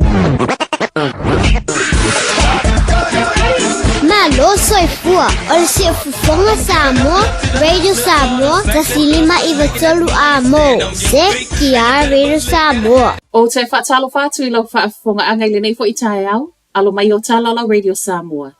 E to mua atu I talo le so lulu, wa va aile kiwi reo le whaamuta ngā luenga tangata o lo Aveina Trains I Palmerston North, ma Napier. O se toe whaatu langana o le au whai ngā luenga le kiwi reo wa whai e le mai asau o le tala wa mauti noa lava, le tāpu ni o whale lau papa le Winston Pub International Plant. Ripotia le te ofa avau malua New Zealand, e to o fitu tangata ave train ma le isi to o whai Napier, le olo va ai e vaea, ai se fulu ma le ono Palmerston North. O nei fuanga I le oa awhia I le whila ua ingo wha momoli o lo whaia nei le kiwi reo I le vau Palmerston North ma Napier pita ai o ni fesuia inga ea awhia I tangata ngā lulue. Ai mai la sui o le uni o ni fuanga o lo vavelo na whaangai o ina ma o le afoi wa umafono tanga ma le kiwi reo. Ma ta oto mai ai o le amatanga o le masina foue mai a ta pena I pepa mo wha atala noanga. O lo wha asolo pia nei feutana inga I le vau sui o le uni o le kiwi reo ma tangata whai ngā luenga a fia I Napier ma Palmerston North. A o loma te e universite I le aso a tai au, e iei universite leo wa au mai o fo si I tanga o te tongi. O te nei o lo tau e te e le tusa ma le wha fe o tangata ngā lulu e universite au kilani o Massey, Canterbury ma Lincoln. O te wa mafua ono le leta lia ino le talo sanga tangata ngā lulu e tatau ona to tongi mai I lato I lunga atu o le living wage. A o tu lata I lai le aso le te o le tolo universite mai le wha o lo fua e te leo ua fo mai si itanga o tutongi mai le lua a ngā I le tolu pasene. O le University of Lincoln o leo ua fo mai le tolu pasene si itanga o tutongi wha apea alauni. O le University au kilani e tolu pasene a mata tutongi mai le masino Februari o le tausanga fou. Ma le University of Massey e lua pasene leo ua fo mai. E leo whailo mai le University of Canterbury be fia lana ofo. O si itanga o tuina mai ele o mawhaiona tali ele talo sanga a sui o le uni le ana whaatalo sanga ina le si itanga I onu pasene. Ai mo University of Victoria whape Otago o lo o whaawau nei feutana inga ma le uni. E ono sfurma le 5 miliona le ana whaalu ele matanga luenga le social development e whaale leia I tu tau pui puinga I ona ofisa. O le wasavali le sefulu tau sanga talo na fasi o tia nisi o tangata whainga luenga le matanga luenga le social development. I le ofisa le Wensi Ashburton, ma o ni osa whainga na whautua ina I loe le WorkSafe le tatau ona whaale leia. O I tu tau pui puinga mo le au whainga luenga whaapea tangata o lo o sulu atu mo se fesoa soani. Mai lea taimi na whai ai loa suinga I ofisa uma le Wensi to tono le atunu. E ala I le whai o potu e mawhaiona whai ai whaatala noanga I se awala e malu ai whaamau tangata. Whaale leia ofisa, whaapea ma le whaau popo o siku la ti I ofisa taitasi. Mai le sui po le sila matanga luenga, o le mea na tupui Ashburton le ua suia o mai le matanga luenga I le ngata o whaingol au nanga, ai whaapea feso o tainga. A o whaatupula ia pele fwai numero ave pasia a fia ono o su whainga I whaia ia e tangata. O le ua whailo mai le malo suinga I whaasalanga mo tangata nei e whaia. Whaamauninga me le minister whela ua inga Simeon Brown o suinga nei wanga I ai le malo le whaau popo le o le mamafa o whaasalanga. O tangata whai ngā luenga ua whai mai le malo e tatau ana pui pui e le ngata I ave pasi. A o ave ta avale la iti, ma so o se tase ngā lua I lungo train ma va a whiwa I le sami. O ne fesuia inga ua whai mai ai ma le malo, o lo o ngā lulue nei fo I e tu ufa atasia ta I ala fau e whaale leia atini e le saunga le mua le pasese, ma tangata ngā lulue I lungo pasi. Ma tala whaaiu, a o pisa I le nei vai aso le tatau ana whaamuta o le whai ngā luenga mai le fale, ai o mai ngā lulue I totono o ofisa, ua le ai mai le pule ngā nua o kilani le suinga. O le vai aso le nei ua whaatonu ai le minister o le public service Nicola Willis whaaulu o matanga luenga. E tatau na toi whaamalo sia tangata whai ngā luenga le malo e o mai ngā lulue I totono o ofisa, ai le o le ngā lulue mai le fale. Na whai mai ele heart of the city au kilani o lona mana onga ia a mata le pule ngā nua au kilani ma le tala. E fesoa soani lea I pisinisi. Peita ai tali le pule sili o le pule ngā nua au kilani Phil Wilson. E tu sa ma le tolus full miliona tu pe whaasao mai le pule ngā nua talu o na whai ngā lue ngā tu tangata le fale. Po o tupe nei sa tatau o na whaahalu e totongi ai ofisa. Tu atu fo il whai ngofie mo tangata ngā lulue. O lea fo ia wha mama ai la lātou a venga ma I loilonga na whai ele pule ngā nuu I le amatanga o le tausanga le nei o loo I loa ai. O loo manuia le whainga o loo ngā lulue atua i le whale, tangata whainga luenga a le pūlenga nuu. O Talafonala Radio Samoa, manuia le nei tā. Hey, hey, ho!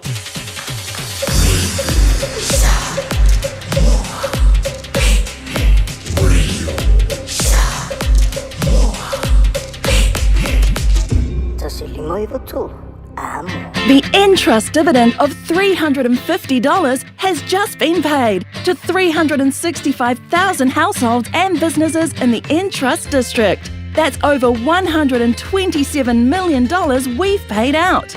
It's going to make a lot of Aucklanders very happy. If you haven't got your dividend, check out entrustnz.co.nz to see if you qualify. It's as easy as that. Enjoy your share of the Entrust dividend, Auckland. Mga umia se maafa mga kosyuk kingalay sa Samoa. Sisi le Lifestone Headstone Life fai le lako fa piko mo maa e lalo mai le lima afere kau. Mafai fo inga la foi Samoa. Vili leong se lau kasi valo lima iwa po le website o le lifestone.co.nz. Fa iloi le Lifestone Headstone o le Radio Samoa na e maua ai le nei fa asalaunga o na lafo lea o le maafa amanatu i Samoa e au noa ma se tongi. Lifestone Headstone le au nanga a le Pasifika. O le R-Dash Travel o le company numero tasi le taungo fio pasese mo fe malanga inga i Samoa fa pea le malanga mai i Samoa i New Zealand ei. A fea de loa i le ofisa o le R-Dash Travel tasi valu lima Great South Road i Marurua. Pe vili mai i le telefoni tolu iwa lua o fa o o. Tolu iwa lua o fa o o mo le R-Dash Travel.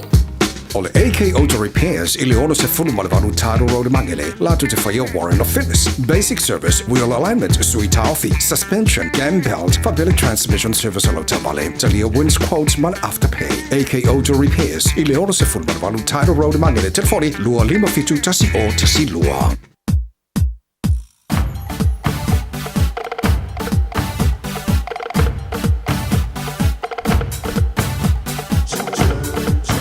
Walu bidu talo channel July sfuru pele fa fonga bai nisi na tatu fa fie fianga le fa taya o lungo le tautua. Malau nanga le fonga le Samoa sfuru mo lima vitolo a mo le to vasala wino tatu tala misa tale bai fanua le tautua foi malau nanga ale faltu ia salva masimino. Tau tali tatu so ta inga foi le America pe ona ia pe telo ia po le fianga taba mali ia le nefso ta ia li tali mai la vanto ina ti to ma failava. Ya atonu te ua wala watu ai tui tani mai loa wha wau tatu pokala me leita yau apalo atu le sunga le au yama alo watu prada maduia ngadu wenga leita yau apalo te asera avisua tui langi rapati seu fatalo watu le vaenga leita yau le au ngā upu tamuli fatalo watu pokala me malo si fua lau de lei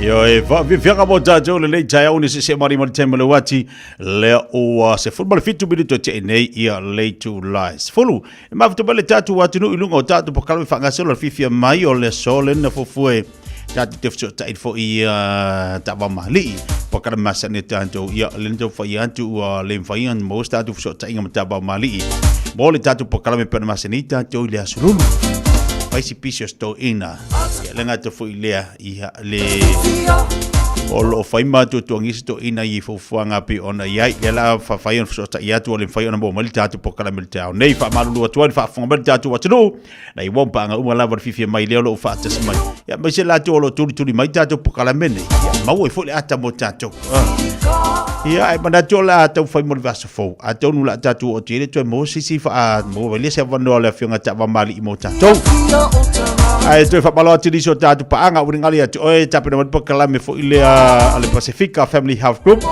mo tanto awa ia tu te foi manga luenga se fo maloloina ia pe ona foi la nga tu tu ale fionga ngal manmana vai fangolo na seri ia fa pe fo ia le to ta ia tania ia pa diso la tolo nga lu i tono o le mtanga luenga se fo maloloina ila unanga mo tu ale Pacifica Family Health Group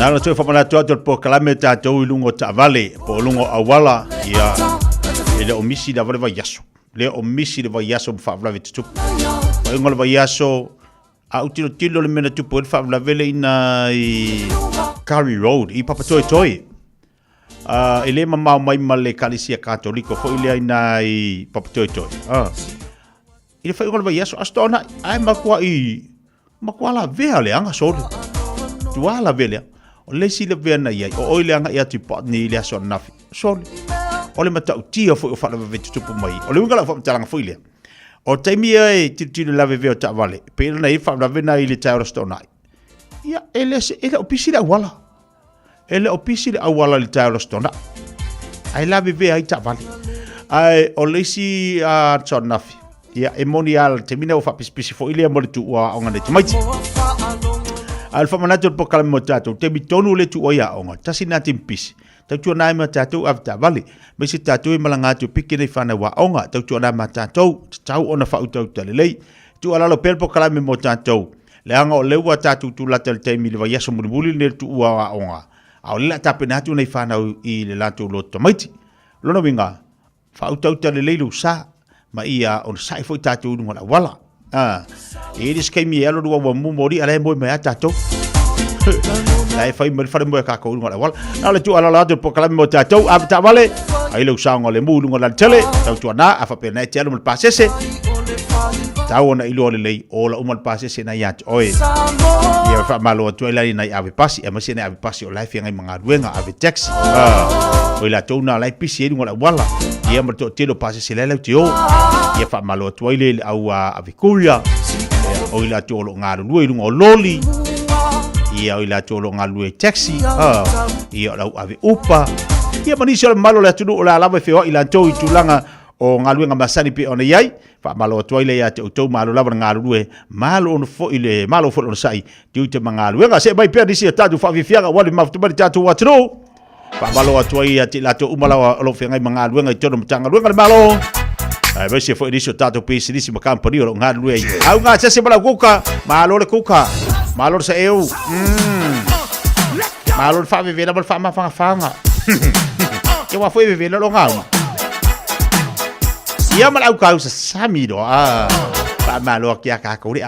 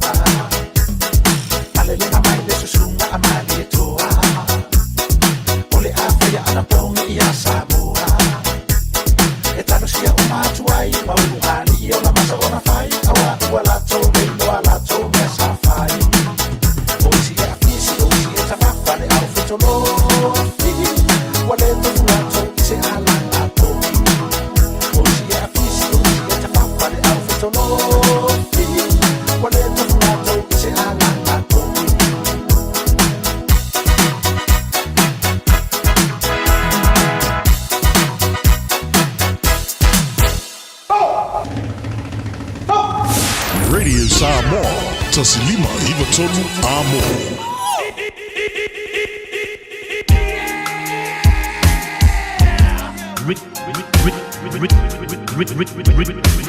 Remix. I gotta stay till I die. I gotta stay till I die.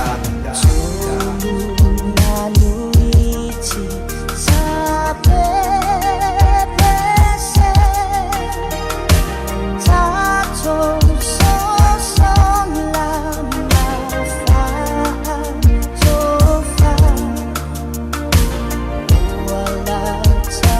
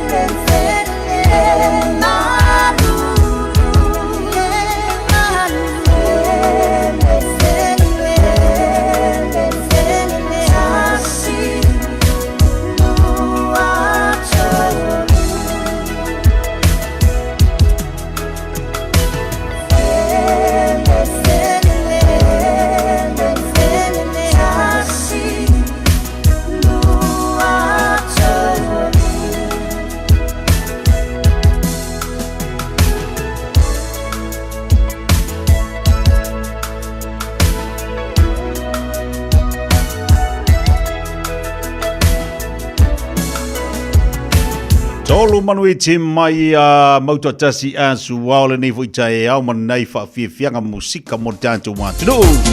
Au whianga i pēi tiu te mga luenga le nei fo i asa. Faupo le nei fo i tae au mātanga o fie. O ngā tono le vai i asa i whiau mga luenga le whianga i pēi tantou. Whamaloa tu nisi o whalatonga a meise nisi o maftanga nei tu ama tua po tu asinsina. Leo o lo mawhai o na whaatasima ilunga o tātou po kalame le nei fo i taimi o le tae au. Whamaloa ti ante o tau maa lo lava ia maa ngai a kere fo i ngi maftanga. Maa nei fo i tele o nei fo i whalatonga. Awa ia tuaina i ta mama nei tina mātua o ese mai le whale ayanga ia tu whai ia ni e vai vanga ta longa mafuta whatasi. Manisi fo i tama, whatalo whatuaila le po kalame ante o tau umalava i le nei fo i tae au. Ese le fia nei to ina wale vai asun te atu nei. Na u awa ia tuai le maftanga lea le ata mamtina mātua. O le wanga lu whatasi ma le South Sea Healthcare. O le manhiala. O ka se fia o nei to ina manailo mātutua. O ka se manhia. Fia. O le winga le whamtalanga foilea. Ua mo le wanu o mai talitanoa ma whaasoa ma talitarie, pa whaita alonga, a ai whaatasi. Ia o lesi ngofo i o tara, o lesi ngofo i o nehanga o maa ngele. Ia o papa toi.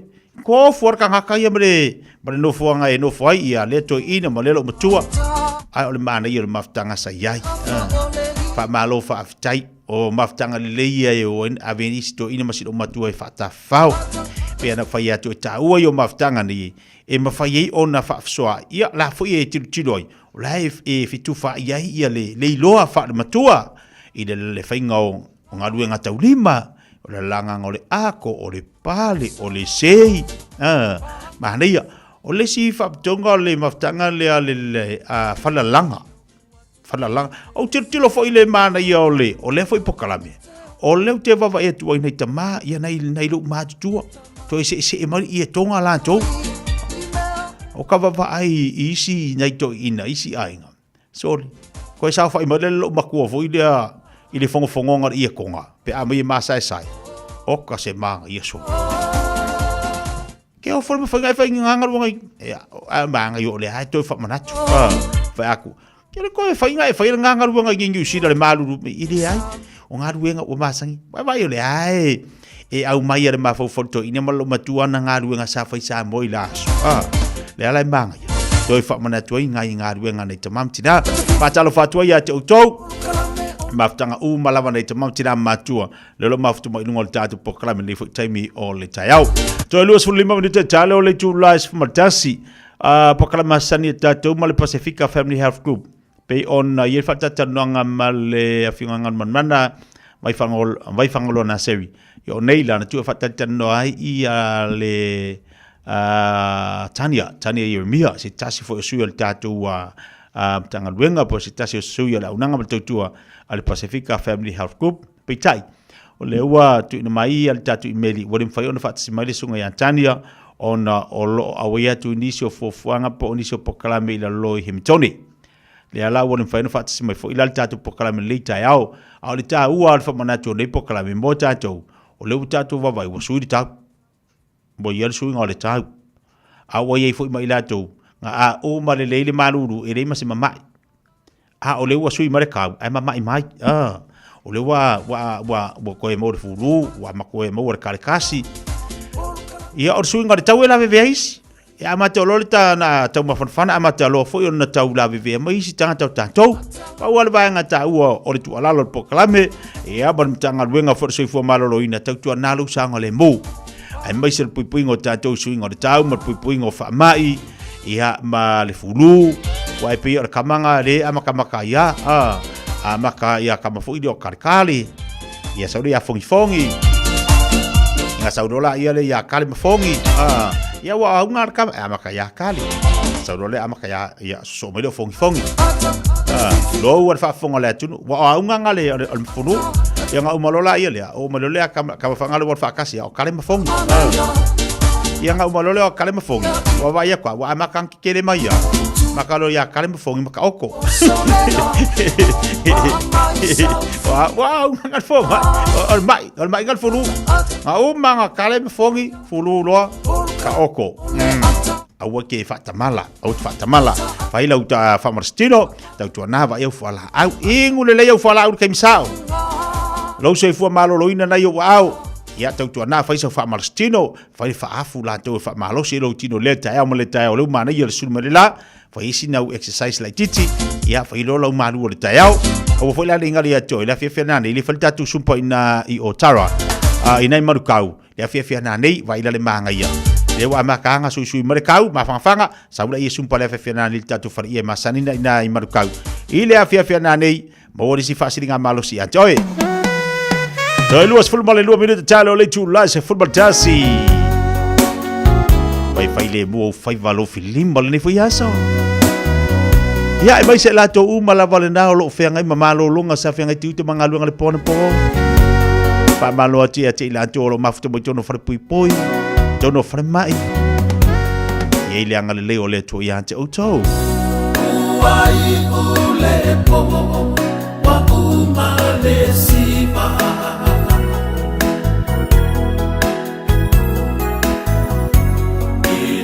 Ese muli a ove fusi mauita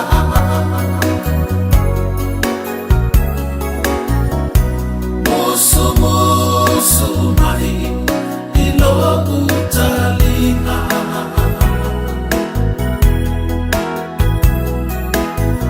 fesili mai be uafai oso uaina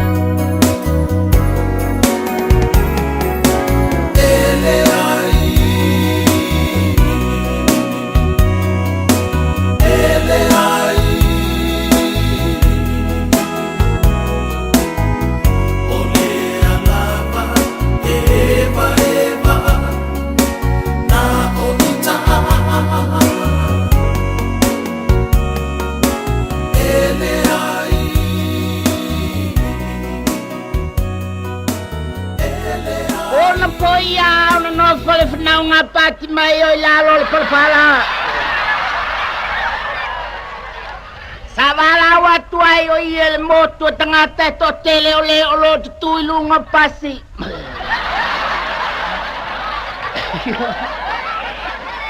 Mai o lo tuilunga me mapapue. Mai foi o lo no foi me palpala. E tele ni upuna tautala ia ele perfetta pati mai o.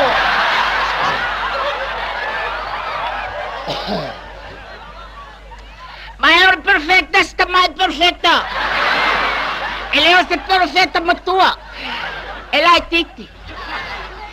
Ela é titi lava ia. A tato menato eu pune tautala ia ele perfecta oka. Que ele loca waku akawa pea.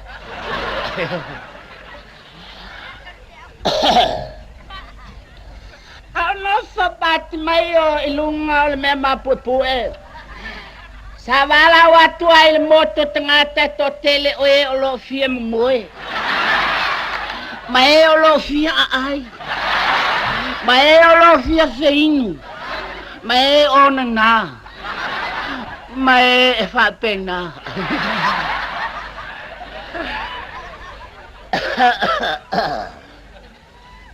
Ole eu pusa tautala ia ele perfecta e fapea. Amu ia le more a vai o ia.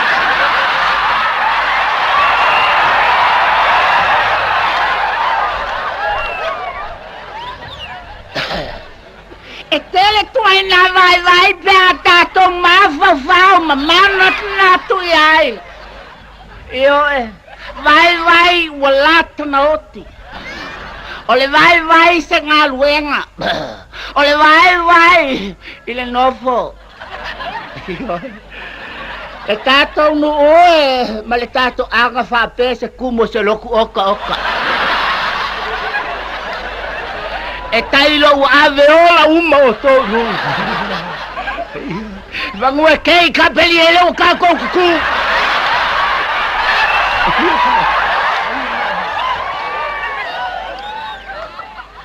Le tato ai ngai ma le tato no ai mai se le tato malo fa kai ngofo malo le fia moe fa tai mole yo fai vai o se me ese tele yo fe awala mai ai vai yo o le fesili pati mai o ile vaenga nga o ai le vaenga o Isaako o Rebeka o Lasalo ya tato manatu le vai o Lasalo yo fenga ko ku angale ai kama fangwe Lasalo yo apenge o makako le ko vai ala ya se vai la le que quiero Lasalo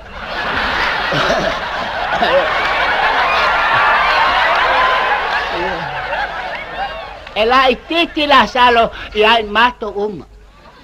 Io tele ni upu na tautala ia ile nei alu toto. Io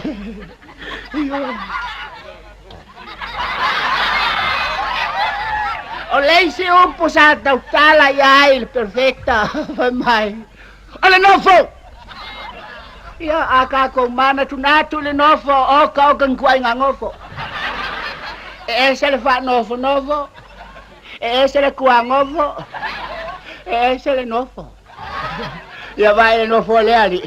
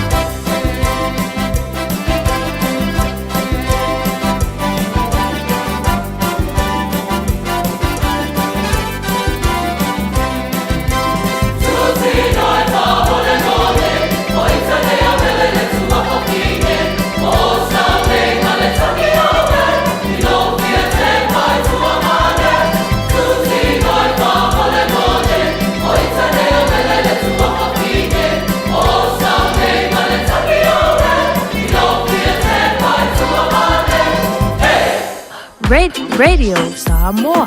Taslima iwatolu. Amo.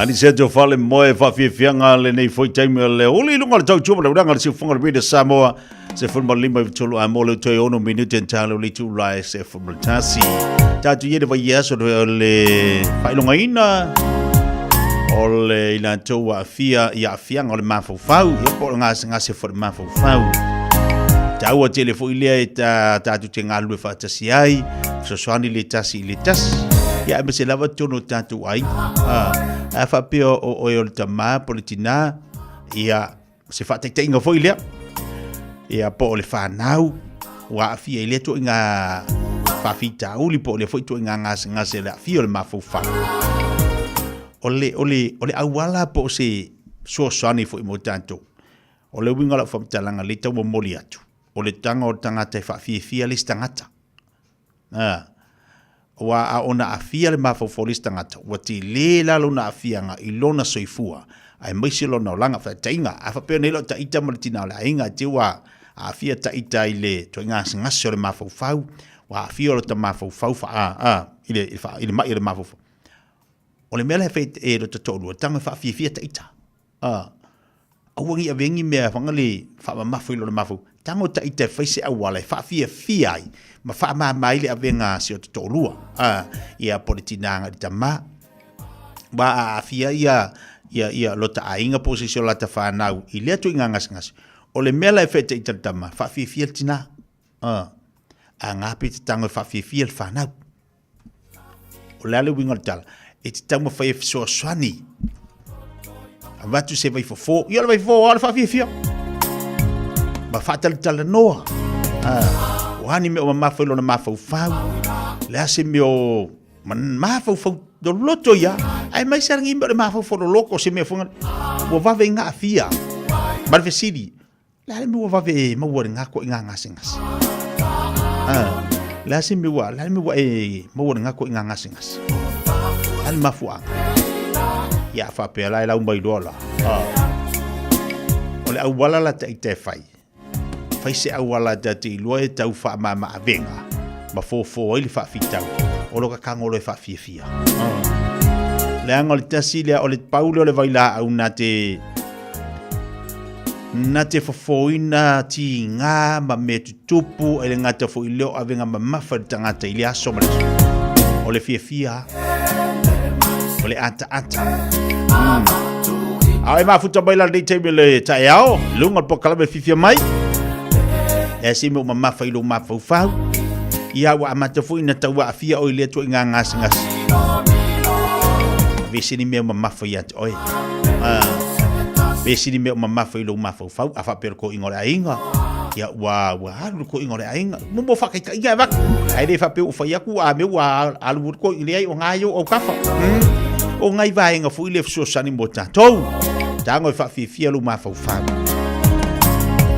alu fa ta fa lu ma fa mai talo ile li so sani mai yo wa ang sa puku mai me ka ko ma fa ka le do por al me la fa e ala te vi alo wa ka o emisa mai ka le no me la fa yo le fa mai le me fa me vai me ku ka ko o wa ke le me sa putu le ma fa Cho 2 minuti al tale o le July se formaltasi. Ya, mangil fisiri. Femil fisiri se paanga lea. Ai fa fefela pe fa pe mai. O oele mafuai. O fisiri. A fa fefela. Pe a fa pe mai. Wala na o afia. O oele. O mafuai. Bang yul fisiri. O ye istanga te wa fia fa pena le mafufa. Ona, o le istanga ta. O le mela ka fa o ele le wa mafu ngase pua fia la wola. Ia istanga ta le. Ka fa se awala fo ilea. O fa maula lo loto. Ma ko kala ngoi fa mole. Fa mangalo oe. Pe fa pe o ele nga mafu nga. Mawalea tangata di ngas. Ia pe o fa te tinga la o le ngari. A fa pe o tina wa fia le ngas le fa o le mafau. Ona le tama. Le al meton fai. Tama fa se ngaluenga mortina. Tango tama to fa se ngaluenga fa fia le tina ma fa tina. Ai se o tama fa mangalo. Fa mangalo. Ngai oilo ma o tama fa umar fe au. Amor kanga me o fa kanga me fa mamango ko ya ma fali. Ayo ilum kuka awale malolo manga yel fisili ay ol me fatu manatu fo ya titatu tatu mantala dai milene awange yi fai kaile sides ay me siangi me fa lavi wanga ngali fai al me manga ora ingol ko inga aba limunga pai de bule de tayal ma tatu wa tino A ole au wala nga, whawhiawhia le leiro ma whau ma, whaatea ese nisi mea o ma ia oe. Ia mai tanga oe whawhiawhia oe, a whapea e mesi a tātou i olo a whia i lea tua inga ngase whapea. Ua tito e ma whau nisi mea, ma whau a oi le li, ma whatawhaoro ma whau. So ani mai liva i teimi, ia ima o mai a kako, i o mai a tātou. Ina o se balite balawati lo tātou nu lava le tula sumaltasi, e lunga le tautua le uranga le siu whangar rede Samoa sumalima vitolo amo, se mai tātou talafou, i le ngana Britannia. Tasilima i vatolu amo. Radio Samoa.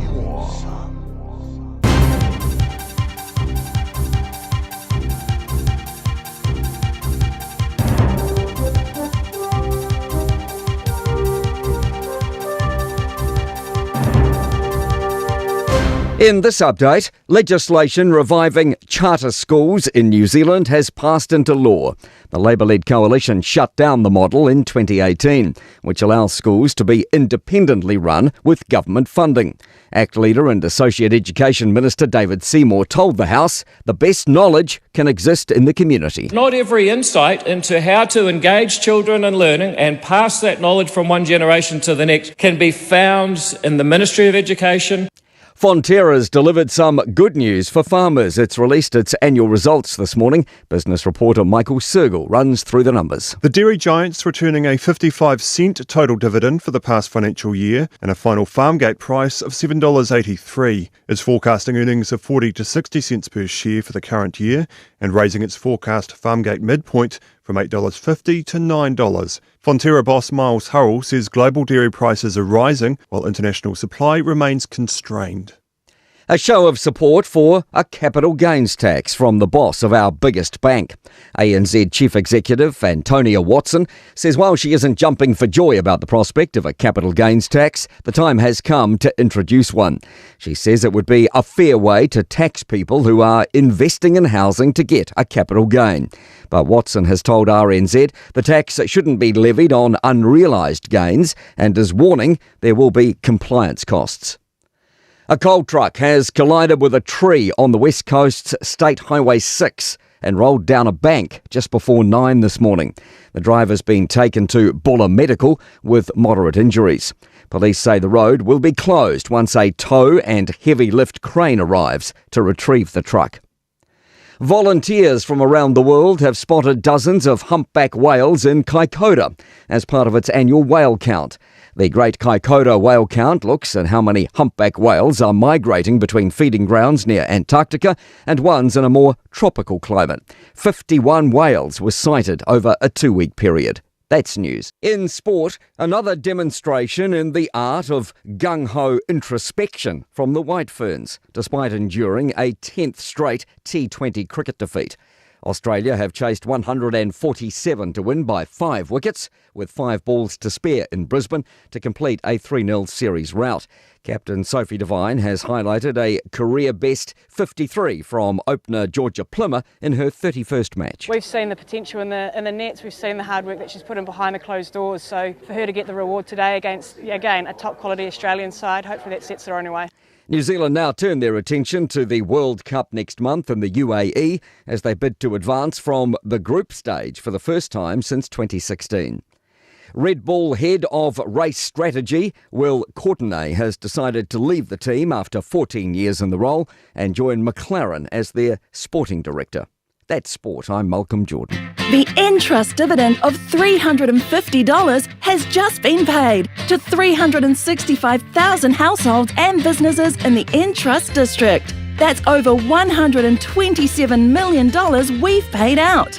It's going to make a lot of Aucklanders very happy. If you haven't got your dividend, check out entrustnz.co.nz to see if you qualify. It's as easy as that. Enjoy your share of the Entrust dividend, Auckland.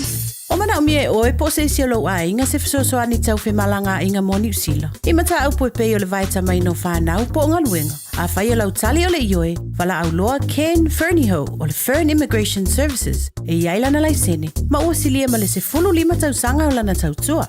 E toa tele tangata o sosoani iai ken, I mata upu tau whi malanga inga. E au fia ai mata upu na o atu le tribunal, ma apili le minister. Tanga iane i le matou Facebook, ma le upenga te whailangi I moli mau. Mo nisi whamtalanga, wala au mai le Fern Immigration Services, ma tala noa I alu isa, I le oiwa, lua ono lua, tolu lua lima tolu. Lua ono lua, tolu lua lima tolu. Po le o lua tasi, tasi lima tasi, o lima. Talo fa Samoa si o atinu pele. Ua tala ina neila mātou whale o loa o le leata I lai Super Red I le Onovalu, Michaels Avenue, Ellerslie. Molo fifonga tau mafa, ua maua neile mātou talo fiti I le ono tala aiwa iwa le kilo, talo Samoa I le 5 tala aiwa iwa le kilo, whai mata I le 2 tala 5 sene le kilo. A fio mai loa I le Onovalu, Michaels Avenue, Ellerslie. Po le telefoni mai I le olua fitu, lua lima, valu fitu, 027-777-2587. Talo fa Samoa, wa ule nei o kasu tialu, a wale sui ale ngila ura ule kio. A eva mai I le se furu lima iwa kolu, a mo, Radio Samoa, vevela a. Ono midi talo tene le tula sumalta si fa fonga le tunu to wina tu po tatu tala I wai fanu le ngana Britania. Pokala masane tatou le tele tula sumaltasi fata simari tau sal pokala me fifia mai le ro le tofinga Aisha Hout ya wa fo inisio tatu tala o pe ona yai le tau tua ma melo tupu tono tatu wa tunu Samoa ai mai se fo le nei tunu la mfa tu fatsia tu na tu ngo penga failangi a wal fai tau le tatu wa tunu pe ona masane yai leilo fatsimai I le ro le tofinga le taiao fatalo fatu le taiao fo ya tau salama loli usu balo fo ngalu tu te ngalu ngol ia solulu. Ia, tai au manuia tiatia I lau whitalainga le nei tai au fau, malo lover soifua maua, whaatalo whaatu fo I le mamalo I se tātou wātu no ia, olo o whaafongafonga mai fo I le nei tū la, malo tiatia, ia, malo fo I le usu I lau whitalainga. Asolulu. Ioi, ua asolulu le mea. O ngā tutono le vai aso. Ioi. Ia ua fie fo I le antou o le na ua tala le pensiona, nai to ina ma nai do mātutua, o I le antou o le nai ola le penfiti. Ia o I le antou nai maua ia nai suasele ni fo ia, ia wakoi fo I le kairua vai aso. Ia ai whaaftevi ia le li o lewa, mua lava le se le li na antou. Ia mamoi fo I ma le fie, me pito sili na mtaua. Sa o le tia I o tūlanga, o le happy, maua le happy, ia ua seki, o mamea uma, ele se vaenga fuinga le, o le kinga o le ulu, ia, o le kalangua I le si, wai pe anka kalangua ia I le asom, whaasoa ia tia. Ele ai lo se tu pertanga o le si ke ale wo fa misa I le skanga. Iri kau kala? Ioi, nga. Ia ale ala le pe ona eta wala ma wala sina sile ni fo ngale ia fa por ko inga me lomkua. Ia ke umai ia ngi si ke me au ngai. Ole lava le faso. Kolo le wins. Ioi. Kolo le wins. Ola me awale kolo ia fa ira pusi ai si da ko. O au ke kolo ia wala ke lo ai kai ola au ke mafu o le si la kulo fa mai o ka wala o le kumu yo ka ngaka ai ma wa ma sau se le ile ma ya ia wa o le si la kulo wa kumu ai mai si ala tatu Samoa la o le kupu ia wa kulo man ko la ku o mai sanga ai singa ke le wins ela kulo como foi ko foi mai o ko foi mais um hora kula como vai me foi mai o como agora ai ele fala sa ia ia pawa ia vai esa le alo tala wa ele stanga tai musu e alu o vaenga ne pe na ta o nisi o so soni ia le ale e ma fai Allo e fai, ole ma wa na ole mai le lo la se me ai ma wa. Ai fa pe ko valu ka maiki. Ko valu ka maiki de ia marco ingale ka ko fale ole me lo pen fiki for ko inga. Ya lo ku disi lo ma ko yo. Le lo ma ko la le nga masa ko ka ya o her. Ai la ko mo mercado lo ma ko. So ko ya lu ala ko mo ya asa lo far ko inga. Ia bori ma foi se bori ma foi se me ele yo era com ala como foi mai rola ia nga sa rola ia le vai fas fala bori ole ma ma fa fanga ko va le ma ole anga ia alu ma ko fa ai singa ke le yo ai la se sa fa ia titia ala we lo titia le me fa ai o mai ia ke au o me ke au o ka ia le Windsor ka O le kali mai o le kali foi la ngai ma ko tia. Malo la. O le kui ia, lea, kui. Ioi. Ai la koe poloka, sauri fali. Ai la koe poloka, ai fali misa kere. Lea, iwa. Se me la misa e fu. O ai o le a mai se me pe apa pe o ke fia misa yo. Ioi. Ai la koe ia ko le fa pe mai. Ia se iwa ai, o le iwa ia ku o ngai e a ma ia wa. O ka se su nga fo ila le. E fai fo su ngolo ko ngopo le le su ngala le wins. Ia fa ko fo iwa o le me le tup. Ai lo la e la ko ni mafai. Ia ngai koe fo i le mai le fale. File mu le. Nio e mai ka. Se o le sia so ia sto e alu fila ia. Alu le ia mai sia vango e koe lo fo ila ia le. Ai lo sa ko mo e sa we ko fai ko mai fale. O fai le misa ke le lumar fale o le fale ale vai ngali. Ai ala ko lo fai mai le wins please. Ada sa un aluega fa mole. Ai ke malo si le kai ia nga e vai. Io. Ele yo que me que no fue que sí. Malo e ki nga malo lo si ala alu ai lo pengifiki oka. Sa dele la. La fai ale lo fa longo pengifiki ia le nga foi va ile wins la ko le metau na fai. Ai le wins sa we ku le bank air. Se fa la vera. E vai.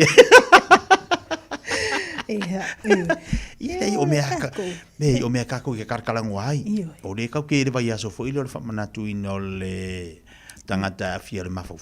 Mental health. Awareness week. O le vai aso la nei le tatu te ia i le whamanatu i le whailonga ina. Ia, e tau funa tatu tilo, tatu waba ai, a whapea o ina ti mo nato i ngā ngase, ia o te alu le wins, no fo le whale.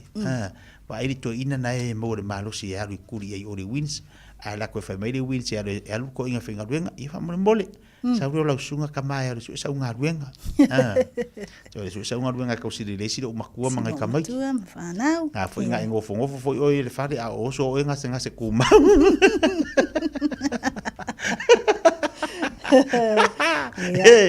Tato le happy lava. Vai kai mi e wa whai ngā ruenga ku ki ngā iro ka ma. Ia walar ngā tsoka whai le malo si. Ai se titia. Vai ngi fa kuanga le le. Ele ai ole. Ia fa kuanga le le ole ku ala le ma ku kama. Ia le. Ku ala le kama, wa ke ro ki ngā whai ngā ruenga. Ia. Angale ngā wa ko ngai ko inga wa ngai kama. Ia wa e ko ngai ko inga. E ko inga le ka yongo lima ka fa so ngai dungo kala pensionga. Au kama fo ile ka lima se furua makanga fifeo. O ile ai da. Ia wala ngā tsoka while malos. Ia wala le fōma ia kau kipiri ai me lolo ai. Wala. Wala. Wa saula le lupu ai. Wa saula le lupu ai whai. Ke ia le mole masingi ia. Ngā ia o ngasa ia. Manga panga pare pamu. Whai le me kaunga ngai loe e mai soi fō malolo ingai. E pelanta ua e titia. Aua le whai le me e te le ai le. Le venga mamafa. I le mafau. Ia wa le alu le awareness week o le mental. Le la vati le ai whaalo matua. Ua iai se stu langa vuina le whapole inai. Ia alo whai lau kingo. Alo whai lau kingo. Ai lolo fia ke mole masingi ma le kua runga whai sau fia. Ia, so o mai tia le fai fe ai pero. O ripu vai mas ka vai fa mole mole. Ia wala renga. Vai a ko nga fa ko a fa ai fa ia i pu.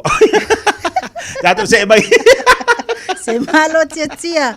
Malo e va ve ai fa ka ua ka loi. Ka e ave ka ko kala ia mai. Ya to se mai so tatu jala pe ona ia nei vai ngal tai au, ma si ko mi to fa premene tu malo sa i le fina ngalo. Ia te tonga fa vaele pe ona ta pisa I fo tatu watu ni Samoa. Ia sa le tia ia pena e ta watu langa ia le mata pula vale o fai lava sina leva o ta pisa le tatu watu no ia me se lava tonu o le palemene I tu langa ia le teu ngo fa vai o tu la fono fam sinonga fa nuam so fa lu o ia me se lava o fa le tu la fono fa o le fa vai ia o le ala I tu la I vaenga la pe ona ia tato reported ni tai ia le wa amato na fa solo I ia ngā luenga. Ia le wata amilo nei lai la tunu ia le komiti whapalemene, ia ua toi sila lea i teu unga le whaavai, tu la fono, whamasinonga whanua, mswafa lua o. I le mole whaamoemoe la lea, ina ia sa ilia ni whina ngalo, o le atunu. Ia i tu sanga whaalele ai la, ia le teu, ia whaalele ati le teu unga nei. Ia e mese fo ioni vaenga le tali ai, e le mamalu se tātou atunu, ia teu unga nei. Ia o lea la whaasolo ai ia i le nei vai aso lea na lea o lo whamawina ia la waa mata tu i nei inisio le o i tu malo. O le ngaluenga la le nei vai aso ia peo na anga ia tua i tu malo sanga ngatasi lua manatolu whapena fo i sanga nga wha. Ia ai whapea i fo i lai le i tu malo whalpalo to ana lofi tasi lua tolu ma ana lofi numero wha. O le whamawina o le asunga fua, o le vai aso a sau nei. O le asunga fua, ia o le vai aso nei le na amatai langa luenga i le moto upolu. Ia maa whea i foilani sio i tu malo whatpalo to anua mamua, ma anua malua. Ia ma nisio i tu malo pe o whaofonuti, a le pata i tu pai lalo, ma le pata i tu pai lunga. Whapea foi ia le pā malo tufanga. Ia o lea nā whia foi le komiti whatpalemene nei, ia wā foi la le soalau pulea ina, ia ma tilo ai foi, ma ilo inisio vaenga i manatu ma whina ngalo o inisio i tu malo pena ia ila whale alili tasi, whale alili lua, si umu, sa whata mua ma sa whata lua. Ia whapena foi la ia le whangam whale ase lau i titi. Bana ia, tulanga na pe ona iei ia whatatananga. Ia ia vaenga pe ona iei ia le toi talanoina, ia ma sa idia fuin ngalo le tātu atunu. Te unga whaavai pe ona iei. Liputia mai le whabi wale ele o iei stamai tia onga o maliu le whaavai fo ile tūlai mai iei sa mo i whanu wau. Ia, sa leia te tia ia mai tau fo ia le tele fo ia o nisio vaenga ua vai e lungo penga te whailangi. Ia o le Facebook, o le social media lava, le tele lava ia ata, ia ma nisi fo ia o posts i lungo penga te whailangi. Tu sai lama le vevesi lea. Ia aliela na iai fo ila nisio vaenga pe ona taua. Ia tu sai fo ila matato reporti. Ia ele o iai se tasi ua whano po umra soifua se tamaititi aonga. Se ivanga na aila le tamaititi lea mai le tamaititi aonga mai le kolisio ma lua fau. Ia lena whaamanua lia i se whaonga lima. Lena whapena ona whaatuputupia tuai i le whale mai. Ia ma o le whamawina i tatu reporti o lo manuia. Ia i tūlanga la nā i se reporti mai leo. Tanga luenga o leo. Ia o whanga solo ai ia lātou suenga. Ia mai loilonga fo i tusai manam tāupu lea. Ia o lea lai whamawina i o le whanga solo ai o lea mtaupu o lo o tilo po lea le mafua anga na tūla i mai ai nei vevesi. Ia ele vao aonga nei o kolisio malofo whapena foi sanga to Iosefo. Ia ai lunga lava i lea mta apu lena va ai ai loa la le tu i foi lunga o penga te whailangi. Ia o se whaamtalanga fo e se tasi o sui tuwai o le aonga sanga to Iosefo. Ia po le fionga fo i le whaipule ia la auli le o te pola tai vao Schmidt. Ia o tūlanga iai i le lana ia fo i tu walalo. I whana ua aunga, e mese lava ia whana ua aunga o le sangato Iosefo. Ia ma tiutilo iai i le tūlanga ua whapenau na wa ai le ami o le pūleo whanau i le taulanga wa pia. Ia o le lana whapenau na whapenau tu atoi fo i le lana tu alalo lana fionga i mātua. Ia e whapena fo i o pule a onga. Ia mawhai a onga. Se tanga ia nei lava i whanau i e whaatua le vevesi nei i le taulanga. Te utilo ai ia mawhaawa ai ia e tala noa ma tulanga ia i whapena. Mai tau atu fo i lungo o tātou whasalaunga manisi fo i o reporti tia. O lena anga ia tunitanga luenga o leo. I le aonga o malofo. Ia e talatala noa fo i lai tu langa iai le vevesi lea. Ia o se vaingala iai le na whaatumuli ai lava ia whanau aonga. Ia meso le pule aonga ma le mamalo whai aonga. Ma senga whai aonga. Ia e tilo ma whapenao na whaasoa ai tu langa iai le mta apulia titi. Malo whaatai, ni so tātou tala luto wabai atua sultasi pisko Amerika o amatonga luim tanga luenga ia ongam talunga. Ia, mai tau fo i tia o loo whanga solo pea le ngaluenga le whaipaanga lava le malo o Samoa, ia me se fo il malo o Amerika. Ia le lava la e tu mai lava le ngang fisosoani Amerika i halalai la tau piskoa. Leo whamauino leo o 5 nei tau sanga talo na talia si o tātou malo o Samoa, ia lea po kalami fisosoani mai le malo tele o Amerika. Ia o lea la o le vai aso nei leo a mata o na ngā lulu e la le to asfutasi le pe nei taua se fulu tasi ali mata mai tai pisikoa mai le malo tele. Ia o le a whapena o na ngā lulu nei le po kalame i tu le a o ino whanau o le tātou atunu. Ia le ngatalai i le motu i upolu. Ia o le a whapena o na ngā ia tufo i le motu i savai po salawhai. Ia o le asfarele le ana wamawai le na aloa ia ile amatali o la tau fo inga luenga fisosani. Ia ma watu aloa ia atu loa i le mtanga luenga wa onga. Ia ma whapena e fo ia o na amatai loa la tau fo i inga luenga whai. E pe o na whapena o na malanga atua i Samoa. Ia o le fisosani lava i tūlanga o le hawa o ino nei whanau whanau a onga titia i o tūlanga la ia o lewa amata ia o se tala fia foi le mawhai ai foi ona nga ia tonisi o pisikoa ia wai ai foi le to mai malanga vai tūlanga tau a onga e fisosoani se tātou watu nu ia me se lava ia o le tapu e nai foi o langa o ino nei whanau iti ia ele ngata i upolu me se foi sa la whai titia. Malo, ia, le sio tātou tala mbala tupu tono o tero nei pēna wha tino mai, ma mawha whasalanga o tangata os wha ia ave pasi mai si tangata o tautua ina le atinu i whimalanga i ngalau tele. Ia, sa lele la te tūlanga tātou mta apulea, ia polo ripotile o mwhainu tu whātasia foi, ia tātou tu stala nei New Zealand, ia tamaitai foi a salavao.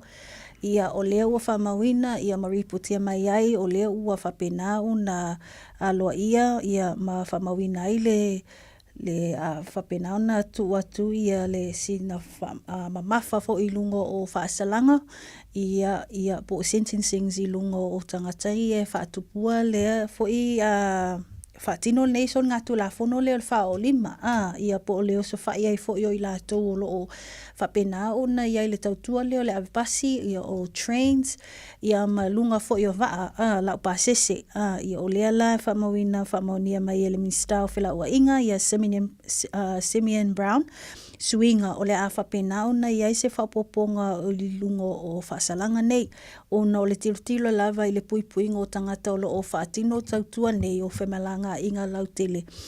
Ai le ngata i leo o tangata pasese, whewai, ia o lea la o tiptilo, ua whai lava si na to o telo i lātou ua a awhia, ia whao o lima i aile i lātou e whaatinoa lea so ngā tū la fono. Ia ma ua whapenau na lili whailoa ia le mawhauwhau o le minsta, ia mai lātou fo i o lo o whiangai ma lea fo i pitola au. Ina ia vaia se vaenga ia puipuia masaonga le muai tangata e whaatinoa le tautua, ai mai se o tangata o pasese i e whewa i titia. Malo, ia.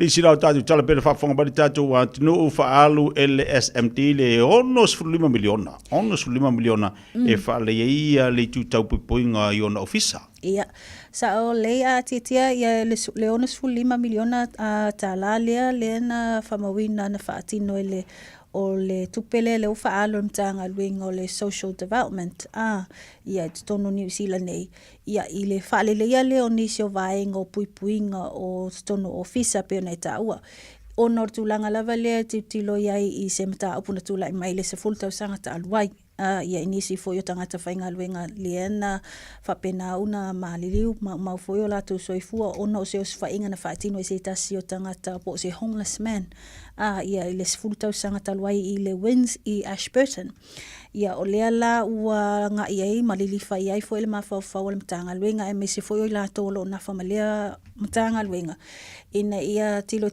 to ai ni vaenga e fisosuani ai ina i tangata whainga luenga ia ona i taimi e tula i mai la ia mata apu apene ia lea la ia le mai le onos 5 miliona ta la le ua whale le ai nisi o vaenga o ofisa ai me se ai ia o nisi for your safe rooms ia o ni vaenga o potu fona le mfa no pui ai la to pa fa pe e tupu e no tupu mai ni mata fa pe o le o sofa ia la to o nisi o tangata ile e anga ia tutono le officer ia le apa ai ni lockdowns ia wa ia wa fa pe na ona ia rooms safe rooms e anga ia tuai ma fa no loka ia ai le taime e o nos fa ia la to ia o tulanga ia ma fa pe na ona fa popo foi ia sikulati o officer taitasi ia ma fa ona pui ia tangata fa inga luenga ia mai le ono afia ia ile tele o fa inga ia ma fa o nga lima tu lai mai titia Malo fa aftai ia malo fa aftai tele la valu le tofinga ta pena fo inicio tatu chalo otope ona ile le taiao ile maftu mali tatu watunu a meselo nga tolo nei vayaso malo fa nga lue malo fa malos ia wanga lue nga fa tino pe ona ile nei vayaso le tofinga fa titia mo la vandoa ia pe ona wa penan fa so atoi lungo tato o tonga nei le mamalu si tato watu nuu ia olo maua uma ia le te lenga o taupu nei po reporti nei on fantu fa si tato tu stala I lungo pent fai langi le website ia me se fo I lungo tato Facebook page ia fai tau manino fai tau toa ia malam lama fo ia msila fia fo inisio vaenga lo tu lai mai si tato watu nuu ia fa peneni usila malalanga toa ia fa tai lava tia mo lo wa no manu ia tele fai vole nei aso ni soifua mai manuia Halo fa tebari fole onga tono le vaiasa soifua mai manuia tebele wati le ua luas fluoro minuto te anele tula sumaltasi Masala ua e vaai I fale fo mai po o taa vale ale fono ma e whape ane ua nao au nanga tau soifua malolo ina ma nifo mātau te whaia e tele le fesosoani e maua ia mātau fesosoani mo le ola manuia o le mawhauwhau polo kalame e tau fia ai le tau mawhatapaa fesosoani mo tina ma pepe fesosoani mo whaia o siaki I le fale mai fesosoani mo sauwanga I ainga fesosoani mo whanau ua hiu ma le aonga mo nisi whamatalanga tanga I ane I lupenga ta whailangi www.thefono.org pe vala au le o valu selau fono for you o valu selau tolu ono whaavalu O le A1A Tree Care Limited lato te whaia au onanga nei teu whamama whangata pe ave seani la au mapongati mai lo whanua e ma whai fo na latu te wina lau tonga la au matoi tatou wasilia mar se fulu tau sanga o lana tautua wala au lua le A1A Tree Care Limited le olua tasi olua o tolu ono o olua tasi olua o tolu ono o O le AK Auto Repairs I le ono se fulu malevanu Taro Road Mangele latu te whaia warrant of fitness basic service wheel alignment sui taofi suspension cam belt fabile transmission service alo tabale talia wins quotes mal afterpay AK Auto Repairs I le ono se fulu malevanu Taro Road Mangele telefoni lua lima fitu tasi o tasi lua Talofa wa o salmasinga fale lua team toilolo o le loia Samoa fabitoa la o nanga I mta uputau immigration pepa malanga tangata overstayers so stoinga visa apena foi le taxation por tu la fono tau la fonga M5 foi on o tau avena mta upu fal tu la fono I Samoa famal mole vidi mai numera o iva luo nono o tasi luo o iva luo nono o tasi luo faftai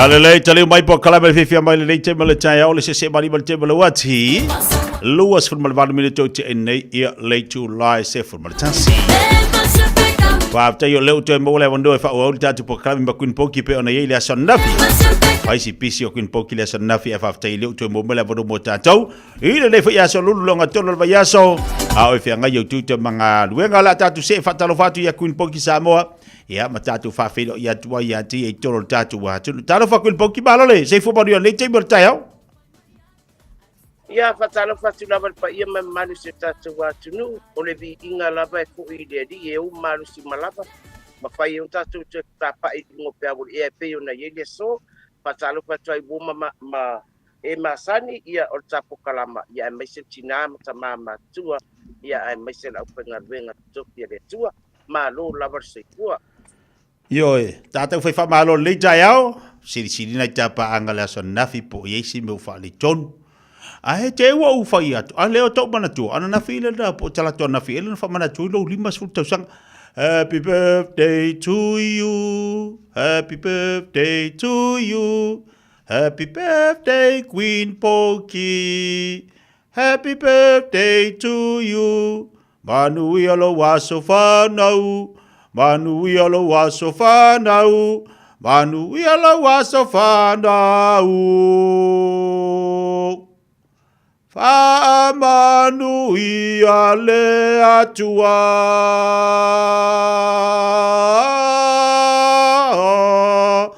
Mene. Happy birthday! Ia wa vai dai. Mangui alo wasai fua. Dai. Ia o tulanga na pe ona le fafonga mai se tatu wa tunu ia ele ole me alofa ele o tupe ele o loa le olanga nei ia a ole me sili ona vivi ia ne ai le loto mfatai le tu ile tau singa mo fai un tai saunga le mu mai lo tau sei po ia masam nei yola ia o inga iru makaru ko ia udiang kau sanga papingi e vi ia le di wal to tele lato ia bala lava maainga ia no le so nga fa ke olanga ia o nisi po lato fana na mai se tulo ia matoi mo watu ia o nisi lato mau ona o fa lave fa posei ia tulanga pena ai o te vivi ia le di fa taia sai ra kulanga ia ke au mai lo lai ia ra ku mau ia lo kinkiki ia ku lo wal fa fonga mai lei fa pea kai te ia sola mai lo ola mai fa pea ia le kau ke le o nga maku ia le a sole le ia le amaka me ai le vai ma lusi o ia wi foa o ko e fai po le ma lusi ma ko e vai e o so ia e no le vai e amaka ngale mulemu e ngale mulemu e no le vai a vai lo winga wa makanga mangungumi ia nga mga kuwa o le se kanga ka e alua sawa de la mole mo kosi ngale mulemu le pe ngale mulemu ma la mole le amo la ila mole la pula puti alwi fala yo wa numi alwi folo sorry ya la akari nga le sa or fa nga ko fa solongo le bia alwi ngumi oi wa lo o par ngumi pa ke ya wa sa ko kai da nga fa ia be bo le ko le o toi umi ia fa pe e sa wa mal la chichi sa awa nga yesis nga mika sto pa ia ko sala e alo lo nunga ko fai fo ilalo saulo ya ngumi ngumi o vale manumi wale o male ko sala fa uma lola ni kamanga e lo te umi fa inga le o langa ngai ia la e akaso o fe ko ula le oi o la mole o ngale mulemu po le mangumi mangkua le sawa la bole ga demu kala kuwa ia la bole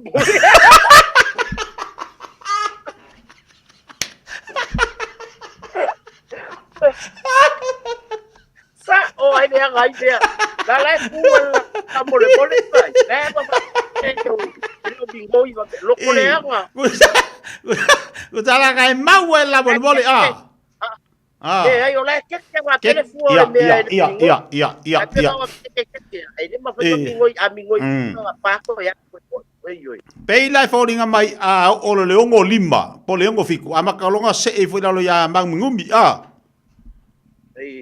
de ole sira se a sa ai da le que sa se ba fio na de ngai na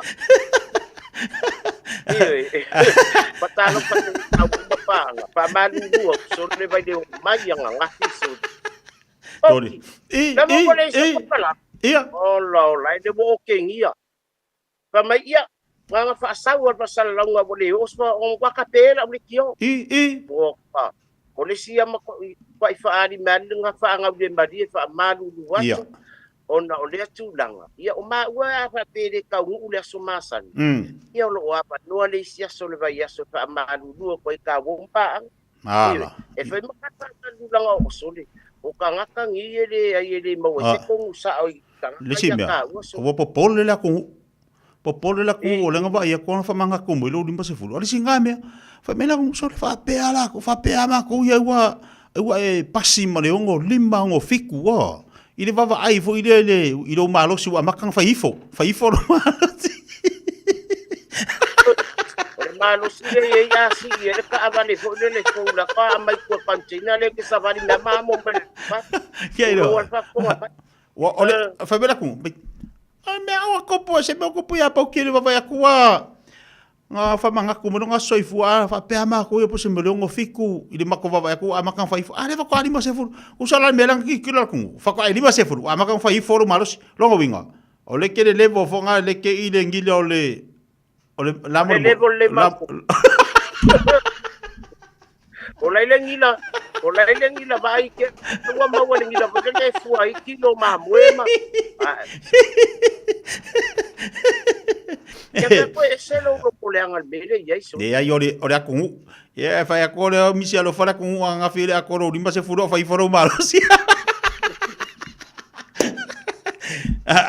O la sa ka wa ai ngale. O la sa ka lo i ngai me ku ku mai i va wa. O la sa ka La sa ko sila hangea ia I meanga ko kupu I vau ka mai kia o nga poki. Ia fa tai o nai fa fonga mai le malu se tatu wa tinu. Ta ima me ko kupu ko ka ulanga ona o le bao. Walum fa na wa o. Wa fa se ni man via tele a. Ona e afia I le lau tele la to ko lo I no fanga fa tele fa pene. Ia ai mai se wa le lo ai le a. I le va ta pu ia ka mai kiki marka ka makua. O le situlanga wa afiai mafana e le I fai misa. Ma maua peng fa pea. A wifanga o la ua ye to adua. Fusu ala ai awala afia fua onga. O le situlanga I fana ye e feu so fa pea. Wele fifia ke ka kai ko mianga fai. Kasi ka kai ma fua. E feu so ki ma fua oko. O ko va ai ko nginga ko kere kilo saunga le mu. Ai mai se ai o tau le lei o le a onga nai o tau hina I le o langa tutupu. Ia ai mai se ka ua koi masa moa ia tunu e mamau. Kama I sa moa e fe ai ngai o ngā o. Ele ia kia uia mo koi la ngona al whanua noa. Onga wale kupu kasi le kupu lua. O faiso. O no fuanga fai telefoni fataripas. E le nga ang kamaki a onga o iai. O le i mamako ia fai mako whakau. Ai mai se o ngai kanga kai malanga mai fafo o ngai turisi. O ngai kupu solo inga o ngai mpakamaka ma. Ai ali ai winga tu lo fafunga mai Samoa. Winga le tau tamadi ai mai se o winga tu panua. Se ku lo pa. O le pitola au ko ila le a faya o. E au ona ia ni faya o ai mai se le manu. Ia. O no panga nei. E awang ko ao ngor ko afiku ia ni manu le manu fo ile ku de bao faleni. Ia awala nga mengi. Malaysia me mo ka makiki le leila ba ia nga ku wala nga. A fai ole kunga I fale nga ngo foi oi kala. Sabali lo yan bali. Penga ka mikile lei. Al ka makiki pe kasi lang webai man nga I fale nga sabali. E ka waru se pas. Ia. Ai hala nga o mai ngofuanga ngai. Le o mai e fa kupu masei. Matutu ko I roa ko nga meangi fa pene. A afia o mai malau tele le atunu o lo kukongo le. O ngufanga ile sa ngufanga kamikia o ngufanga Samoa ako. O nga yenga si. Nyoy o tangata o nga mawai le tama ai nga sa mai le atunu. O nga yenga China sa mama tua nga ko ba ifo mai. Vai me kala vai mo mai. E ko o ifo fai ko fusu anga wale do e mako ko fia o ia. Seba ai. A afia ide maisi alo mafa nau ua ko le ko ya o. makele ai le whaafitau. Ia ole nganguna whaanoa na o ngal vai kaungi ia e peia no whaia. Ia ale kuku a ai e tanga kasekuro. Ole makua kele a whaasosonga ai maise ia o tū maangai e whaako i lalo ia kako ia mo sapuku mai. Ai aka mwhaila kako ai maise ele a kia fuanai mātua se kapa. Ona ele eise makua i lalo le lane ia o ai ma whaatonu sana tama. Moni. Kuri me wapea. Ngangu wala o ngā baila le di ngang fia poko iaui. Alu o whakatpasi ia o. Ele eise matua whapena i lalo le lane. Ona o ta maiti lava ia. O iei le winga fo i le mimika. Ole fia i loa. Ole ve aile i loa. E koe muli ane. Ti ngā ina le kingo. Ioe. Paasala le aonga po le kuri moku ma le aonga. Tūlanga na.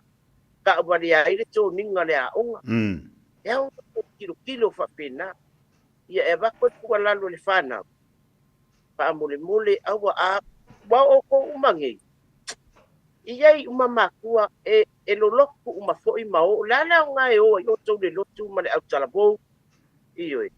Ai le karia inga le whautuanga ma le tuwa lalo.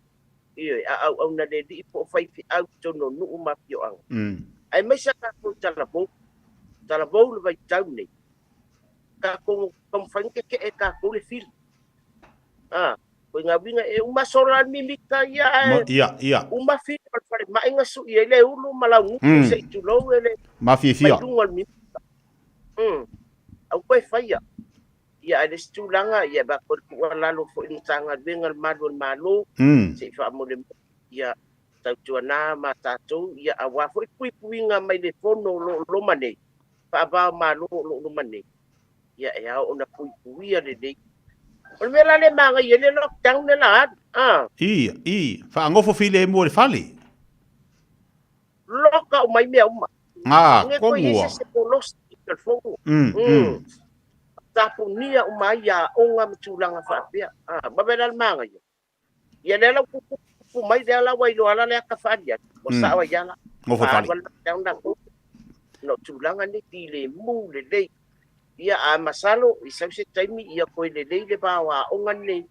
Ia mai le e le fwing whaia onga e wha au suanga mikia onga e fusu. O lato lava ma losi kere ni mika. Te lele a fianga. E ma whainga risi. Sa ole. Maria le tu alalo mare fo le vaenga o tapa ia ono le tulanga pe ona ito mitia onga. Ia ai mai se fo ile a fianga wa yei maha onga wa a fia tui mbolingo le ha onga. Ha fia tui whaia onga. Wa te lele a fianga. Taru ai mo tamaititi le manga whangafa. Ma tamaititi le lofa. Wa uta ua ya uyo tamaititi le lofa le tulanga. I mātua. Pe ona tutu le atua e o le ha onga. E se le mani le vaenga lo tu alala tuai. Ia, mo le whaafonga mea le tātou wāntinu. Ia, tā ua fwile mo tātou whana waonga. Toi wawa i le lei ma toi tiro tātou tamaiti aonga. Whaile leile mea aonga la tau na elwa tuai. Whapea wa ele mwhere aonga. Ia, wharakonga whai ma wharakonga ka amu ma kokore kalo la koe a ele tamamul tina. A ele o le whaariali o le malosi. Whaariali o le mimita wan malo vale se tūlou whaafonga la tunu. Ia, ai umai fonga. Ele se aonga mo mātua. Ia, anga le fo le atua susani mātua. Toi wa aina I whanau. Ne vai taimi pe ona iai. Ia ona le tātaimi. O la saulo le... O la me mafoi ngā mōringa kaka mo le moe wawali. O la asau kau roa le ili whaama ilo le moe wawali. Ale alanga ko kere kakai mo le meangi le moe wawali ali poki. Tali. Ole pulanga reo kakoi e maise ala koi ngā mea pukile. Peo opa lo ka fiba. Olo ka fiba. La woka moya bo esa ka mafonga pro koe foi koe kemi o ka io o ke pa sulima suo sawe ya penga papel o ke e ba maolo ka unga se e koe fang me ka la woka inga umai lunga fiba o ba fiba ai le role ai o le me o la woka miki ai ya ole si tulang e ma fuanga mo ba vale ka o le nga sala o maka okay. E alu lo se me alu wai au kilo wa. Wa manga o iei ma de loko foi le. Sa ro le wa moe ala manga o iei de loko ke ale. Laka ke ngo foka lo foi mai ana. Se ana le mele o poki le sa fai. A fe ko ba me ga ke le. Whakakainga. Ia. Ala wa ke ia afa pe fala wa makalanga nga sala I maka le aso a kwa do fa funga ba. Ala wa ke wa mo ya. Awa pa mai de ma ala wa ko so ka fa mai. Para maka. Ia. So mai. Au poki le ka so le. E pa wa me ya ka le ngal paket kirikiki ya uma. Anga pe kau fa pupu mai. Ala fa mai. Falawa. Ola la ka ngolo fa kala ngo. E me se falawa. Ala fa mai ka fia ngo fo ya. Oi a pa ko le ai da. E fa fango le paket ko.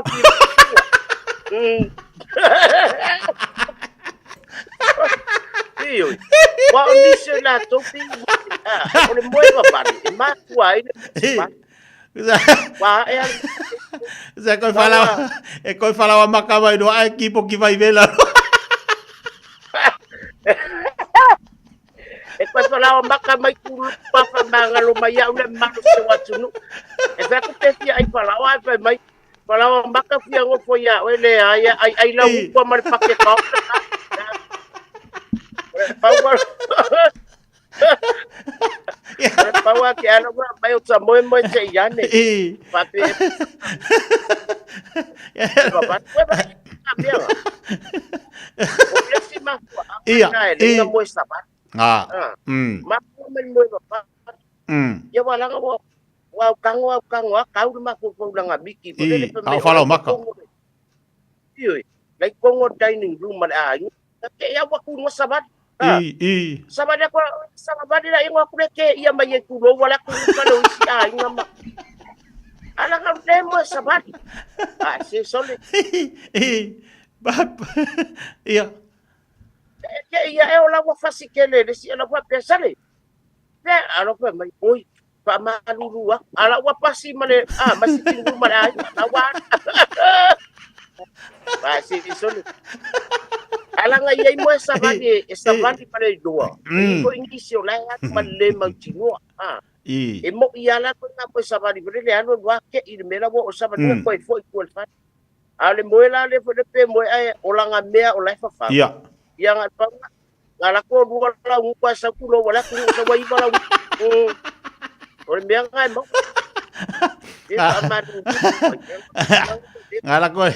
Ngala ko le se vali la un kwa sa wo mumu.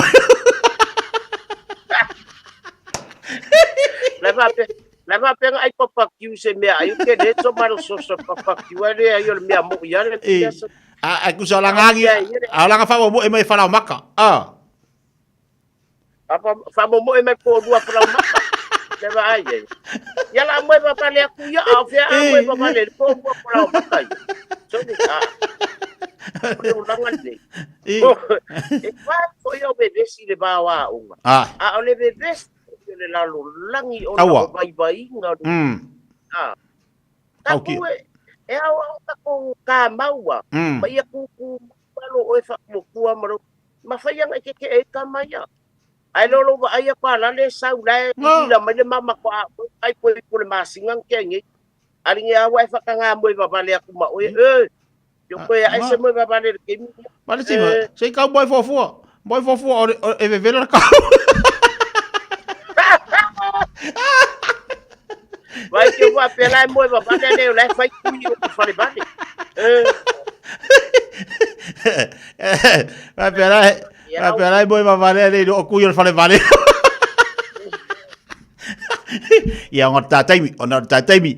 Ma wala va do mole nei foi aso fa vitai, ma ni fa tuanga tu na tu mone yo tatu fana wa onga ia a o yeila tu nei vai taimi o ona o onga nei fa nau. Ia mai se foi e ka ke kari ia ni ia mea ha o le kupu kamalea pe ko fo le ka kari ia ha o le kupu e wa mea ngi o mo savat mo va fa mai lai over kaimi ai e mai fonga ia o le I falo makama suka ma masima apola le se senga pe ko ai ku lo fa fonga me la ku ala le mea nga fi fa ko ro ia ka ala mo va le solo porque nga menga sa kala le fa ya pale le al pakke kofa ya lo chau nu ya ya po Kurala ko nga so na ito beto fa e lo ala ile yang oferta ita ala ne nga via mafua mai fua manilianga por rusongi Ngala dua kore pakere lu vai ia epu ena apa malala ululi lo enda ye mero ia pamalu do malu sota ia nai me fo ima nai mata uku ka ko ke ko ia ato no yesia nga mo tato ia ai momori tela tu nga fa tai tele pa ia malu sota to watu ola fo se ngana pa o papa ila fa punga mai malu ave fale to pinangalo ia ane tula ia momori tela fa tai tele la bai boma pa nga uma mai se boma masani pa manuianga fo yo 5 skulo ngelo makua ia ele o mea lofa ele o tupe ale vi inga whaktai wau ria ia mawha wau e peta tau mawhtanga ile nei o langa ile tu mau tina mata mātua ta talo lava ia poke pa fuolua le tua tau seipua awa tatu mawhtanga ilunga peawon ea ia e maise au pengarunga topia leli ko anga o ele ade loko e whanongonongo singa upu voi lele ia whapenana nga ilumar kakarangwang ai lele au meo lau karakwa ia manuia nei aso mo na lava singa uma soipua mau ia lau kulai mai le kofi soipua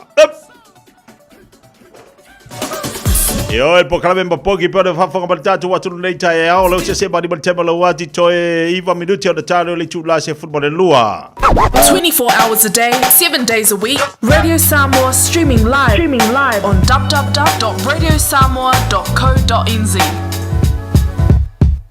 Ua mawhai o na aura tula polo kalame le leimo o ia so taitasi o na o le lango malo si le whale maliu a se alo le atunuu o ese tātupu Funeral Directors i Manukau City. O kalame leimo o e talo whalama. Everything in life begins as potential. O leu whaperitania le nei o le potential. Nono winga o se malosi se tāleni i le oi loa atu o lo o fiufi po o baengo leo langa e mawhai o na whaatino ina e manuia te le ai le tangata. Pei o na mata whao ma lau grandson i le pakata whao i le tasi aso. Sa pike lo atali se fatu le la au sa mata alo ai lalo.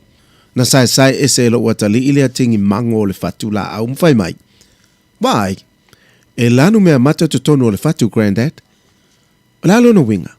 Na utali ai o le fatu le na sa fifi i pa umango lea na e sai na ese. Wa umo na tu ia i le ola ma le malosi. E tupu maula mai ai, e pei o le la au tele lea tati wha o ngā ina o lona paulo, tati ta whawa i lalo. E maua isa manatu mo i tātou mo le nei aso. Na whausia i tātou e le tua, with great wealth of potentials. Pa ua uma ana to tō le fatu whamanuianga i tono o tangata uma, e le tua.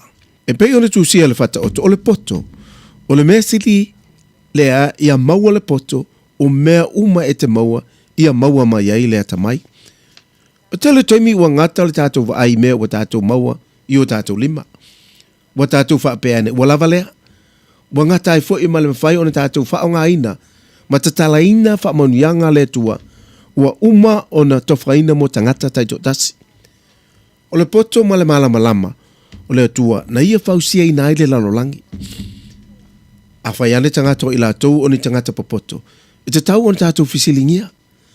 O wā masalo ele o le poto sa o lea, o loo moli mau mai ai, le tuspa ia o le poto o le tua. E pei o na lui e paulo le au popoto korinito. Po i whea tangata popoto. Po i whea le au tusi upu. Po i whea le filifilinga le neila o langi. E le ua ave ea e le atua le poto le neila o langi, mavalea. O wā o le poto le tua, ino ua le iloa le atua e lalolangi, lo lato poto. Ua whirunga lo ai le tua, ia whaola ina i le valea, o le tala inga a e ua whaatua tua. O le poto le lalolangi, ele o whaonga ina, e whaataunu ina ai fuafuanga, ua uma ona tofa ina i le tua mo tangata, mo le leima le manuia lau tele o tangata. Lono winga, o le valea lea. A whai ua iai le poto, ai o loo whaonga ina pepelo mangoi ai, o le valea lea. A whai e eisa tāle ni pese, ai a whai o loo e wha malo si ai winga se ma leanga o le nela o langi, o le valea lea. A whai o ele poto e su e ai mai lua ngangana ese, ma le su e ina o le tuspa ia, ai a whai ele o wha e lua i le ola taritonu, o le valea lea. A whai i ele poto wha asai en tisi su e ina turo o mea, ai ole te e le tua, o le valea lea. Pese al whai salamo, ua whai ane le vale i lona loto, e le aise tua. A whai e te ena le talia ina o Yesu e avea ma whaola, wa na o Yesu lava le whaolatanga, o se valea sirisili lea. I te tono i tātou uma o iai le malosi e avea i tātou masurva ai o le poto le tua. E ui na vale i tātou le wa ai al laulangi, ai o le mea sirisili e le vale lea i le sile whanga le tua. A ua manatu le poto laulangi o se mea valea le whaolatanga ia Yesu le maliu Yesu i lunga le tātou. Ai pe o le tā ue Paulo o le poto sirisili leo le tua. Talia le poto Yesu e te poto ai, then you will have full potential. Mamana tua, e le lei mo oe. O le ese tatu pu funeral directors o se fale maliu Samoa o le tali foilea o taimi whengata o na o le malanga al maliu maleoti e mawhai foi o na latu awina atu ma awina mai tino maliu o e pene mai so o se atu nuo lalolangi mala auno le ese tatu pu funeral directors i le lua no lua toru fitu o lua no lua toru fitu o pea fiu ane ele se fulu male balu Norman Spencer Drive in Manukau City. Ya le tebe le wate le ua te fa minuta talo le tula es ma lua pe on le fa forma ia i disi na o tatu poklame le mo oi le fu tebe le taiau lungo le tau ma nanga si fonga rede sambos ma lima tolo amo ya te wolunga to si tau mo le tatu wa tinu le ni fu taimi le so ta pe mai i le to fa ia fonga mo si man Francis ya wale fa win on tatu poklame si pa i fu taimi o le so ya ma lo la tau tai ma lo fringa lue a tu toi fela foi taimi le so tai au le lofa mo le anga le tua manu ia fai valo fli mo fengai mo tatu wa tinu a lofa te la tu Samoa la tinu pele soi fo i manu ia ta lofa Samoa i mawhai na fisosoani atu Dr. Chen pe a whai te a fiele mai suka toto mawalunga le maua se whanau mai sela fatu ngao ti ngā le ua po tuli fa alusi le tino puta kānesa ma le tino mangeso maua fo i le kulimi fulunifo mo ni fo ti ngā ma toi whaafi lesi ai lau manawa tele nisi o loa e fisosoani i lo soifua maloloina a fio ane loa e va ai Dr. Chen i le tuatusi lua ono Great South Road Orahuhu. Telefoni lua fitu ono tolu fitu extension numero lua. O le Casa Beds and Appliances o le tali o umanaonga i o loa e whaatotonga ai lo maota ini tau le lei toi anangata e mawai moenga ngao si tutono New Zealand wha a pese tino fōa o le potumalo lo lau ai manofoa TV la au pese usa aisa masini ta lava telefoni fe aveai maisi a fio ane loa i le whawhitu wha Great North Road o tau po le tolo fituiva Great North Road i Henderson le Casa Beds and Appliances telefoni o valu selau lua 5 o valu selau lua 5 Mātou te fia e whaelo atu ua te tala ina Neili Sandbell Buffet mō tau mawhtanga i le auli ma le fiafia mai le aso lua e o i le asto nai lunch mai le sfurtasi o i le itulai lua dina mai le afo le 5 o i na tāpuni o le awha amalia ina lo fina ngalo le mātango fia ma le lelei o le tau mawhtanga o saunia mo oi susu mai le Iva Atkinson Avenue i Otahuhu whaaso tai neso avanoa lua 5 whawha o lua 5 whawha o lua fitu lua o ono iwa o lua tasi o lua fitu lua o ono iwa o lua tasi o e si la fia me e whaatino e mawhaiona e umia iso fale motu le lumanai a whai fo i